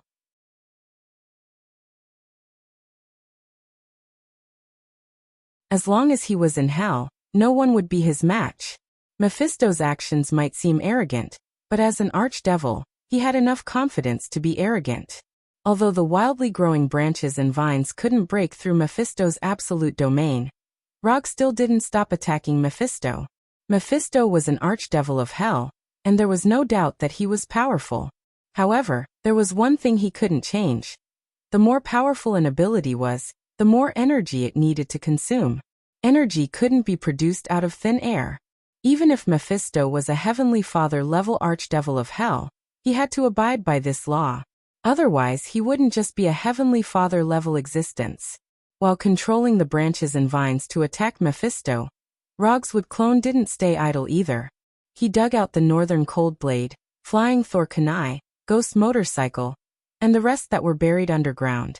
Of course, there was also Ghost Rider Johnny, who was buried underground and trying his best to recover his body. Rog had never thought of defeating Mephisto in hell. Although this achievement was very tempting, it also depended on whether he had the strength to do so. Since he couldn't defeat Mephisto, he had to be prepared to leave hell in advance. Mephisto sensed Rog's little movements, but he didn't stop Rog. Instead, he let Rog dig Johnny out. After digging Johnny out, Rog returned Johnny's ghost motorcycle to him and gave him some instructions. After listening to Rog's arrangements, Johnny was silent for a few seconds. Then he got on his ghost motorcycle and drove off into the distance without looking back. Just as Rog said, with Johnny's current strength, he couldn't do anything even if he stayed. Instead of staying here and being helpless, he might as well become Rog's backup plan for leaving hell. After Johnny drove the ghost motorcycle far away, Rog finally stopped controlling the branches and vines. There was no way to break through Mephisto's absolute domain with just these plants produced by the immortal spell chakra. Rog knew this very well, and so did Mephisto. However, this didn't mean that Rog would give up the idea of using wood release to attack. Rog clasped his hands together, and the immortal spell chakra in his body surged out wildly. A wooden arhat that looked like an ancient titan crawled out from the ground. Immortal spell, wood release, wood golem technique. In Warnerheim, Rog had also used the immortal spell wood golem technique once. But that time his opponent was the god of storms Njord, whose strength hadn't reached the Heavenly Father level. At that time, because of the amount of chakra he used, the wooden arhat he created was only about 40 meters tall. This time, with his full strength, the wooden arhat's height exceeded 100 meters for the first time, reaching an astonishing 120 meters. Wearing a white haori, he stood on top of the wooden arhat's head and looked down at Mephisto in the forest. Compared to the wooden arhat's huge head, Rog seemed a little small. However, the aura he exuded was even more shocking than the 120-meter-tall wooden arhats. Is this your killing move? Interesting. In the forest, Mephisto looked up at Rog and revealed a mysterious smile. Mephisto could clearly sense the unbelievably majestic immortal spell chakra in the wooden arhat's body. He also knew very well that controlling such a tall creation required a huge amount of energy. Although the wooden golem Rog created was very shocking, if he guessed correctly, Rog wouldn't be able to maintain this state for long. After looking up at Rog for a few seconds, Mephisto raised his staff slightly, and the natural energy in hell surged towards him. Under Mephisto's control, the forest Rog created was quickly disintegrated, and in its place was a rising demon puppet that was 100 meters tall. With curved horns, bat-like wings, and a triangular tail, Mephisto created a demon puppet that looked exactly like the demons in the legends.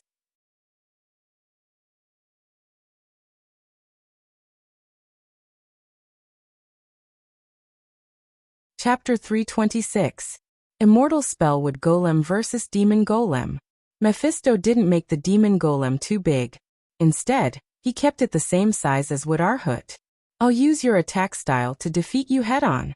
Rog didn't know if Mephisto was thinking the same thing, but when he saw Mephisto standing on top of the demon golem's head, he took the initiative to attack. Wood Arhut, who looked like an ancient titan, swung his right fist and punched the demon golem's head directly. As soon as Wood Arhut swung his right fist, the demon golem also swung his right fist. Boom! Two incomparably huge fists fiercely collided together, forming an extremely strong shock wave. Although Mephisto wasn't good at close combat, his golem control skills weren't weak at all. Even though he punched later, he still accurately judged the trajectory of Wood Arhut's attack. You want to meet force with force? Then I'll fulfill your wish. After Wood Arhut's right fist was blocked, Rog didn't hesitate and controlled Wood Arhut again. Rog had a wealth of experience controlling Wood Arhut to fight. He even summed up a set of fist techniques that belonged to Wood Arhut. Praise the Namo Gatling Bodhisattva Fist Technique. 3,600 revolutions in a breath. Euler. Under Rog's control, the astonishingly large Wood Arhut transformed into a crazy punching machine. The huge fists hit the body of the devil puppet made of mud and stone like missiles. At this moment, all the fighting techniques disappeared from Rog's mind. The only thing he knew now was to use Wood Arhut's fists to beat the demon golem continuously. Wood Arhut's sudden outburst made Mephisto frown unconsciously. The energy in his body surged wildly. While repairing the demon golem's body, he also began to counterattack fiercely. The 100-meter-tall Wood Arhut and the demon golem were like boxers in the ring, attacking the enemy in front of them crazily. Broken wood and stone flew everywhere, and fell to the ground like meteors. The shockwave produced by the collision of the fists exploded with a loud sound like a sonic boom. The fight between Wood Arhut and the demon golem created artificial earthquakes. The ground shook violently, and spiderweb-like cracks could be seen everywhere. On the surface, this was a fight between Wood Arhut and the demon golem. But in reality, this was Rog and Mephisto's energy confrontation.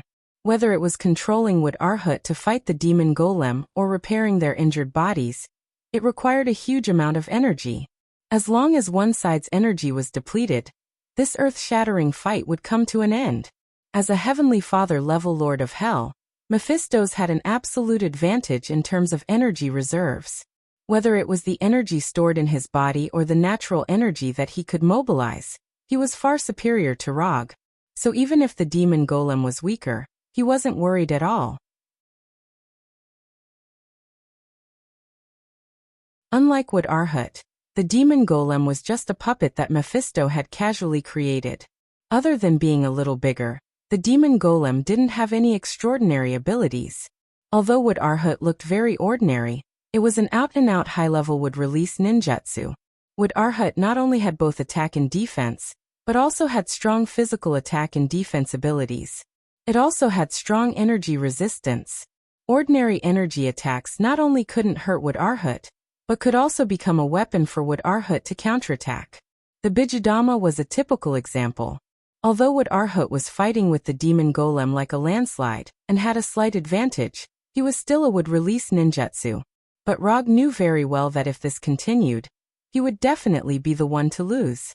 The wood-release ninjutsu was one of his ultimate moves, but the demon golem was just a puppet that Mephisto had casually created. The two weren't on the same level at all. What was even more troublesome was that his own chakra was rapidly decreasing. Once his chakra was exhausted, the Hell Immortal mode would automatically disappear. Without the buff of chakra, his strength would be further weakened. He didn't have much chakra, but the nine-tailed chakra couldn't be merged with natural energy, let alone be refined into chakra. Forget it, it's time to end it. After perceiving Johnny's current location, Rog decided to use his last card, Susanoo. The Susanoo formed by chakra appeared again. Compared to the 100-meter-tall wood Arhat, the 7 or 8-meter-tall Susanoo seemed a little small. However, this half-body Susanoo didn't last for long before Roger took the initiative to disperse it. Before transmigrating, Rog had imagined a scene, or rather a move that was more advanced than Gundam. Susanoo Great Buddha, 2 people destroy 4 countries. This was a sentence that Rog had read before transmigrating, and now, he intended to fulfill the first half of this sentence. Aya. Rog, who was standing on top of Wood Arhat's head, let out a miserable howl. The tearing feeling brought by the Susanoo's materialization, and the stinging feeling brought by the Hell Immortal mode fused together, forming a bone-deep pain. The Susanoo that was scattered by Rog didn't dissipate. The light blue chakra began to cover Wood Arhat, and then materialized into the appearance of armor. Rog's Susanoo was originally only in the second form with flesh and blood. Under the buff of Hell Immortal mode, his Susanoo reached the third form with armor for the first time. At this time, the armor of Susanoo covered Wood Arhat's body. Pain. Using Susanoo in Hell Immortal mode, only a madman like Rog would do this. And covering Arhat with Susanoo's armor was something that even Madara had never tried. Madara once used Susanoo, but it was just Susanoo covering Kyuubi's body. Covering Wood Arhat's body with Susanoo was a new experience that no one had ever experienced before, an inhuman experience of extreme pain. After using this shrunken version of Susanoo Great Buddha, even Rog, who had a strong will, couldn't help but kneel on one knee on top of Wood Arhat's head. After going back, he must practice Susanoo well. Although he was trembling with pain, Rog still had some messy thoughts in his mind. Although the cost of using it was a bit high, the effect was obvious. After putting on the light blue Susanoo armor, Arhat, whose momentum was already very amazing, showed a shocking power that was not weaker than Mephisto's. Susanoo Great Buddha. This was Rog's real trump card.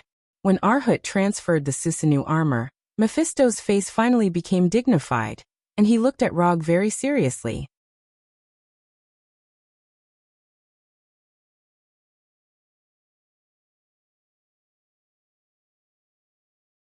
Chapter 327. Although the battle didn't last long, Mephisto realized that Rog was more difficult to deal with than he had imagined. Or rather, he was more pleasantly surprised. Every time he thought that Rog was going to stop here, Rog would always come up with some new tricks and play one amazing trump card after another. If not for Rog's repeated rejections and provocations, Mephisto would have really looked forward to signing a contract with Rog and making him his strongest evil spirit subordinate. However, it turned out that Rog had no intention of signing a contract with him. Looking at Arhat, who was covered in light blue armor, Mephisto sighed as killing intent surged in his heart. Kill Rog, force his soul to stay in hell, and then transform his soul into an evil spirit. Since Rog was unwilling to accept his good intentions, Mephisto could only use some forceful means. Killing intent flashed across Mephisto's body, but Rog's sharp senses picked it up. He wasn't surprised by Mephisto's decision. If he were Mephisto, he would have made a similar decision. Although he said that, he had no intention of giving up. He had already used his trump card, the Susanoo Buddha, so there was no need to consider anything else. With a thought, Arhat, who was wearing the Susanoo armor, attacked again. Boom. With the Susanoo armor, the wooden Arhat's attack power and defense power have been significantly improved. Although Arhat's body didn't change at all, his punches now were stronger than the previous dozen punches combined. Left hook, right hook, straight punch, forward punch, 1-2 combo. At this time, the wooden Arhat was like an invincible boxing champion in a boxing ring. Punch after punch landed on the demonic puppet's body, forcing it to retreat step by step. Although Mephisto's controlled the demon puppet to counterattack, the Susanoo armor on Arhat's body was like an absolute defense, blocking all of the demon puppet's counterattacks. In just a few seconds, huge spiderweb cracks appeared on the demonic golem's body. Broken soil and stones splashed out like a meteor shower, fiercely hitting the ground and creating craters of various sizes.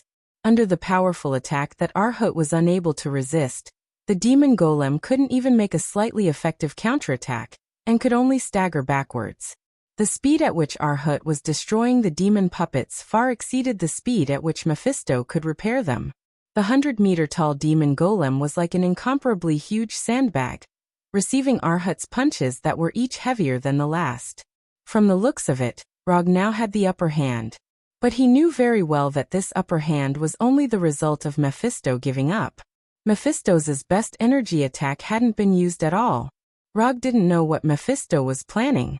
Perhaps he was using the demon puppet to exhaust his chakra, or perhaps he wanted to see how far Arhut could go. In any case, Mephisto was still standing calmly on top of the demon puppet's head, without the slightest hint of panic. Although Rog really wanted to control Arhut to kill Mephisto with one punch, he knew that this could only be a fantasy. Instead of wasting precious time on Mephisto, he might as well seize the time to deal with the demon puppet. Break for me.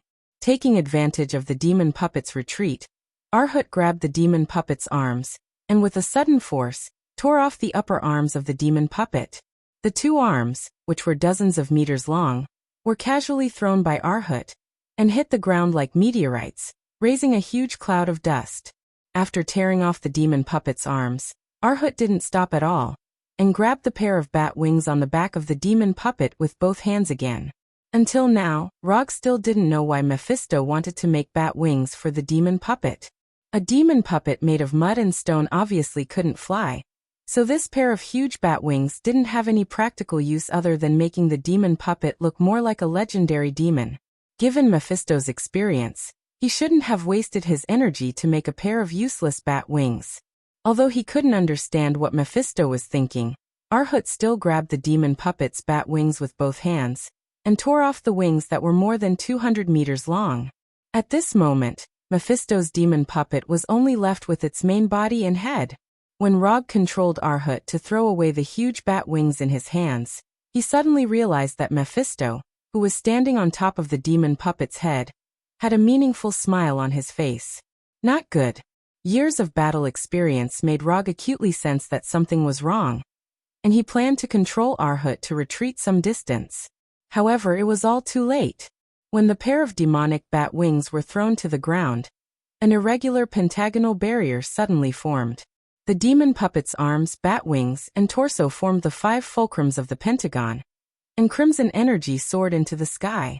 Although this pentagonal barrier wasn't very neat, it still firmly surrounded Log and the wooden Arhut. Was this Mephisto's plan? Sizing up this crimson pentagon, Rog sighed helplessly. Those who could make a name for themselves in the multiverse were indeed not easy to deal with. Mephisto seemed to be helpless against Arhut, who was wearing the Susanoo armor, but in fact, everything was going according to his plan. After trapping Rog with the pentagon, Mephisto didn't say anything, and only silently raised his right hand. The next second, the sky changed color, and the entire world turned from day to night. At the same time, the natural energy in the air boiled like boiling water, and the aura of destruction and death enveloped the entire world. At this moment, Rog, who was standing on top of Arhut's head, suddenly felt like he was against the entire world.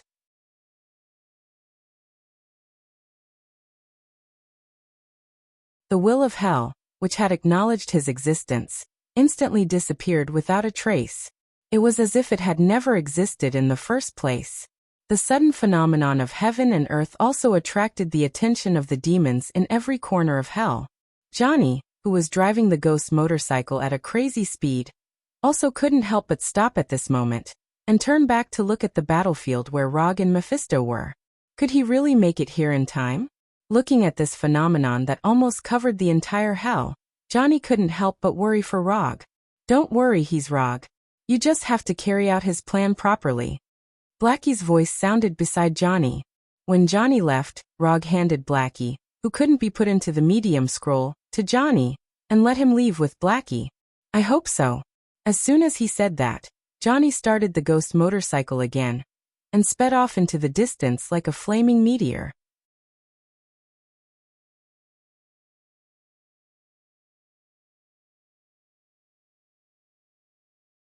Chapter 328. Rog tried to use the Susanoo Buddha to quickly end the battle, and Mephisto happened to have the same idea. However, unlike Rog, Mephisto's preparations were more covert. First, he trapped Rog with a pentagonal barrier, and then used an energy storm to directly destroy Rog's existence. As long as Rog died, Mephisto would be able to control his soul at will. When the time came, not to mention transforming Rog into an evil spirit, it wouldn't be a problem to completely turn Rog into a demon. Apart from Johnny, it had been a long time since Mephisto had seen a soul like Rog's that could move him. No, this was an existence even more precious than Johnny's soul. Johnny the Ghost Rider was just one of his test subjects. He couldn't compare to Rog at all. A strong desire erupted in Mephisto's eyes, which made Rog, who was standing on Arhut's head, involuntarily feel a chill. It wasn't a good experience to be sized up by a male creature like this. The natural energy in the air was still boiling wildly. Before long, this natural energy would transform into a terrifying energy storm that would completely destroy Rog and Arhut. Although he had fallen into Mephisto's meticulously prepared trap, Rog still had no intention of giving up. It wasn't the first time he had been trapped by a barrier. Although he didn't know magic, he had his own way of cracking barriers. No matter what the principle of a barrier was, or how effective it was, at the end of the day, a barrier was just a barrier. And barriers could be broken with brute force. When Mephisto prepared the energy storm to kill Rog in one fell swoop, Rog took a deep breath and unleashed all the chakra in his body. At this point, there was no need to continue maintaining chakra.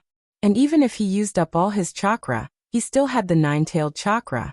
Although that would cause him to directly exit Hell's immortal mode, he couldn't care less at this moment. Mephisto immediately noticed Rog's actions, but he didn't take Rog's actions to heart. In his opinion, this was just Rog's desperate struggle. No matter what Rog did, he wouldn't be able to change his fate of dying in the barrier. This pentagonal blood-colored barrier was the tomb that Lord of Hell Mephisto had specially created for him. Under Rog's full power, the chakra in his body roared out like a flood. A massive amount of chakra gushing out of his meridians, leaving visible bloody marks on his body. As soon as the bloody scars that covered his entire body, the immortal's body recovered. Destruction and rebirth had reached a different balance's body to achieve a balance.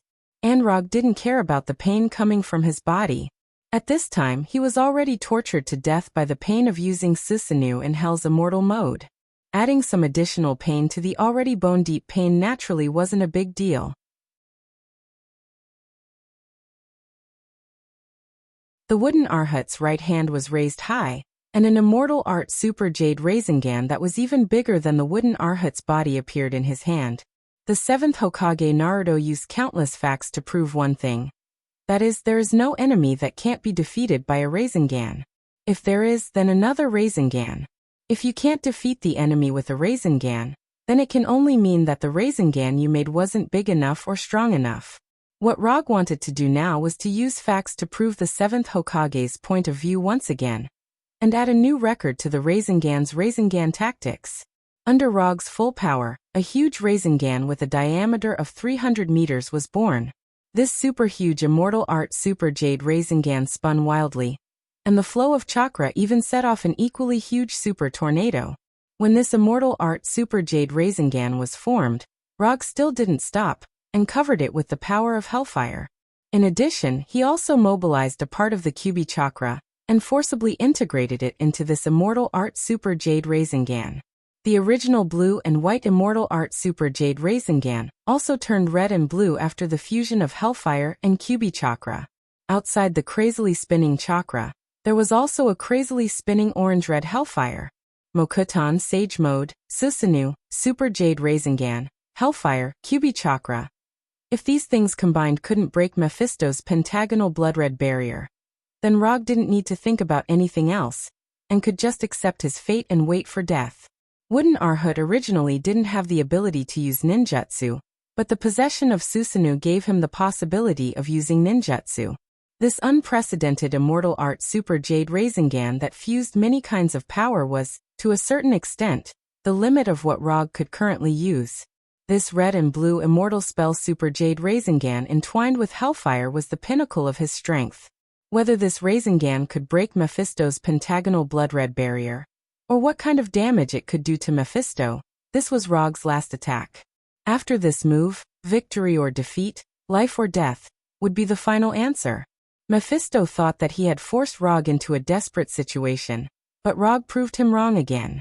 Looking at the red and blue ball in the wooden Arhut's hand, which contained immense power, Mephisto suddenly laughed. This kind of aura, this kind of willpower, this was an opponent worthy of him taking seriously. Only this kind of existence can become the sharpest weapon in my hands, and bring the glory of hell to the multiverse. Rog, I want you, Mephisto suddenly shouted, not caring about his image as a superior lord of hell. You can't. After hearing Mephisto's shout, Rog replied calmly. Then the 100-meter-tall wooden Arhut suddenly exerted strength in his legs, and his entire body leaped high into the air, directly pouncing on Mephisto. The pentagonal blood-red barrier had 5 fulcrums, and these 5 fulcrums were the key to the barrier. Rog wouldn't choose any of the other fulcrums to break the barrier. He would only attack the fulcrum where Mephisto was. When wooden Arhut, who was holding the immortal art Super Jade Rasengan, leaped high into the air, Mephisto also raised the black staff in his hand. The silver-white skull staff pointed directly at Rog, who was above wooden Arhut's head. The boiling natural energy between heaven and earth instantly formed a deep black hole with the skull staff as the origin, and a powerful energy storm that could destroy everything instantly formed. The fist-sized black ball was the core of the energy storm, and contained all the energy storm's power. Break for me. The immortal art Super Jade Rasengan, which was 300 meters in diameter, collided fiercely with the black ball in the energy storm. A white light brighter than a supernova explosion instantly appeared, cutting through the endless night like the dawn of dawn.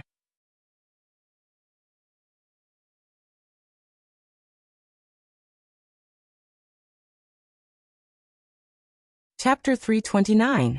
2 energy balls of completely different sizes crashed into each other. Different types of energy intertwined and separated, creating a strange scene that resembled an abstract oil painting. The red and blue immortal spell Odama Rasengan and the black hole-like energy storm core could not suppress each other. The scattered energy torrents destroyed everything around them. Lightning raged, flames danced, hurricanes roared, gravity turbulence, all sorts of natural phenomena, both common and uncommon, played out one after another. It was like an apocalyptic disaster, but also like the birth of a new world. When the immortal spell Odama Rasengan collided with the black hole-like energy core, what happened next was no longer something Rog and Mephisto could control. At this point, even if they wanted to stop, it was already too late. They were the ones who had created this scene, but they could not decide the final outcome. Unless one side ran out of energy, or the balance between the two was broken, this phenomenon could only come to an end. Time flew by, but now it felt like an eternity. The short span of 2 to 3 seconds felt like a century or two to him. Under Rog and Mephisto's anticipation, the balance between the immortal spell Odama Rasengan and the energy storm core was finally broken. An indescribably terrifying explosion erupted. Unlike normal energy explosions, this one was strangely quiet, as if someone had pressed the mute button. It was so quiet that it made one not know what to do. On this devastated land, a ball of light that resembled the sun slowly rose. The blazing white light became the only color in the entire world. Boom. When this orange-red ball of light spread to the horizon like the sun, the long-awaited explosion sounded. It was as if a crack had been torn in the sky. The vast land welcomed an unprecedented earthquake, and the natural energy in the air was swept away. The moment the immortal spell Odama Rasengan and the energy storm core exploded, Rog connected to the flying Thor on the ghost motorcycle. He broke through the restrictions of space and appeared behind Johnny in an instant. Run full speed ahead. Although Rog didn't suffer any serious injuries, the exhaustion from the depletion of chakra made him look as weak as a seriously ill patient. If it wasn't for the 9-tailed chakra maintaining his consciousness, he might have already fainted. After hearing Rog's words, Johnny didn't dare hesitate at all, and immediately accelerated the ghost motorcycle to its maximum speed. In order to leave Hell and return to the human world, Johnny had to drive the ghost motorcycle. Therefore, after digging Johnny out of the ground, Rog had already arranged a retreat plan. Johnny drove the ghost motorcycle away first, widening the distance between them and Mephisto as much as possible.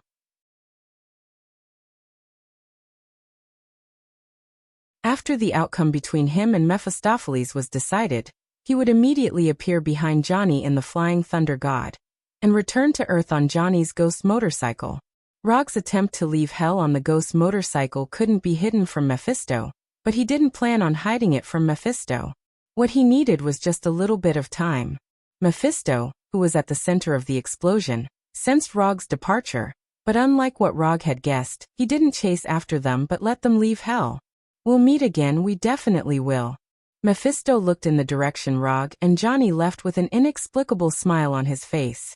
When Johnny drove the ghost motorcycle through the portal made of hellfire, Rog finally breathed a sigh of relief. This trip to Hell had finally come to an end without any mishap. Time passed in a flash. It was already the 7th day since Rog returned to the human world, which was the main universe's Earth. At this time, he was wearing a dark red classical mage robe, and lying on the roof of a building, basking in the sun. He wasn't at Konoha's headquarters in Washington, nor was he in his secret nest in New York. Instead, he was in Kathmandu, Nepal. To be precise, he was in Kathmandu, Nepal at Kamartaj. As for why he was here, and wearing Kamartaj's mage robe, it was a bit strange, but it was quite reasonable. When he and Johnny returned to Earth through the Hellfire portal, and returned to US Route 69 where they had left before, Sorcerer Supreme Ancient One walked out of a glittering portal, and then carried out a detailed examination of the two of them that they couldn't understand. After confirming that neither of them was possessed by a demon, nor did they bear the inexplicable curse of Hell, Ghost Rider Johnny was picked up and released by Ancient One, and Rog was caught by her to Kamartaj. In front of Sorcerer Supreme Ancient One, Rog wouldn't have any power to resist, and he didn't have any thoughts of resisting Ancient One. After fighting with the Heavenly Father level Lord of Hell Mephisto, he knew very well how big the gap in strength was between him and the Heavenly Father level. So instead of asking for trouble, it was better to obediently listen to Ancient One's arrangements. And Ancient One didn't do anything strange to him. He just took him to Kamartaj, and then gave him the identity of a student. After that, he stayed in Kamartaj until today. Except for 3 days ago, Sorcerer Supreme Ancient One let him experience the existence of the multiverse. Ancient One disappeared again. As for where Ancient One went, he didn't know. And neither did the people of Kamartaj. Rog, teacher, Ancient One is back. She wants you to go over now. Just as Rog was about to fall asleep under the warm sun, Sorcerer Modu's voice came over, interrupting his unstarted nap. Sorcerer Modu, one of the disciples of Sorcerer Supreme Ancient One. In fact, every sorcerer in Kamartaj can be regarded as a student of Ancient One, but there are only a few who can be personally taught by Ancient One. Sorcerer Modu is one of the few people who were personally taught by Ancient One. Okay, I'll go over now. Because it was in Kamartaj, Rog did not use the usual quantum transmission, but walked over step by step. As before, Sorcerer Supreme Ancient One sat in the hall he usually used, tasting Nepalese tea with honey. Ancient One, are you looking for me? Rog asked as he bowed slightly to the sitting Ancient One. Have a seat, it's time to talk to you today. Ancient One, wearing a bright yellow robe, pointed to the chair opposite him with the folding fan in his hand, and said in a kind tone, "Thank you." After taking the teacup handed over by Ancient One, Rog thanked him. After waving everyone else in the hall to leave, Ancient One spoke again. "You have also lived in Kamartaj for a while. Can we talk about your past now, Rog from another world?"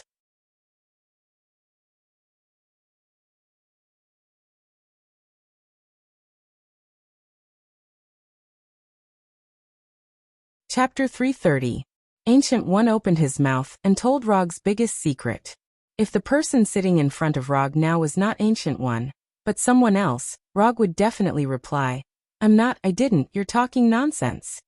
But since the person who said this sentence is Ancient One, there is no need for him to continue to hide it. You've already confirmed it, so I don't need to say it again, right? Like Ancient One, Rog at this time also has a calm look on his face, quite like a dead pig that is not afraid of boiling water. As the main pillar that guards the main universe Earth from the invasion of other multiverse creatures, Ancient One's attitude towards foreign creatures has always been quite tough. Despite Ancient One's amiable appearance, when dealing with visitors from another world, her approach is comparable to Hulk in an angry state. In the past few days, I did use the time stone to confirm your origin, and at the same time, I also checked your future. Speaking of this, Ancient One took a sip of the honey tea in his hand, and then continued. Even the time stone can only be traced back to the day you appeared in New York. As for your previous experience, it is an eternal nothingness. Compared with your empty past, your future is much more exciting.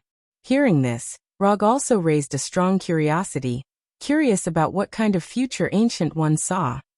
Can I ask about the future you saw? I don't mind if you spoil my future in advance. Although the future is not static, and every decision made now may affect the future outcome, Rog still wants to know what kind of future Ancient One saw. Of course, although your future has tens of millions of endings, in the final analysis, it can basically be summed up into two categories. If it was any other time, Ancient One would never talk about the topic of the future with people, let alone tell them what he had seen.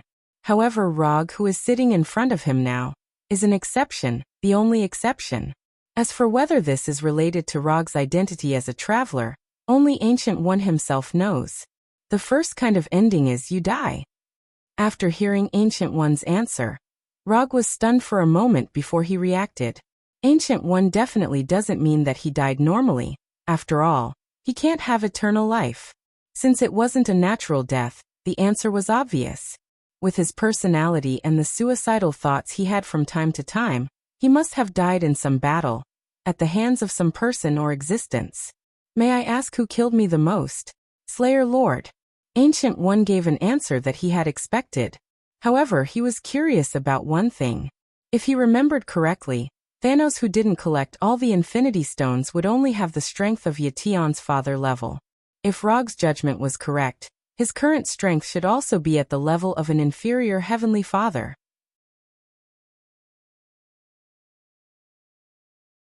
He was slightly stronger than the Earth's God level, but weaker than the Heavenly Father level, so it was not an exaggeration to say that he was a lesser Heavenly Father level.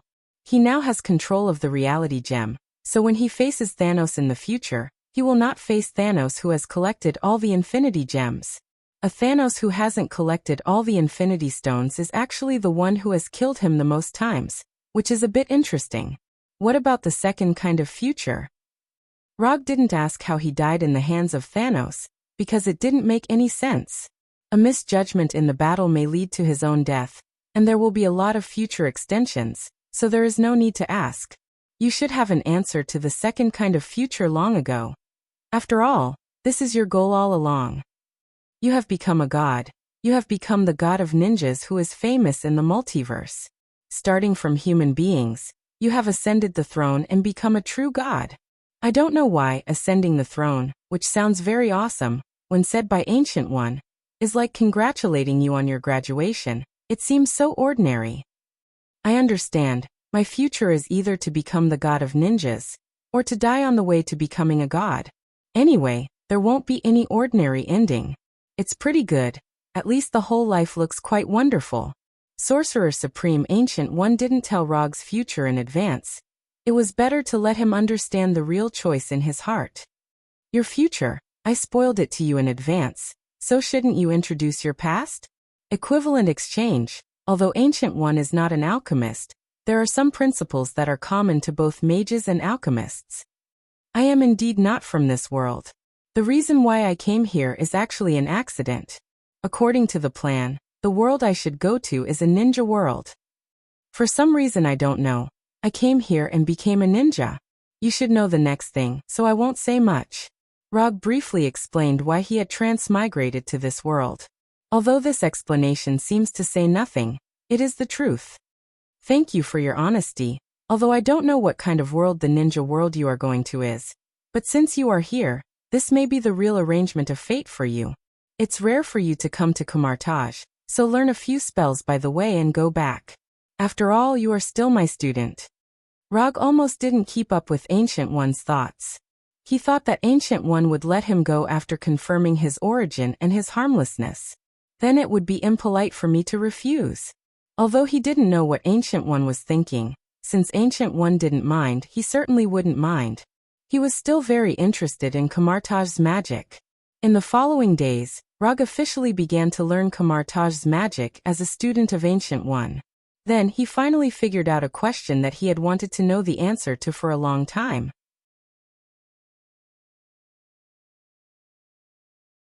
Sharingan can't copy magic.